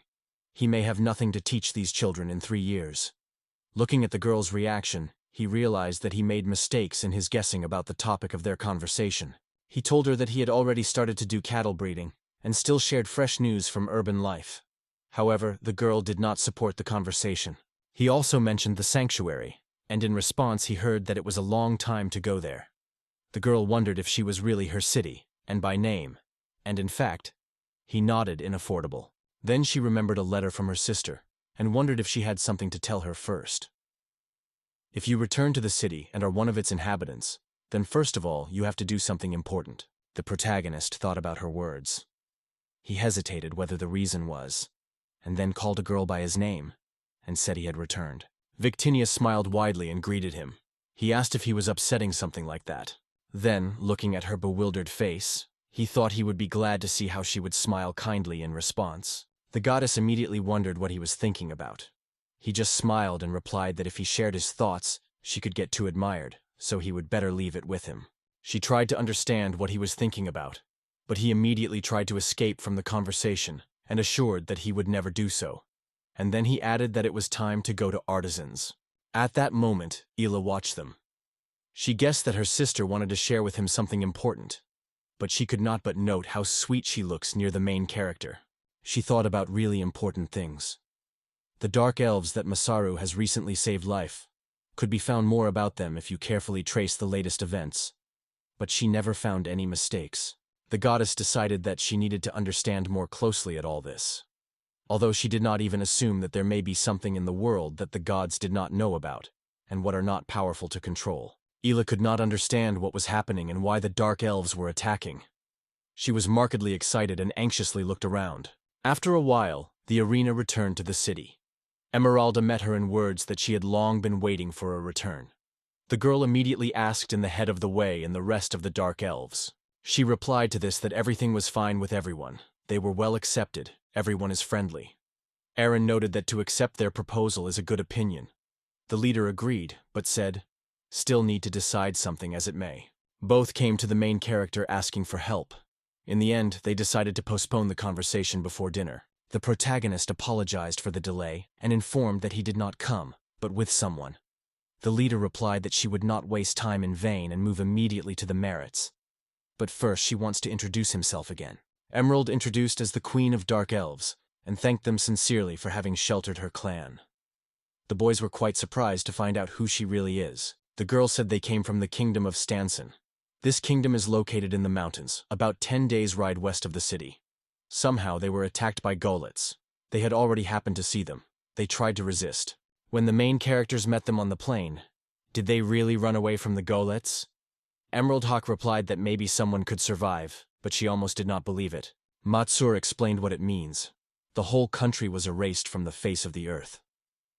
Are the goblins really so powerful? The general asked why they suddenly decided to talk about it right now. The conductor noted that several months have passed since their stay in the city. They needed time to come together.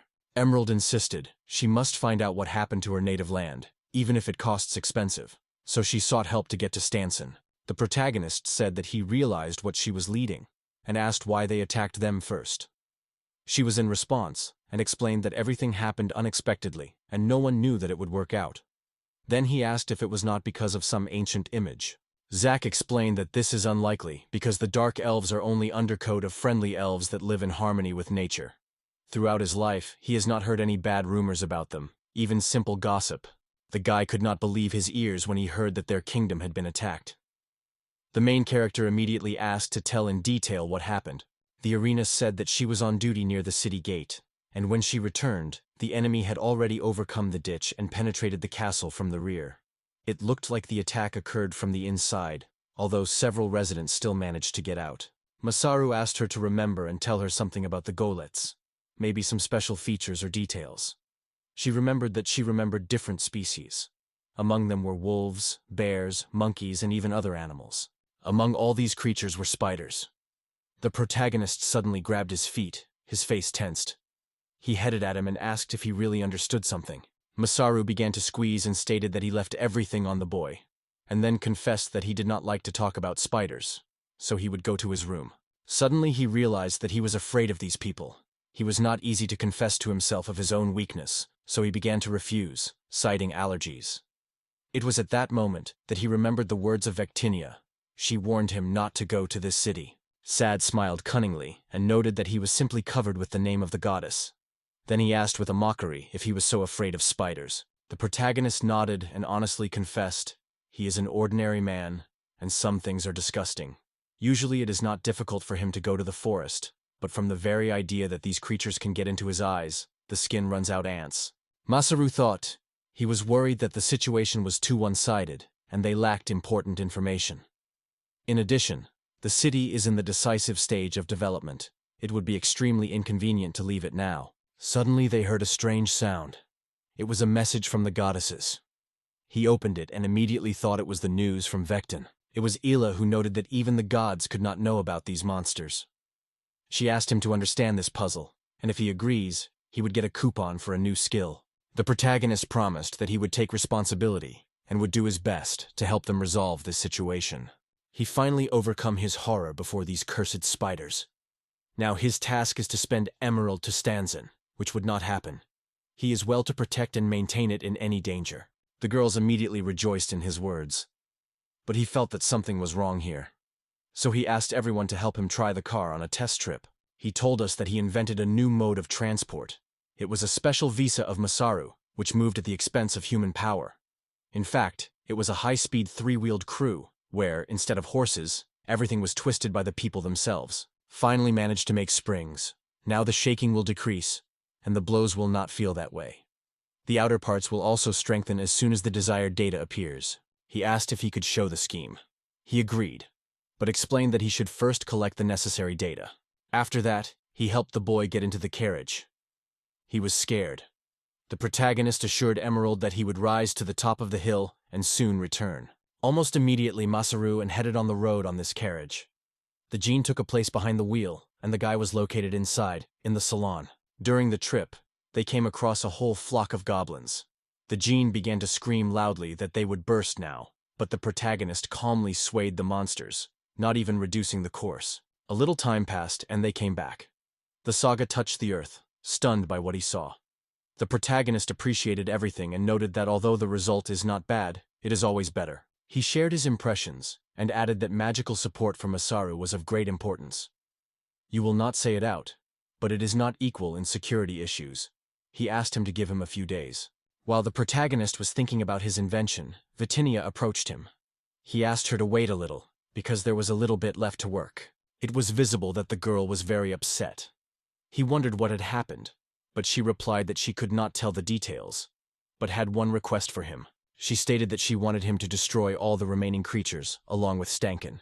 He was stunned by these words. Finally, the day they went to the city.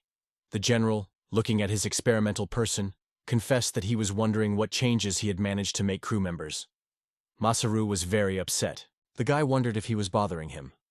He replied that it was a conversation with the goddess. Then the Zag suggested that he may be concerned about his own invention. The arena wondered if they were satisfied with so many things, because the trip would take about 10 days. Masaru replied that he had enough stocks and a lot of provisions are stored in his spatial storage. She said she understood everything. The protagonist turned to Height and asked to help put the girls' things. At that moment, Emerald watched them. Deep sadness was read on her face. The main character answered the same sad smile. She asked Arena to protect herself. Arena asked this whether she really didn't want to go with them, but the leader only said quietly that she had already decided. Emerald asks the girl to look at everything with her own eyes. They need to accept the reality as it is, and to pass on to the descendants the best memories of their country. Arena agreed with her and emphasized that she was a great honor for her to serve her. She assured that she must keep the word and finish the task. Emeralda said she didn't mind going with them. Jarina turned to Adelina and wondered whether she wanted and joined. What Adeline, without hesitation, agreed. But the protagonist asked her, "Until he is in the city, Emerald should be near her. Help and teach everything you need to manage the city." The protagonist agreed with these words and stated that she was better for studying right now.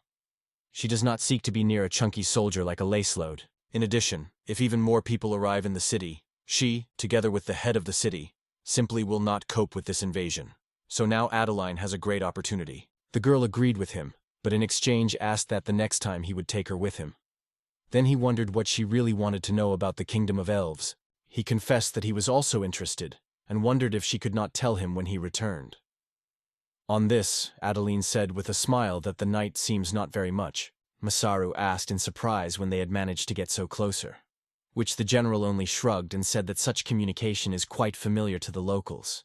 The guy said that he had already written a letter about the attack on Stanson and sent a messenger to Gratis. The messenger had to come to the capital just when they were on the road. He confessed that he may attach it too much. Masora also replied that if the kingdom really fell, it is necessary to immediately inform others. The protagonist stated that he wanted to finish it all as soon as possible and return home. In his opinion, their trio is enough to complete the task. They sat on his invention and rushed at full speed directly to their goal, the Kingdom of Stanzen. At that moment, Isla asked Victoria whether she was fine with her, and assured her that everything was well with her. The girl confessed that her heart hurts, and she would not be able to forgive what happened if he really is. After these words, tears appeared in her eyes. At this point, Irina said they were almost in place. Masari replied that the city was really impressive in its beauty, but reminded her not to forget the words of her leader. They came to find out what was happening in the kingdom, because the capital was attacked by goblins. I had to put up with the cruel reality. The general noted that for the first time he sees the capital, without a single living soul. The girl jumped out and rushed to check what happened in the city. Masaru warned that it is very dangerous to go there now, but she could not just stand aside after everything she saw. The protagonist assured that it was superfluous. He could say for sure there was no surviving in the capital. The arena was angry with whether he really expects that she would believe in the absence of surviving, without even convinced of it. He insisted that he never lied, so they should listen to him. The protagonist shared how he communicated with the goddess. Irina specified whether she was true that she ordered him to destroy everyone who was still alive. She realized that he spoke of the absence of surviving only because he had already known about the city's condition. So she asked him directly, does he really think she would believe in this nonsense? Masaru mentioned, as he told the animal in Adeline about the gods, and they perceived it without much emotions, as if it were habitual for them. Irina said she went to seek the surviving. Zog said he was now understanding why the main character has been oppressed lately. All this happened because he learned about it in advance. The arena wondered if he really believed in it. The guy explained that the king himself recognized him with the apostle of the gods and ordered everyone to obey him. The protagonist noted that the apostle is already bending the stick. The king had to explain that they were only related to a friendly relationship with the goddess. He assured that he had never heard of something like that, because it means that his character is even higher than the apostle's level. However, the interlocutor only smiled and replied that it is quite normal to consider honesty before gods. The protagonist addressed his satellites and asked them to stay here to watch the last minutes of the capital together, and he decided to personally deal with the goals that were still there. Rina wondered if they had to go with him. He asked that they symbolize the last minutes of the capital. Masara also replied that today he was going to do somewhat cruel. Sumi appeared on his face, and he said quietly that he was going to blow up the Holem and the capital today. The arena was stunned by whether he really intended to destroy the kingdom, but he calmly replied that it was the best way to fix everything. The girl asked why resorting to such extremes, why it is impossible to simply destroy the golems. The gentleman supported her. He said it was too much. The arena assured that Emeralda would not agree to such, but the protagonist replied that he had already talked to her and received permission. As he received this task, he almost immediately discussed everything with the queen and the goddess, even before he went here. Emeralda was deeply outraged by this conversation. She was amazed and angry with the question, how can she ask her permission to destroy the land? Victinius said that there were no living soul in their kingdom. Only the golems remained. They settled there and now they will not go anywhere. Emeraldus, with tears in her eyes, told how the monsters attacked them, and they lost their relatives in the castle. And now someone wants to take away their last home. She asked, do they really think they have the right? Tictinia said she was really sorry, but everyone just glanced at her and replied that it was not enough. She asked what to do now and sank on the floor. The queen asked if God was really leaving them in such a difficult moment. The protagonist was impressed with her words. He approached the girl sitting on the floor and said that, in his opinion, God brought him here to save them. It is impossible to change fate and Stenza, but he is ready to give her all his strength to help recover. So far they can stay here. It is only worth asking. He will create everything they want. The protagonist noted that he understands how unexpectedly it is, but she should not forget. Victinia is a goddess. It cannot be that she does not like the world she created. It value it more than any of them. Masru told the queen that she did not have to forgive Victoria right now. But when all this is over, and they restore their capital, he hopes that the queen will be able to find the strength to forgive her. The protagonist confessed that he did not want to see such an expression on his friend's face. The goddess sat, all gleaming, tears rolled out of her face. Emerald said softly that she was not sure if she could forgive her. However, they may still be at risk of getting there and survive. Fitinia could not believe what heard. These words stunned her. Meanwhile, the leader asked them with a small request. The protagonist completed his story and added that the arena, as a representative of the queen, should see with his own eyes the ending of the kingdom. the queen herself commanded. The Dew explained that Masaru would do everything as he intended, and the girl will just have to watch. At this point, the arena realized that she was now entrusted to remember the past of Stanzen. The girl wondered if he was really sure that the living were no longer left. The main character confidently replied that yes, everything is clean, and now you can call the goddess. The arena assured that she understood everything and trusts him even the most responsible moment for the kingdom. She promised that until the Dark Elves would return to the forest, they would stand on his side. The protagonist had to cooperate with half-sounds, keep battles with knights and even kings. Honestly, all this was incredibly exhausted, but he could not imagine that he would find himself in such a situation. When he came to the place, he saw the same gullets that attacked the city. In the magic of these monsters and their residues, scattered throughout the edge, there is something dangerous and terribly strange. That is why he should destroy everything with an explosion. That is why he does not want to see such a sad face Victini anymore. He decided to put this land. The protagonist decided that the moment was to erase this place from the face of the earth while he is still here. He read about one way in the novel, and now he is going to try it in practice. He decided that he would succeed due to his skills in magic. In special training, he mastered a special spell to create a large atmospheric bubble around the whole capital and raise the level of oxygen inside. Initially, the protagonist used the ability to drive air. He then applied the storage skill and then used air control again. It will be scattered flowers purchased in underground shops like it is rain and blows them all over the city with airflows, until each corner is covered with white. Finally, he will apply the arson skill, putting his magic in the flames. When the oxygen and the charming flower are mixed with its magic, everything around will flash, burning with the remnants of magical power in the air. The protagonist said goodbye to the city and regretted it that he did not find him in a calmer time. However, he believes, once peace will definitely come here and will do everything possible. He honestly promises. When everything was ready, he applied his dusk explosion, and a huge pillar of flames flew into the sky. A stylish young man and elf girl stood on a hill, contemplating the ruins below. The young man looked away from this fascinating picture. Masaru again amazes with his unusual essence. He flashed into his thoughts. He was really surprised at the bottom. The elves froze without moving from the place, and the young man carefully approached her. It began to be anxious, because the girl suddenly frozen like a statue. He closed and asked if everything was fine with her, because her appearance made his thoughts about something wrong. The girl turned to him with a slight sadness in her eyes. She was worried about whether they would be able to hold the capital in their own home after everything that happened. The guy looked at her carefully and hurried to reassure. He firmly believed that they would work out. Suddenly, the culprit himself appeared next to them. Everyone was confused by surprise. In order to discharge the tension a little, Zamgasson joked that he apparently was so worried. The hero seriously noted that excessive excitement would not lead to anything good. The uncomfortable silence was stronger. Masaru exhaled, but his two comrades were silent as if they had frozen. The first silence was broken by Zam. It would seem that his friend would have to be happy. However, the guy never understood the hint. The guy proudly stated that he himself got no less than Zaxa. The explosion was stronger than he was counting, so he had to use all his magic to increase resistance to heat. The hero did not stop complaining. Because of this, he threw him to the rock, and he touched his shoulder, damaging his protection. He turned to the Elfian and began to joke with her about his friend. For Masaru, it was the most rise adventure of all, but they did not expect anything smaller. Zack was convinced that this guy would cope with any bow. The girl was also surprised. She did not expect him to jump so quietly from the rock. Meanwhile, the hero himself muttered his nose, competing with the damaged parts of his gear. Suddenly, a message window appeared, and everyone immediately stared at him. Zack wondered if it was not a message from the gods. In fact, the message sent Isla.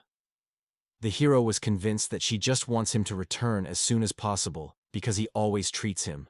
But as soon as he read the message, he immediately exclaimed from surprise, and two comrades looked at him with interest. The guy was racing every other. Anxiety was read on his face.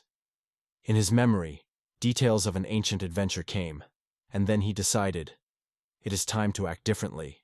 It is necessary to change the plan immediately. In the report of Saphira, she thanked him for his help and asked how the golem investigation was moving. Masaru again reminded himself that he was waiting for a lot of work. Arriving at the right place, the young man immediately took up the case. He had to check the fragments with magic. Seeing these remains, a disgust flashed on his face. Before him lay the mutilated body of the monster. Such creatures usually do not leave the place until they destroy everything living around. They feed on souls and magical energy, turning their victims into stones. However, there was another interesting detail here. In the name and description, the monster lacked some important information. The message window jumped on the screen again, interrupting the young man halfway to new reflections. Another news from or. She wrote in the letter that she had already received research materials and would turn to other gods, but it requires even more debris. Subsequently, she promised to thank everything and share all the information. The young man did not think that the girl would take the case in person. He did not leave a strange sense of confidence. It seemed that something was hidden from him. The young man remembered how they had to clean everything around when the mysterious magic struck the golem and the earth itself. He began to think about whether they had no other way but to act. But in the end, he decided that he had already done his business. Looking at the message, he noticed the slider down. Maybe something is not read there. In the report, the goddess appealed to our hero to help her with the preparation of a crab for a dinner, to which she invited her sister. However, she warned that she could not give his skill as a reward, because it is her personal request. Masaru mentioned the face of the girl covered with tears, and thought that Vectinia was still unable to recover after what happened. He could not leave her in such a state, but something else attracted his attention. It turned out that the message had a continuation. He was even more surprised because Isla was ready for anything she could. The boy in his head turned different thoughts. He was imagined by girls and bunnies, one of which inadvertently dropped a tray with drinks. The young man was embarrassed from his own thoughts. His cheeks were instantly rose. Just in case, he began to justify himself in front of himself. It was just a fantasy, and he had no obscene desires. When the emotions subsided, he had already noticed that one problem still remains. Standing among the ruins, the young man thought, "This place is not at all like the source of light." The guy was nervously swallowing saliva and dared to climb the hill. He wanted to look around, and look at the tents with the edge of his eye, and a little more reassure himself. The hero was called behind. It was Zack, which asked Masaru if he had already completed his business. The guy told a friend that he had already finished everything, but something still does not give him rest. Then the friend became interested and wondered what was worried about him. Suddenly he exclaimed, as if he had already understood everything, and that is why he came here. Masaru was surprised. Is this true? Did he think of himself too loudly about himself? But it suddenly moved the conversation to something else. He said that the knights would come here from gratis to find out what happened here. Then he asked if the hero had already thought of how they would explain everything. The young man replied that he sent a detailed report before leaving the city, so there should be no problems. An awkward pause hung between them. Zlov looked at his friend, and the same, embarrassed from his recent thoughts, did not know where to put his eyes. In the end, they both plunged into a complete misunderstanding. Masaru looked away and quickly assured his friend that everything was right. It seemed that he really read his thoughts. After that, the guy sighed lightly. The conversation continued. The hero asked if the knights could come to them. In response, he confidently confirmed, "Yes, knights will help if you turn to them." The guy denied dissatisfied. Helping him now was nothing. The young guy suddenly changed his mind, hearing the words of Zack. "You may really have to help remove all this garbage." Although they just came here, his friend seemed to be no longer against returning. The hero began to be nervous. He did not want the knights to ask why they were here. But Zack did not even think to support him. No one had agreed on it before, so the hero had to look for a way out of the situation.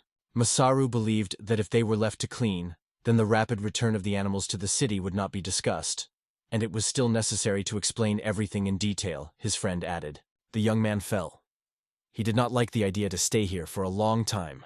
After all, he has already warned everyone who was waiting for him to return quickly. Suddenly, one idea from which the face was blurred. This meant that May would be angry with him again. He imagined May, a girl in a dress and with a rabbit's ears, who was angry with him because he promised to return quickly. She was waiting for him. Recently, he began to think of how it would be interesting to make her a little. Friends still stood among the ruins when the hero understood. Their business has not yet been completed. They could not stay here, but it just didn't work out. Zack asked his companion whether it was through the knights whom they sent to them, and the hero finally confirmed his assumption. His friend wanted to go, but could not return to the city of the animals. This is true. But the guy didn't understand what the problem then. The hero's friend impressed him with his ease, just to take and go. Why not? Masaru did not expect this at all. He opened his mouth with surprise. Listening to this wonderful advice, they decided to meet the arena and go on the road together. 2 days have passed and the knights finally appeared. Their commander announced the arrival, immediately ordered everyone to get up. He was very surprised, but first of all he had to find Zaka and Masaru. They had to be somewhere nearby. One night, a mysterious figure came to Captain Frida. There was a sign with some inscriptions. The plate states, "This is a treat for the Knights of Gratis." Masaru destroyed all monsters in this city. Now he wanted to discuss the events that had happened here and suggested meeting in the seaside city nearby. The map was clearly visible where the city of the beasts is the capital of Stanzan, as well as the place where our hero with friends is now. The young man is already tired of breaking his head. To return to the beasts or not? Fortunately, there is another city nearby where they can safely wait for nights. The young man happily reported that they got the port of Aram, and then suggested taking the opportunity to seek help and try to restore Stanson while they were here. The three were traveling in the carriage, and Zack asked how his friend was going to convince the peasants to help them. Masar in response joked, "They say, more often the brains should be switched on." Zlok remembered his words and realized that he had just issued a nonsense. The arena watched them with interest, but the hero hurried to reassure everyone they say trust him. And so they came. 2 men walked down the street, as suddenly a horse swept past them. One of them was frightened, unexpectedly for themselves. He could not understand how a regular visa could rush. A wide street stretched near the city gate, which was strolled by the locals and passing a variety of carts. But one cart was strikingly distinguished from the other. It was on it that they went to Masara with his comrades. 2 women looked at the unusual crew who drove past them. They saw this for the first time. There were no horses in this carriage.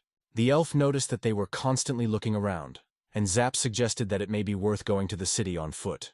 But the protagonist gladly noticed that sometimes being the focus has his advantages. And it looks like he even liked. The men walked on the road, carrying boards on their shoulders when they swept through them. One of them recognized the van's passengers, and the other has rushed to a friend in a hurry that he did not accidentally let the board. Masaru, who was already in a good mood, has blossomed even more when he was recognized by ancient acquaintances. At this point, the second man realized who his partner was paying attention to. The first man put his palm into his mouth and called our hero in his voice. The second in response is warm and looked at him. These were Captain Cook and Erd. The carriage stopped, and travelers came out, gladly welcoming old acquaintances, because it has passed a lot of time from their last meeting. Captain Cook and Erd were asked to report their arrival next time. He nodded as a sign of recognition and immediately asked the men for everything that had happened. On behalf of Masaru, he promised to do everything to correct his rudeness. At that moment, a friend looked at him slightly from above. The first man just waved from Zaka's apology. He was a night guard who worked for free, so he did not see the meaning of these apologies. He just obeyed the order. As the arena came out of the carriage, all the views immediately turned to her. Cook and Erdem were not waiting for someone else to see here. Their surprise only increased when they recognized the newly arrived dark elfine with an unusual skin tone. Suddenly the chef turned to Marar. Both sarcasm and anxiety were sounded in his voice. He was very confused by one thought. The guy appeared here again, and he was afraid that everything would go scrapes like last time. Masaru did not particularly reassure him. He only jokingly threw him that maybe this time would ruin everything only a little. Something attracted the attention of the young man, and he sharply turned his head away. Looking at the street, he noticed a lot of workers. He was immediately interested in what construction work would boil all over the city. In addition, the acquaintances they greeted were also involved in this. Cook with a smile assured that they were just trying to create something. His friend added that there were many events thanks to Masaru. The guy asked again, watching how other guys work, whether all these changes were due to him, and they confirmed. After all, he once invented a shovel and a pump for them. Men continued to have argued that the new toys of their friends breathed their lives from the locals. Now everyone tried to do everything they could, and Erdem himself has frankly enjoyed real pleasure. He continued to share his story, also mentioning the help of that night. Suddenly, Zack interrupted him, where Masar went. The chef just waved his hand, pointing the direction. The young man talked to the boys, gesturing his hand. He liked their idea to lay out the garden path with bricks, so he decided to give some tips. Just to spread the bricks is not enough. You still need to think about what will happen during the rain, and make a drain for water. The boys listened carefully to his every word. Suddenly, Masaru was awakened and hurried to explain everything. He simply puts it on such conversations. As soon as he sees someone build something, his body seems to start acting. It is his peculiar curse. After the word curse, one of the boys markedly moved from the nerves. Masaru already wanted to leave, but the same guys called him again. They insisted that he could tell something he knew and help them. The young man stopped next to his friends, and they all looked surprised, hearing a similar request. And here one of them, the one who was with blonde hair, swirled one eye and noticed something. 2 men took their boards and returned to business, and our hero was finally allowed to take care of their so-called curse. It was pleasing to him, so he sincerely thanked them for their care and promised to return soon. He calmly left the cart, and his companions were left behind, stopping on the spot. They all escorted him with friendly smiles. Only the elf kept a distant appearance. Zlov turned his gaze to Aaron. She stood again in front of him with sadness on her face. He asked the girl what could happen, but he stubbornly denied everything, not looking at our hero. Masaru returned to the boys who asked him for help, and agreed to tell them a little more in detail. The Elfian already knew that the hero at one time helped the city of the animal, inventing various useful things for them. But she had never seen him so passionate about this idea. Zub immediately understood and smiled. It turns out, Masaru once helped her. The hero with a smile on his face reached for help, and it was at this moment that the arena thought, in her heart he will always remain a brave warrior, which you can rely on in difficult times. The girl imagined his face, inspired, illuminated, and thought that every time he looks at him she feels unworthy of such a person. The young man was called from everywhere. Everyone asked for help. Someone had to repair the table, and someone asked other requests. Everyone wanted him to help them. He barely completed one thing, immediately approached the next. Sitting with a hammer in his hand, he looked at the stairs carefully.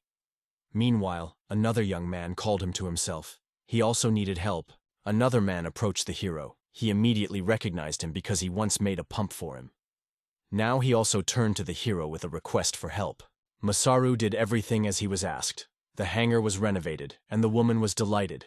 Now she had the perfect place to hang her clothes. A whole crowd was already gathering around him. Everyone called him to himself, and he liked it. Only after completing the last task, he was finally satisfied. Suddenly walls appeared around him. He quickly looked around. He found himself right in the middle of the arena, but never understood where she came from. A man with a sword approached him from the side. A frank hostility was read in his eyes. With a bad smile he threw, Masaru came again. The young man was worried, and the man with the sword was angry. The hero should know that such disrespect cannot be tolerated. That's what he said. This man was a knight in shiny armor, with a long wide sword, blonde hair, and a strict facial expression. He summoned our hero in a duel. It was Lancelot Commander. He looked carefully at the young man as if waiting for him to act. But the guy decided to make a joke from the commander, and undermined him. They say he completely forgot to train his brains during this time. They both stood in the middle of the arena. The hero continued to speak unmovingly, which finally puzzled the commander. He clearly did not expect such an answer from the boy. It seemed that, when he saw a young man, there was only one thought: battle. A battle. He rejected all other cases and focused only on training and duels. Suddenly there was a voice behind. It turned out that Zack and the whole company also came to the arena. One of the friends answered instead of the commander, who looked completely different this time, as if they were replaced.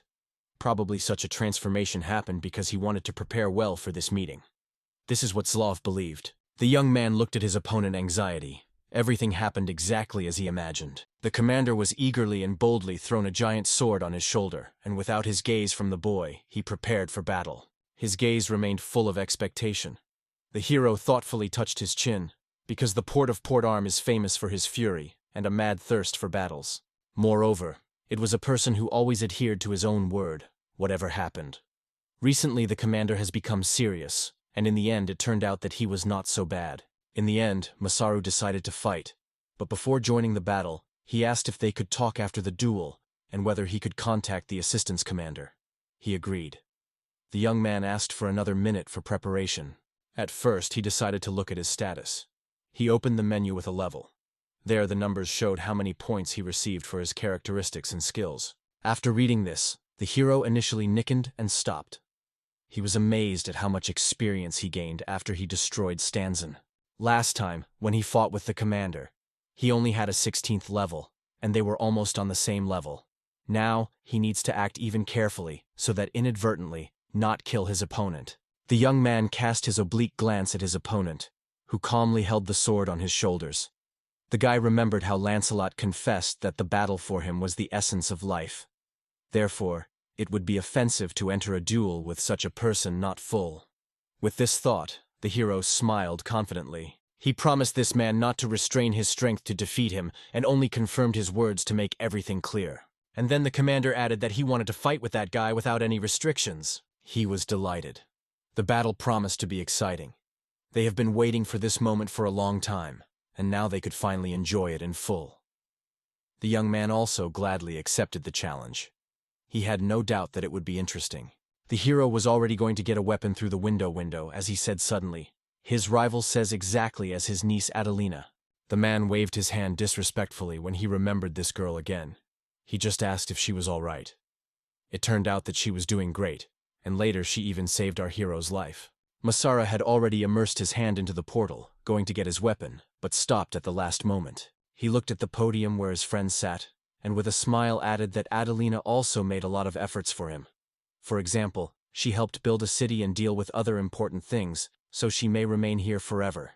And Masaru could even marry. Lancelot Commander stood confused, and the young man thought he convinced himself that now everything depends not on him, but on the girl. The male voice snatched the hero out of his thoughts.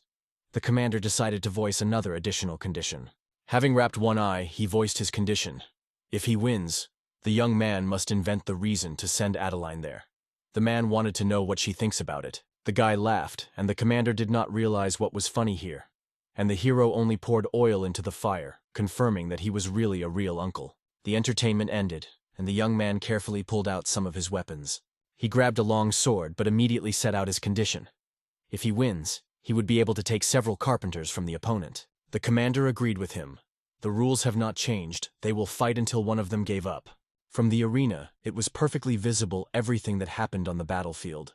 He was worried about his friend, worried about whether everything would be fine, because the commander did not cause him trust. The cook, who stood nearby, reassured him. They say, "It is worth worrying more not for the friend, but for the commander himself, because he is too nervous when Masaru intervenes."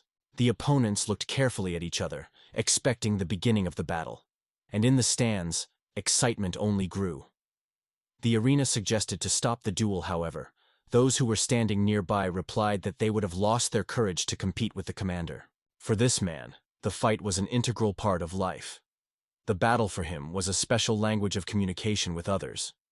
As the duel began, the opponents left deep traces on the ground with heavy shoes. Their faces reflected the tension of this confrontation. From powerful blows, the air around them is twisted at a frantic speed, lifting entire dust clubs to the heights. Elf was surprised that the sword strength got even to the place where they sat. Zack, with anxiety, exclaimed that it was no longer just a fight. There was a real thirst for killing each other. Masaru came, and Lancelot was only defending himself. The young man laughed quietly. As he suggested, this guy had no chance of winning. The young man further teased his opponent and made him, because last time he never won. But this time he was certain.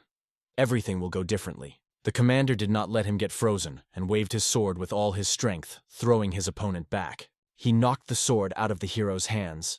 This time he had a clear plan. The young man did not expect it at all, and could only be surprised. The man aimed at the rival's stomach, but he cleverly evaded. He did not expect such a blow. However, the opponent recovered instantly and spent a new side strike. He almost touched the guy. However, he had time to evade again, though he did it with great effort. The hero thought that the enemy was already nearby. He understood that the knight was no longer hiding him. The moment has come for a decisive attack. He did not have time to comprehend the situation as he got a new blow. This time, he was so strong that he flew into the air, barely managed to open his mouth in surprise. The commander did not waste time and immediately struck a new blow. At first he had to pay with that fighter for the old accounts. Masaru began to be nervous seriously.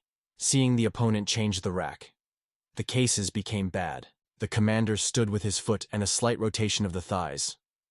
This is how it is so convenient to strike a strong blow with a sword. Seeing this, the hero of the burial, from the shock of his feet, he fell to one knee. The man waved his sword with force, and the enemy's blade cracked in half. The stands were frozen with open mouths, and the hero himself could not believe what had just happened. Somewhere from above, a stone piece seemed like a powerful stroke of Lancelot. He brought the weapon again, preparing to continue the battle, silently challenging, "Show what you can still." He did not suffer to demonstrate his new power, and the young hero could not understand how it happened, because his sword was filled with magic. The knight attacked again and again, waving his sword, and the guy barely had time to beat the strokes with the rest of his broken blade. The Elfian has already become a girlfriend. Such a struggle seemed to her truly. Zack supported her. He was also restless. He had no idea that everything would turn. Cook intervened in the conversation, noting that Masaru copes well with the commander. They could not even follow the movements of his sword. Ernham also agreed with this. That's what their friend was. The young man had already kept little on his feet after another fall with his sword, and the commander immediately threw him out, throwing a joke that he was barely standing. But the rival did not accept any humor. He did not understand how it could happen.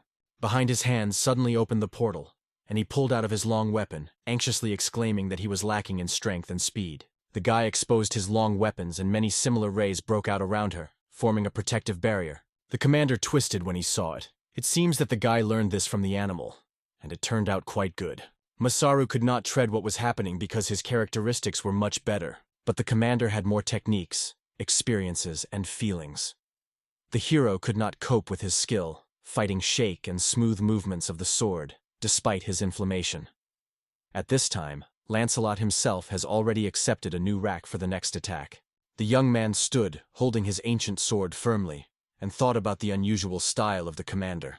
He was terribly hard to find out who he really is, whether he has some special sword technique or has any other hidden abilities. According to the rules of their duel, the commander stated that he had already won. If the guy does not show prudence and does not give up, then he will say goodbye to his head. Lancelot held the sword with alert, ready to strike at any moment. However, he was in front of him without any weapons. His extraordinary abilities were useful against the monsters, but in a duel with people it was in vain, because the commander trained a few months tirelessly to confront just like him. The man asked Masaru if he understands the situation in which he found himself, but the guy only closed his eyes and smiled mysteriously. The guy again got his weapon, which resembled a simple stick. It seems that the knight decided that magic strengthening would help him become stronger in battle. The young man did not expect things to go so far, so he decided to act more decisively.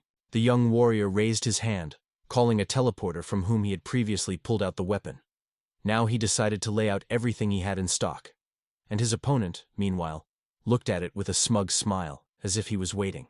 The commander raised his sword above his head, and in his thoughts, he had the ability of Masaru to maintain his ability. Thanks to this ability, he could create various objects to slap the enemy and make him engage in battle. The guy suddenly disappeared from the place where he just stood, but the commander did not immediately notice. At first it seemed to him that the hero would now apply his production skill, but later, everything that happened finally came to him. The man in confusion noticed that the opponent had already moved away from him, but it was not particularly disturbed. He could still easily reduce this distance. The young man in the pose of the frog settled on the wall of the observation deck in the world from which he arrived. There were anime, manga, and games in that world. Almost everywhere you could find a character with unusual technique. Meanwhile, his comrades were watching him closely. He talked about a hero who was able to create a weapon directly in the air and fired it at a distance. It looked as if he was releasing an arrow from a bow, and the enemy immediately felt the danger of coming. Significantly nervous, he wondered what the guy thought of. Masaru confidently lifted his hand, compressed. He could choose the place and size of only one item to get it from the storage. When the guy opened his palm, it became clear. This ability will not help anything other than storing things. In the imagination, Masaru flashed the figure, or he tried hard to remember her words to understand how to do next. He scored and confidently stated that his storage was hammered with all sorts of materials. You can create anything, even a whole hypermarket for the home. Many portals opened in the arena, all of them raging high over the commander's head. It was there that he gathered all the experience that the hero gained thanks to stubborn workers and work in the store. And yet, the power given by God. So he was not difficult to handle all this. The young man decided to create everything that was planned in the repository and show it just in the middle of the battlefield. He finally lowered his hand. He had long dreamed of doing it, so to speak. Lancelot's face was skewed. Was he finally ready to meet his opponent? Suddenly, many crossbows appeared, and the captain realized the guy did not prepare them in advance, but did just in place. Masaru confidently reached forward. It was a sign that you could open fire. And Knight just smiled with the edge of his lips, watching in silence for everything that was happening. It seemed that the hero really creates these amazing things, he continued, standing among the charged crossbows. 4 friends in the stands watched the arena with anxiety. They were stunned, and all on their faces frozen only astonishment and dumb shock. And the captain, meanwhile, reached forward, as if comparing his opponent, his work, with God himself. He, as always, was able to surprise. But he did not consider the hero himself. For him, these words were too loud. God, as he imagined him, did not seem so good. The arrow flew exactly in the target.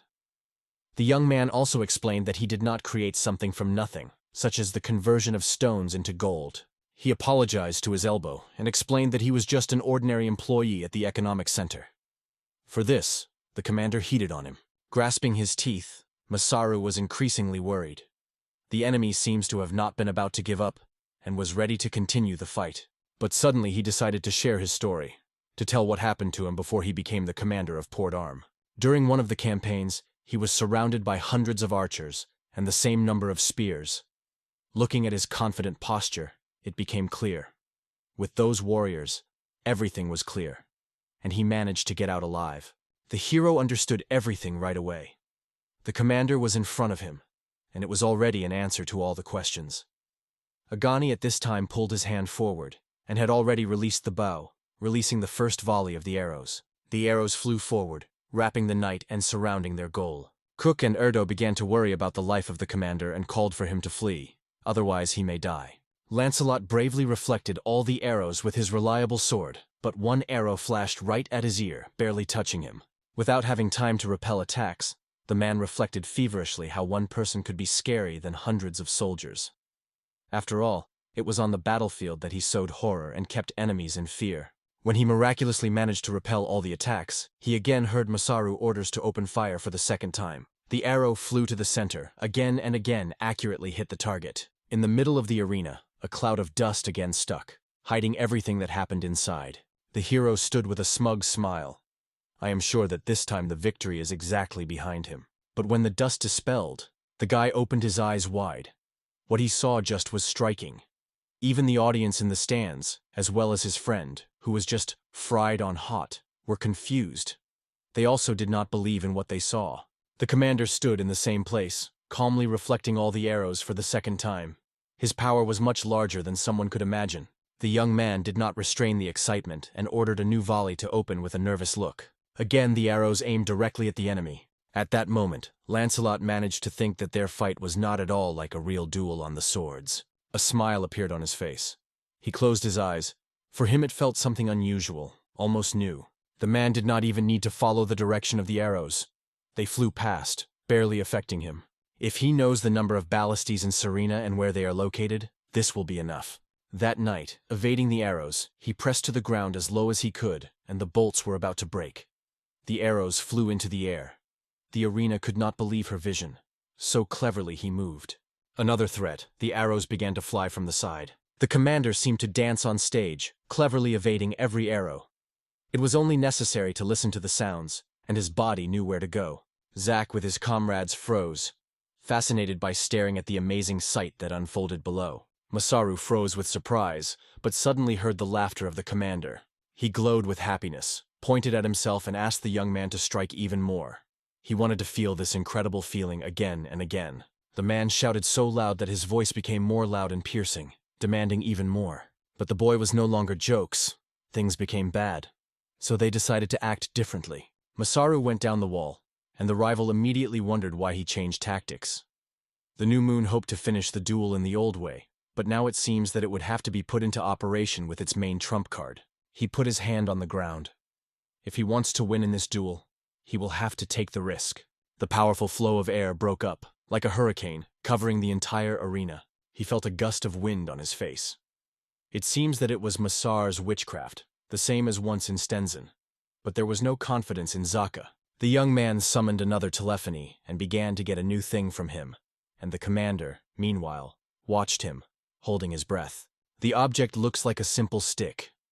The hero lifted her, swung, preparing for the attack. Lancelot did not understand why he was this thing and what to do with it. He waved and struck his gigantic sword, but the enemy effortlessly parried the attack. The sword was in a strange way on the other side of the stick, as if just passed through. The knight was confused and wondered. It seems that he began to guess what he was dealing with. The hero, looking quite resourceful, explained that it was only a prototype of an axis for a tricycle, in case of an accident. He used the magic of strengthening to the metal, so as a result, this item was able to withstand even the commander. The knight again became a battle stand, already anticipating the inevitable death of his opponent. Driving the blows on Masaru, he moaned with a laugh from the main chip of his opponent.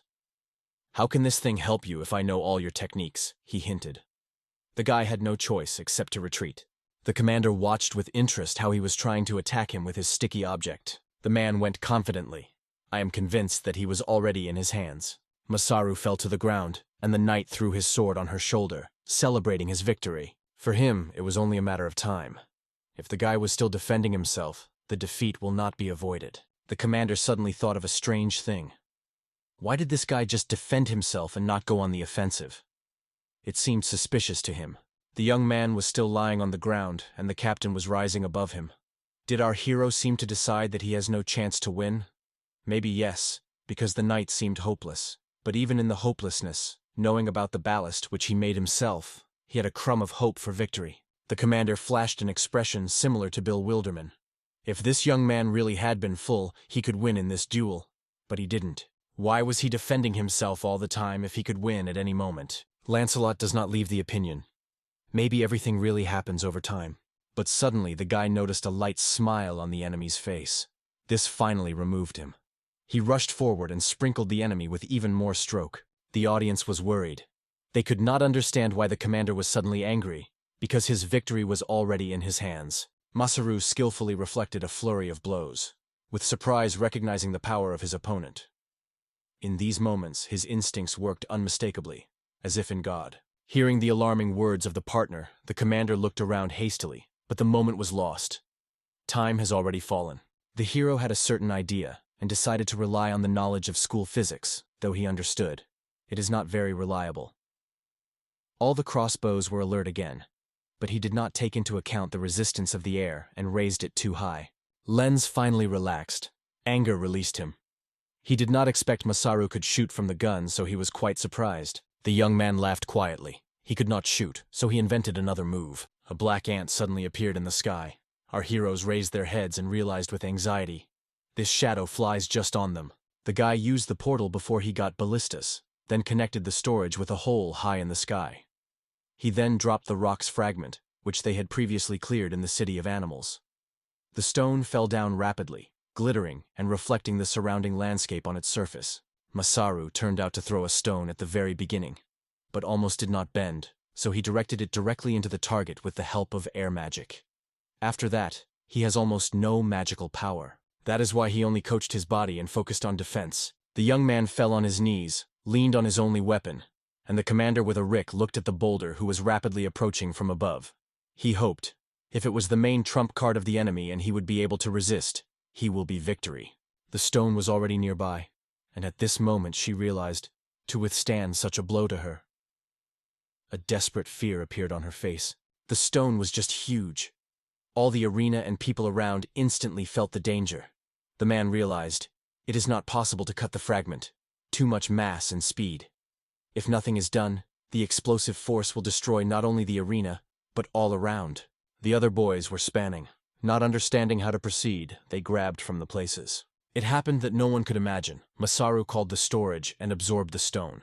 The conveyor stretched to the maximum, and the whole rock disappeared inside. Masara's friends were so surprised that they could not say a word. The commander acknowledged the defeat and gave his or her opponent's victory. When everyone finally exhaled with relief and began to calm down, the young man suddenly confessed. It was all a joke. He had to do so, otherwise it would be impossible to win. Now even Lancelot was stunned, not only his comrades. However, the victory remains a victory. Now the captain will have to listen to the young man. As the hero himself told himself, he first threw a stone, and then he got the Baltic players when he jumped to the observation deck. The Masaru commander stood at the rack of registration and discussed the newly completed battle.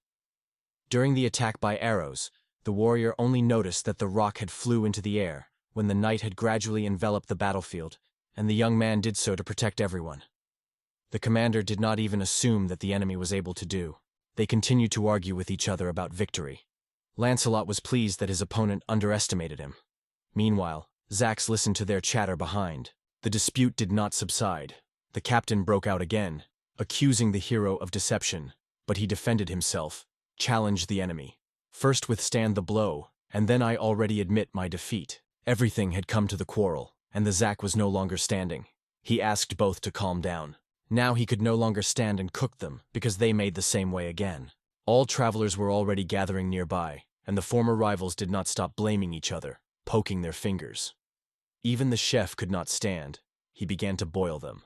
The discontented commander forced to recognize the victory for Asar again. The young man asked not to be angry with him, because he still decided to help with Adeline. This knight promised to deal not only with a stone, but also with the whole mountain. When such a phrase came again, it was scary to realize that it could well be realized. Opening the door, the captain entered the hall where the big table stood, mentally promised himself that next time he would get a better victory, and then passed the word to the young boy. He waited for a reply with a smug smile, thinking what the guy got involved in this time. Everyone who participated in the battle was already gathered at the table. Masaru was to stand, looked around confusedly. He did not know where to start and how to report the commander about one unfortunate event. Cook was quite shocked when he learned that the neighboring town of Kherson had been defeated. In the end, this city was the capital of Dark Elves, the most protected place throughout the territory. Of all the neighboring forces, only Gratos would have enough power to dare to be. Lancelot thoughtfully rested his chin on his hand, sorting his thoughts. Thinking, the man finally turned to the hero. He began to shout at him. They say, it is not time to arrange duels and spend time on nonsense. The outrage of the boy had no limits. After all, he was the idea of the commander himself, but still merged. All the views immediately turned to the man. People looked at him in surprise and confused. He could not understand why everyone reacted so. Crossing his hands in front of him, he asked. If the guy had already agreed to the duel, he would have to decide on this issue. Masaru began to justify himself, because the goddess was already engaged in this case and the investigation continued. However, all the monsters who inhabited those places have already overcome. The knight did not think that they would cope on their own, so she asked how they turned out. Zub answered instead of his friend. Maybe the captain would not believe, but it was this young man to blow up everything around. The commander asked why he did so, perhaps to hide his actions. But the guy already insisted. He did nothing wrong. It was the best option, though not easy. Before arriving in the city, Masaru carefully examined the entire territory around Stanson. The captain wondered whether this is the only reason why the guy wants to report, or maybe there is something else.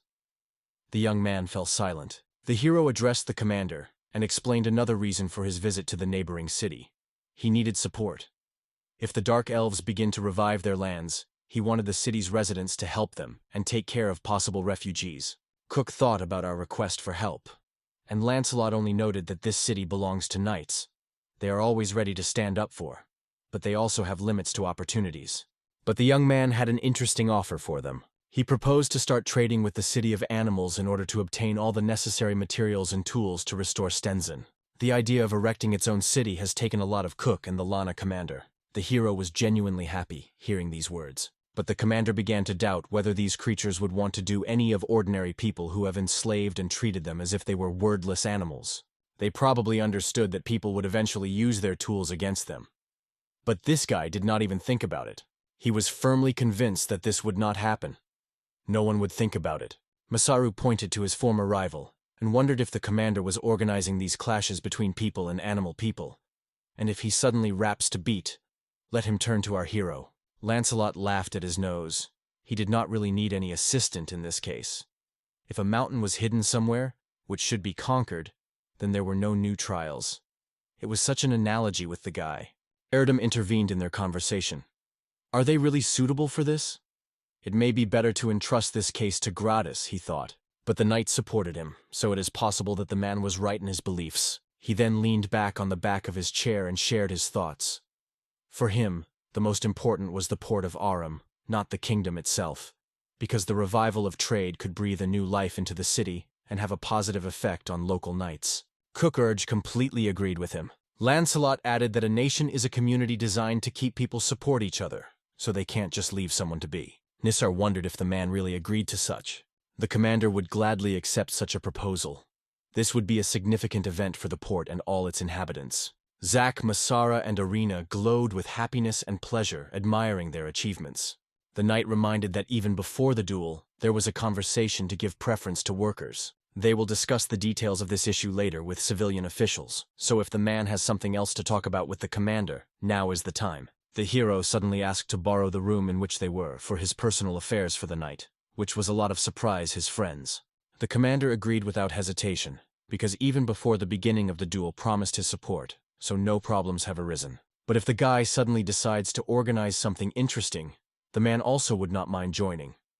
But the young man quickly began to justify himself. He just wanted to have a party for friends. He was also wondering where to stock up on food in case of such adventures.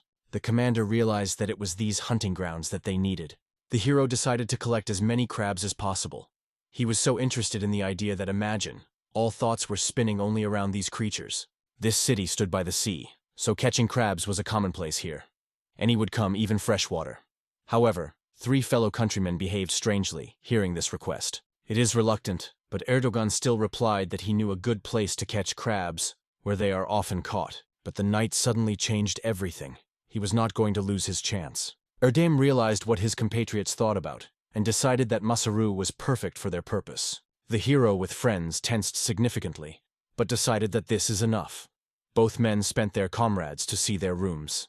The indignant voice of Masaru came from the room. He was worried that he was hidden from him, but in response, only a calm voice came. There is nothing to worry about. Tomorrow they are waiting for crab fishing, and so far Masaru is best to relax. The young man and his friends got to the sea. He did not hide his delight. It was here that the fisherman was heading. Other fishermen pulled heavy nets from the sea. It may be useful to learn how to knit ropes, use tackle, and look for fish. All this Masaru still saw only on TV, he reflected. The commander approached him with a whole company of knights, but the guy could not understand why they were all in full armor, as if the battle had to begin. The man in response only glanced and assured that he did not say anything, pretending that not at all in business, and gestured showed sideways. Not far from them, just in the water, a small island was visible. Special currents flowed between him and the shore. Crayfish came through them. A variety of fish sailed. This island was talked about yesterday, but no one understood why it was dark. The commander explained that it was at this time of the year that predators arrive from the island, which is why it becomes extremely difficult to fish. Giant insects flew on them. Masaru engulfed horror. These were bees, but each was the size of a person. It seems that in these hunting grounds the hunters themselves became prey. The man swept a sword in the air with one blow and cut down 2 insects that flew too close. Anxiety and reflections were reflected on the young man's face. He approached the body and began to look carefully. This is how Lancelot described the situation. At this time of year, an omnivorous, carnivorous queen of bees was born on the island. She went hunting with her offspring. This was the reason for the presence of knights here. But first, it was necessary to make sure who was killed. The information window floated alongside the bee. It was a spotted battle carnivorous bee. Her offspring passed a meat diet a year later. Now it became clear why the knights were wearing heavy armor, because this creature is really dangerous. The outrage of the young man had no limits. Lancelot clearly bent the stick, specifically bringing it here only to poor bees. But the commander assured that they will also take part in the battle, and if the guy changes his mind to fight with crabs, he can just go away. The bees rapidly rushed to the shore. The knight ordered everyone to take defensive positions to resist the enemies of humanity. The orders came one by one, and the commander clearly fulfilled his task. Together with the fighters, he found enemies and destroyed them. Masaru and his friends were also obliged to follow him. The hero, when he dived into the maelstrom of information, thought why these creatures to collect nectar. But his reflections were quickly cut short. The bees have already reached land. The knights rushed into a fierce battle with insects. Even Arena cut them on all sides.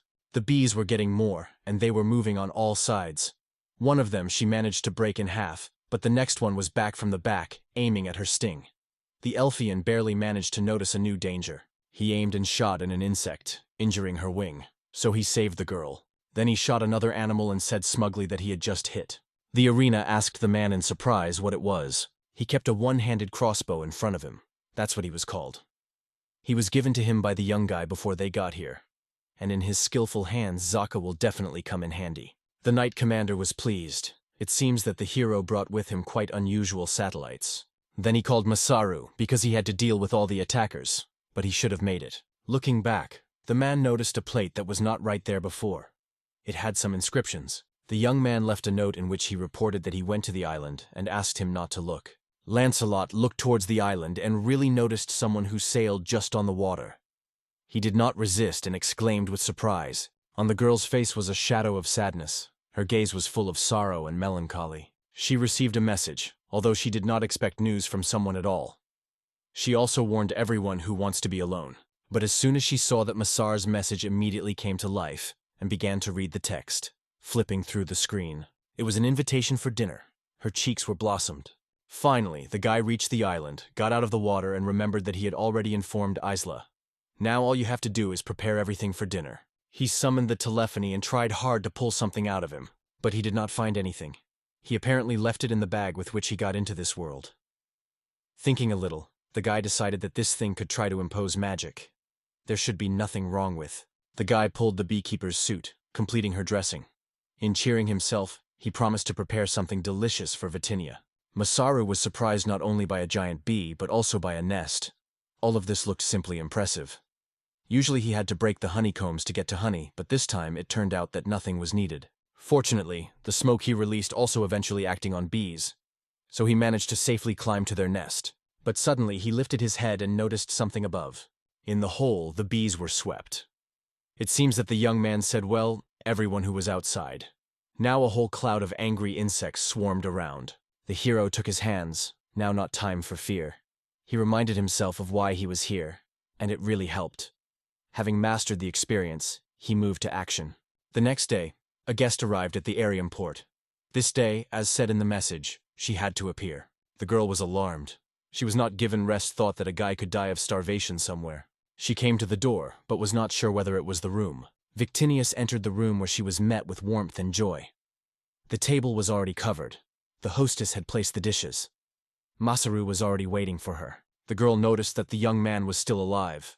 On his face, where the scratches were visible, a weak expression of life appeared. She was approached by a girl and wondered if she was with Illa. Victinius first did not notice the one who turned to her. It seems that the goddess came earlier. She specifically searched Victinius to go together for dinner as they agreed, but the girl seems to have forgotten about it after the answer that Vetnin gave gratis, because she worked as a teacher of magic in Bisman. After that, the newcomers with a proud look sat down at the table, showing everyone that the debt has already been given.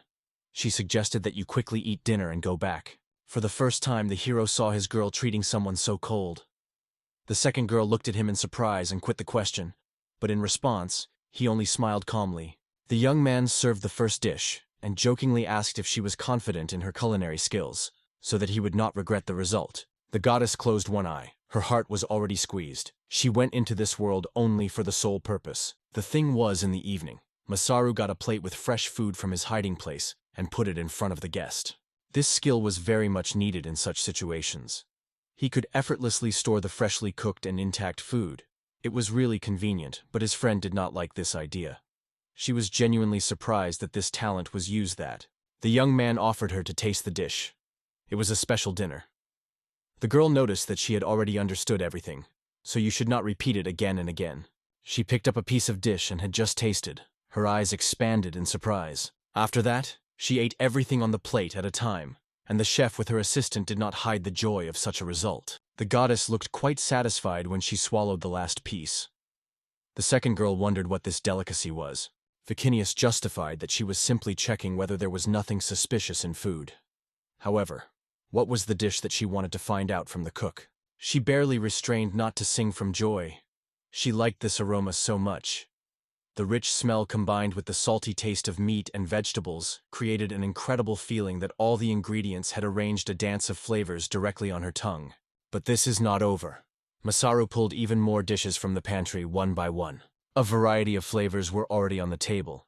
Sincerely, all the dishes were cooked with honey. The girl exclaimed in surprise, and could not imagine that honey could taste with everything in the world. However, the guy was relentless. He always found a way to make honey even more delicious in any dish. For example, for meat, it first warmed and melted honey, and then greased the dish, so the meat became tender and soft. And if you add honey to something sour, for example, to salad, then the bitterness disappears.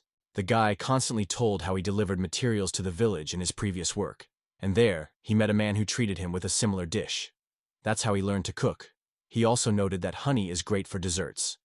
The girl was silently chewing, only nodding in response that it seemed a little annoyed. The guests liked the dish, and they offered a sister, who stood side by side all the time. Ila refused. She helped in the kitchen, and moreover she liked to watch her sisters smile. Victinia realized that everything on the table was prepared specifically for her. Her sister was always too demanding, but she still invited her to the table to eat together. The girl plunged into sadness. After the Sensen event, she had already sought to cheer up a little and endure this difficult situation. What would she be a senior sister if she called her sister to worry about her? From these words, Isla was overwhelmed by warm emotions. She felt genuine joy. Their conversation interrupted Masaru. He demanded praise, because he worked well for the dinner to be delicious. His sister immediately supported these words and hinted that the guest could also say something about it, but only laughed quietly. Do you really need to do it? In fact, the guy was glad because his girl looked much better than on the day of arrival, and it was sincerely pleased. Victinius felt awkward and apologized to his friends for making them worry. After that, the hero called his assistant to join the table, and the turn of the main course came. There was a crab tray on the table, and the girls were glowing with grip. Before starting a meal, the young man decided to tell a little about the dish. Crabs were a business card of the Aryan port, and their taste was significantly different from everyone else. But the girls were not about stories. They were eagerly waiting, when they could finally be able to taste delicacy. He was dissatisfied with being interrupted, but that's what the behavior of these sisters was. He had nowhere to go. The debts to them remained, so he decided to fulfill the promise as soon as possible and feed them. He carefully began to disassemble the crab into parts, and the guests, meanwhile, patiently watched, waiting for their turn. He reached out the first leg of Victinia so that she would taste the first. The girl bit the piece right from the guy's hands. He was even surprised. He did not wait for such an unexpected prank from his beloved. She really liked it. It was especially fun when the hero himself treated it with crab meat. Delicious. Just incredible. Masaru was dissatisfied with his thoughts. What was it in general? Ayala broke his reflections. Now her turn was behind her. She impatiently opened her mouth, waiting for her a piece of crab. The guy was barely holding on his emotions, and the sisters, one by one, approached him. For him it was a real crime against conscience. Again, we were ahead. She had already demanded a crab only for herself. Then Illa joined. They literally severed that guy into pieces. As a result, the whole crab was eaten until the last piece. Until he quenches the desires of both goddesses, they will continue to open new, still unknown doors in his heart. The dinner was over. Both sisters thanked the cook at the same time, and the young man was embarrassing because of such a wave of sincere emotions. For the first time, the older sister was truly eating well, and the hero asked if he would be for dessert. But it is probably better to postpone it another time. Ila mentioned that she wanted to hand over Masab a little special. She called her hiding place. She got a piece of paper. It was a reward for the task. A ticket that gave a new skill. Stanson's research and the girl himself confirmed. He really helped her. Victinius also paid attention to this ticket for skills. The case with the capital was special, so her sister decided to thank the boys. For the hero it was almost nostalgic, as if to get a ticket for the mole, and therefore again use the machine for equipment. The young man was already glowing with happiness. But suddenly he was refused, and it was at that moment that the ticket began to glow with a strange glow. Isla was laid out cards, and now she had to determine Masaru's fate and choose a new ability for him. One of all cards flew to him. The goddess asked him to touch her. Once the hero touched the subject, he was all the dazzling light. But all suddenly ended, as if someone had switched off the light. Now, the younger sister said, he had to master a new skill. The girls wanted to see what their new friend got. They began to urge him persistently. The young man had nothing left to agree. He opened the characteristics menu and seems to have his ability to have 6 inches. Victuni decided that this was another boring skill, and she did not definitely ask her sister to explain what she means. But in addition, other skills have emerged. For example, the second level of holding a stick, the second level of skill with a spear, and the second level of iron technique. The girl screamed from bright light. 3 new skills appeared right away. She herself did not understand what kind of ticket she just gave. All these abilities seemed strange and unusual to her. Another goddess noted that this ticket is a real rarity. It has spent a lot of divine power on its creation. It seems that Orula really tried, making it. The guy would have to answer something in gratitude. Masaris sincerely thanked her friend for her kindness. He was very joyful to get any talent, especially if it was a gift from the goddess himself. The girl answered, and her cheeks were flooded with a light blush, whether from kindness or love, but it was visible. Everything happens exactly as she liked. But the older sister was clearly lost. She could not understand what love was, and since these two became so close to each other, she was literally squeezed. She rushed at the guy with an attack. Even Masaru angered it. Do these sisters behave so much? Moreover, everything was completely different. But the goddess behaved as a real schoolgirl, and tirelessly asked him what he did not like in it. Victinius stood in a strange pose. He boldly fun with the heart of the goddess, but for such boldness the boy was waiting for a strict divine punishment. In half a month, a sentence of 2 women would fall on him. This was her prophecy. In her look, his silhouette was clearly outlined. The young man laughed as if he had to guess it. Did she really only postpone the punishment for later? But his friend only warned, he will have to wait a little more, and everything will become known. 2 weeks have passed, and the prophecy came true. The hero found himself around, and 2 angry women stood in front of him. One of them belonged to the race of animals, and both were burned. The women began to reproach Masaru. They say, he did not keep his promise to return early, so he was curious there. They insisted on giving an explanation. In his defense, he assured that in addition to a duel with Lancelot and dinner with the goddesses, he still had to negotiate with knights in the port of Aram, and then participate in trade negotiations. He did not have time to rest. The case was persecuted from all sides. One of the girls wondered in Zack whether it was true, but he did not even defend his friend, just waved, saying, fishing. Another animal turned to the arena, and she just replied that the guy had fun on a small island. He was found guilty to prepare for punishment, but at that time it was far from the most important thing.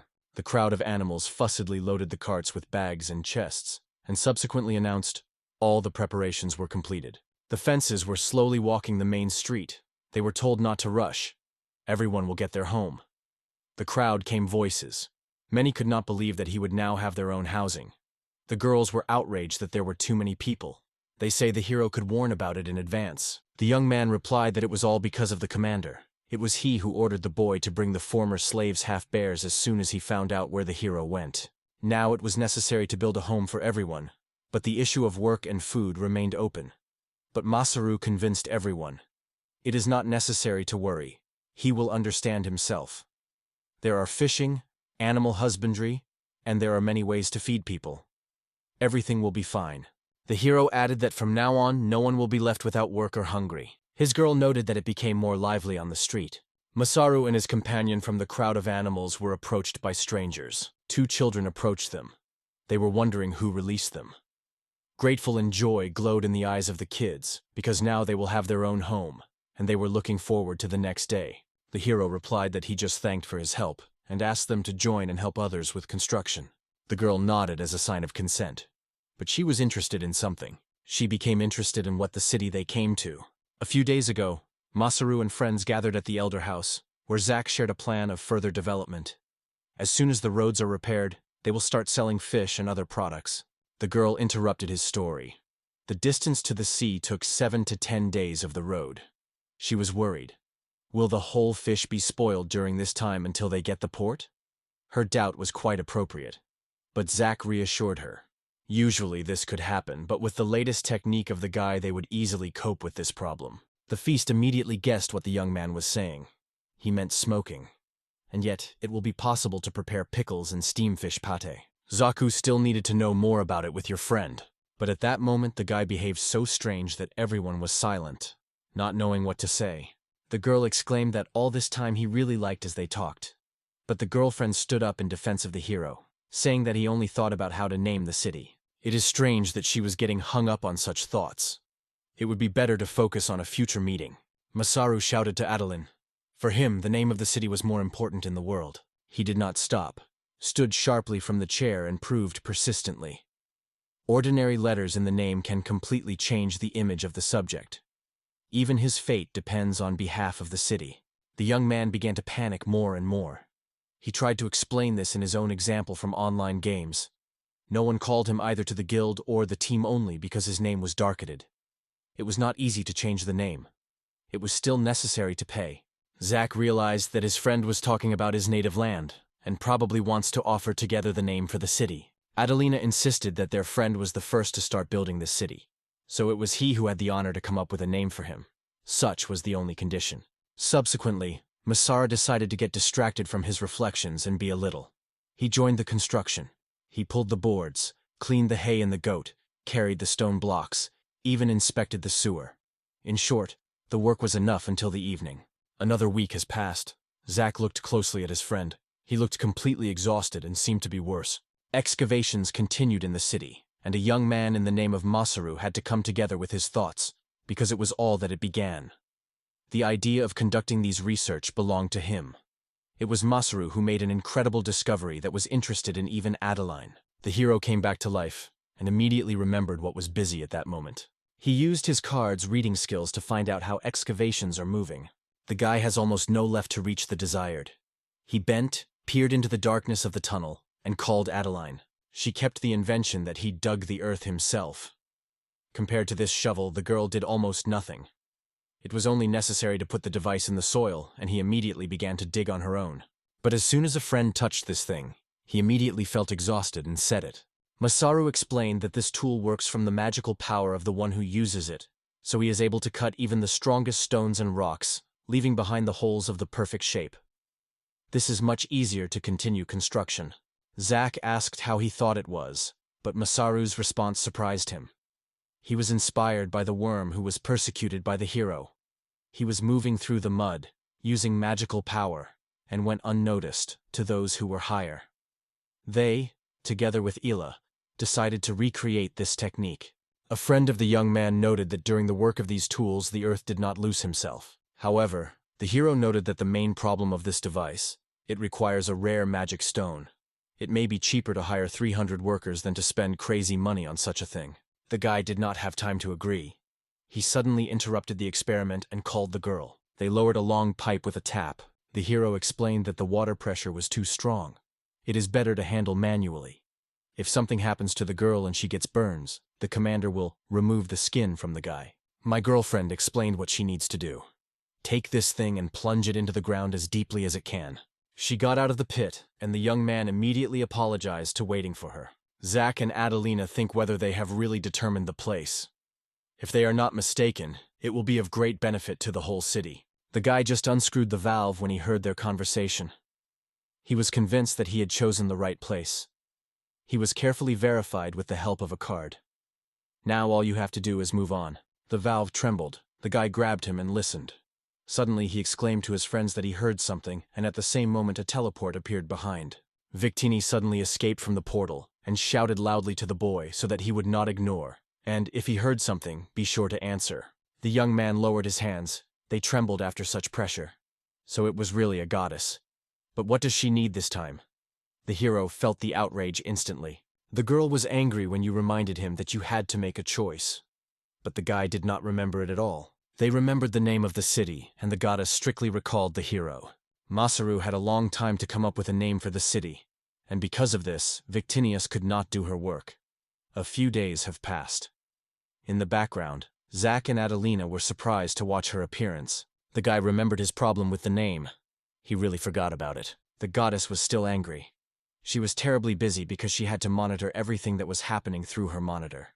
Suddenly, everything was shaky. Zub immediately thought that the earthquake began. Seeing the valve, Masaru prevented everyone loudly to be careful and flee quickly. A huge stream of water with a roar broke up. Adolino glowed with delight. A real hot geyser opened in front of him. Masaru baked with hot water, and the girl created a protective barrier around her. She thought all this time what they were looking for, and finally learned the answer. The young man tried to cure himself with the help of a special ability called treatment, and the girl could not wait to try this source of strength as soon as possible. The guy was still in pain, and Zack promised to bring the source. Adelina thought, if the goddess came to this place, it would be a real decoration for all. One of the friends of the characters asked what to do with the geyser. The girl of our hero suggested that nothing to touch. After all, they have taken to this place for a very long time. Now they will need a few days to align the ground. The goddess praised Masaru. Even he sometimes turned out to do something well. The guy was still trembling, though the burn healed. And it was at this point that he had a wonderful idea. It is possible to call the town Hot Springs. The hero's friends noticed that he looks even crazy and worse than before. His crazy hobbies began to take on strange shades. The young man decided to rest a little, and his friend cheered and asked to take himself. He was lying in tall grass on the slope of the rock, just where he first appeared in this world. His admiration was unexpectedly interrupted by the appearance of the goddess. He wondered if she needed something, but the girl was only interested in one thing: whether he was angry with her. The young man just waved his hand. All is well. He was already accustomed to her behavior. Victon, however, decided that the girlfriend was accurately offended. Everything happened completely differently than expected. The hero had to choose a name for a long time, so the girl had to come to him and plan. The goddess in response only smiled warmly to him. After a short pause, she added that she invited Masaru precisely because he was able to make a choice, and he sincerely did not understand why. After all, everything he did is constantly thought about everything. Although she was the goddess who created this world, but the names were not invented, but by the creatures who lived here. Victini was sad. Although she loved her world, she did not manage to leave a trace. She looked at the young man and said that her name would remain in legends and legends. She stopped there. The hero only flicked when he heard it. He wondered if she would be able to cultivate the earth as her sister Illa, but seemed incredible. Victinius was the creator and had no right to interfere. The young man stood on his feet sharply. As soon as he remembered the name of Ilesifier, the girl looked at him in surprise without waiting for such a reaction. He got up excitedly. Suddenly it became clear that the hero now knows the real name. The young man shouted loudly in the word he fictional, presenting the city. Since then, he has decided to call this city Vintalia, the goddess asked again. Although she could not pronounce the word correctly, the guy was sure. Here it sounds as best possible. The girl also assured that she was pleasant by hearing. Masaru invented a name by uniting several names of goddesses from one famous world, so Vicinius could leave behind at least some trace. It was pleasing to it. But a good man added that everything does not end there. When the temple is completed, it will be easier to visit the city. She will be able to enjoy hot water, and from now on, the girl will have a lot of opportunity to leave a trace. Then he explained that he did not do so because of his care. The girl carefully reached out and slightly pulled him in the glove. She gently took his hand and whispered softly, "Thank you." The young man did not hear anything, and asked if she said something. The goddess did not say a clear word, only bowed her head and smiled satisfied. She put him his tongue and whispered boldly that he turned out to be arrogant. This is what she said quietly. Then she rushed down the slope, and the young man had already begun to be angry. He still did not apologize to her and should have asked, but his girlfriend was clearly not going to do so, because she jokingly called herself a worthless goddess. Somewhere in the measurements, the mysterious creature watched them through a special screen and quietly repeated the names of both that appeared on it. Masaru stood in the forge, carefully choosing a sword for himself. Meanwhile, residents lively discussed the new name of the city and the fact that construction would be over. Someone mentioned that there was a settlement of the dwarves nearby. At this point, someone called the boy, and he broke away from his reflections on the weapon. Zack came up with his backpack behind his back. The young man wondered if he had already collected everything on the road. The hero walked next to his carriage, escorting her. His friend has already taken a place inside, getting ready to go to the capital. It is time to report on the case of Stanson and return the troops to the king. For Masaru, all this was a real surprise. If the investigator's colleague had warned him earlier, the guy would have made a statue of the goddess, a gift for the king. The whole situation was very oppressed by our hero, and Zack supported him, though he was sad to say goodbye. However, he did not expect his friend to be worried. The young man hurried to hide his emotions and instantly invented justification. He lost people who worked to have something to eat and where to live. But his friend understood everything without words. The soldiers also boiled to this place, so the man assured our hero that they would definitely return in about a month. Masaru began to list how much it can happen in a whole month. The city would grow significantly. The temple will finally be completed, and many more. But the most interesting thing is to think of new ideas and create something completely unusual. The knight promised to watch the commander of Lancelot so that he could not worry about him, and the new moon could calmly focus on his work. The hero could not understand why he should worry about him at all, so his friend explained. After a duel, he received a warning from him. From the memories of Zack, it became clear that the commander sought to watch closely at Masaru, and therefore instructed the young man to spy behind him. Lancelot already noted this during a duel. The skill of the hero did not know the limits compared to ordinary people. His ability to build sedimentary cars and throw stones simply resembled god miracles. The commander feared that if he wants, he would be able to destroy the kingdom whole in a moment. It would not be surprising if he put his hand too before the events in Stanson. Pocus listened carefully, without interrupting. Later, protecting his friend, he noted, "There is a big difference between those who can and those who really make." The hero belonged to the first. The knight was happy that the guy believed in his friend. He himself was convinced that his training opponent would not do anything. At the same time, if something happened, he asked him to inform him immediately. The young man said what would happen if the partner still starts acting. The man's face darkened, and he briefly replied that in this case he would fulfill his duty as the commander of Porta Arum and the Kingdom Knight. Masaru never recovered after such a reaction for dinner, especially when she threw it just to his mouth after these words. A friend suddenly thought, was it worth talking about it at all? But he sought to warn him in a strange, unusual way, and eventually became a mediator between the hero and the king. For him, Masaru is a true friend, and he asked him not to give him up during his absence. The young man reassured a friend, promised to resolve everything, and reminded that he would be waiting for his gift from the capital. From the forest, someone's cries came to them. The hero decided that it was all because of the handshake of his friend. But he denied and said he was not him. The young man laughed at him and rushed into the forest. He was sure that it was definitely not Zack, so he asked to wait if nothing serious happened there. The cart meanwhile moved further. A warning plate hung on the wall. A flock of monsters is nesting nearby. The guy immediately remembered this hint and hurried in that direction. Several people in the capes rushed from the onset of the monster. But they were not lucky with a place. They had to bow their heads and make a thumb. A small bird attacked them. It turned out that it was a quail windmill, and the man wondered what these monsters were doing in Gratis. Two others joked that even golems, not birds, could fall from the sky in this world. Birds surrounded travelers on all sides. The trip was delayed, and it was upset by the traveler. She felt the look of the black eyes of the bird, closed her eyes, and gave herself to the insurance power. However, nothing happened to Masaru. He whistled and the birds flew. Suddenly, one of them sat in his hand. The guy praised the bird for his wit. Travelers were amazed. How did he conquer these birds? And in general, who is he? The guy cunningly escaped a direct answer. It turned out that he deliberately bred the monster here, and even hung a warning plate so that no one was at risk of going. It was really dangerous there. The man could not believe it. These monsters may really be eaten, but all this seemed unlikely. However, they saw that sign. This is why they went there, hoping to find something valuable. The guy made his conclusions.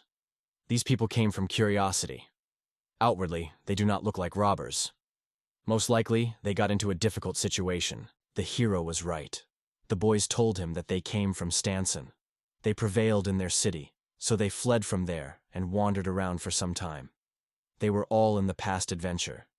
The man did not even suspect that there were still people who also escaped from the city near them, and all these strangers were elves. They went on the road, hearing rumors about the new city that they just built. However, refugee reserves are almost over. The elf decided that Masaru did not trust their history, but the guy hurried to assure him that it was not so. He was just confused by Herd. Then he wondered. Apparently, because the city was named after his own name, many people have learned about it, and now more and more travelers are coming to these lands in search of new housing or support. One of the travelers was concerned about the question. Will they be punished for having penetrated without permission, or the punishment will pass? The young man smiled at them. There was no reason to worry. True freedom prevailed here. In addition, he added that when Esmeralda, Elena, and others will find out that many more people were rescued with them, they will be very happy about this news. The elf could not believe his own ears, but the young man called them, suggested to see with his own eyes whether those rumors are true. They were on the main street of the city near the fountain. The hero promised to show them venture. Travelers were amazed at the city's scale. It was a real capital. Not only the animal, but also people. But even elves lived here. The streets here are neatly paved. There is a whole 3-story shopping quarter. You will not find garbage anywhere. And it is also interesting how water supply was organized in this place. The traveler was convinced that the rumors were not just true. Everything turned out to be even more interesting. However, inside it did not leave anxiety. He could not understand why everyone around the appearance of the man who brought them here. People on the streets sincerely and smiling greeted Masaru. He seemed young enough for elf, but it seems that he was in charge of this city. Adelina approached the elf from the back and put his hand on his shoulder. He was not mistaken. This amazing man really created the city, and his name was Masaru. However, he left her concern for the city. The girl could not stand and gave him a slap for the fact that he again brought migrants without her consent. The guy jokingly said that he was not really so cool, so you should not exaggerate. Then the girl began to threaten him so that he did not play her on her nerves. In addition, these travelers found it themselves. Now they will have to unravel the dozens of the same puzzles. A friend agreed, but only if it is near to help. The traveler finally dared to ask the young man who he was. But he was confused, and could not immediately choose the words for the answer. But in the end, he still found what to say. He pointed to the house with the statue and told that he lives in this temple, helps to manage the city, supplies all the necessary things here, and is also interested in creating every interesting thing. The elves were amazed because the temple was built for God. Usually, only ministers or loyal ones could live in such places, but seeing it in this condition, it really stunned them. The young man decided not to confess that he lives at the temple, so that it was easier for him to communicate with fiction. Instead, he replied that there was nothing surprising if people turned to him when needed. He then said that Queen Esmeralda from Stanson temporarily lives in their city. Travelers would not be able to restrain their desires and stay here for a long time, although they would not have to starve. The elves were delighted hearing such news. They stood, smiling, and talking about something, and Masaru was watching them on the side. That evening, travelers gathered together for dinner to get acquainted closer. But Adeline was clearly disturbed. She was worried that everyone was dirty and in his clothes, so she decided to take care of it before the dinner. She wondered when they were last washed their clothes or took a bath, and it turned out that it was 10 days ago. The girl understood everything. She would take them home, help with her clothes, and then they will be able to wash. Then Adelina wondered the hero if he could open a hot source before. He was about to go there for check, so when the sun went down, he called everyone to the source. The girl wondered why this check was needed. In fact, there was no check. The young man just sought to be the first to experience the source. Masaru lay in hot water, relaxing and enjoying peace. He was happy to think about how skillfully used all his skills to create this hot source. The atmosphere of true Japan prevailed around, cozy and peaceful. Then he thought that if the rumors about the city are spreading again, this could be repeated, so you should take care of the expansion of the living space. He could seek help from the newcomers and revive the city with them. Maybe then the city will cease to be a reflection and will finally become the great country that the hero dreamed of. Somewhere in the valley, someone's words were heard. She felt a victory and also sought to relax, even though he had already taken the place. A little girl was already floating in the water. She got there earlier than all. The guy was upset that he was not the first to plunge into the water.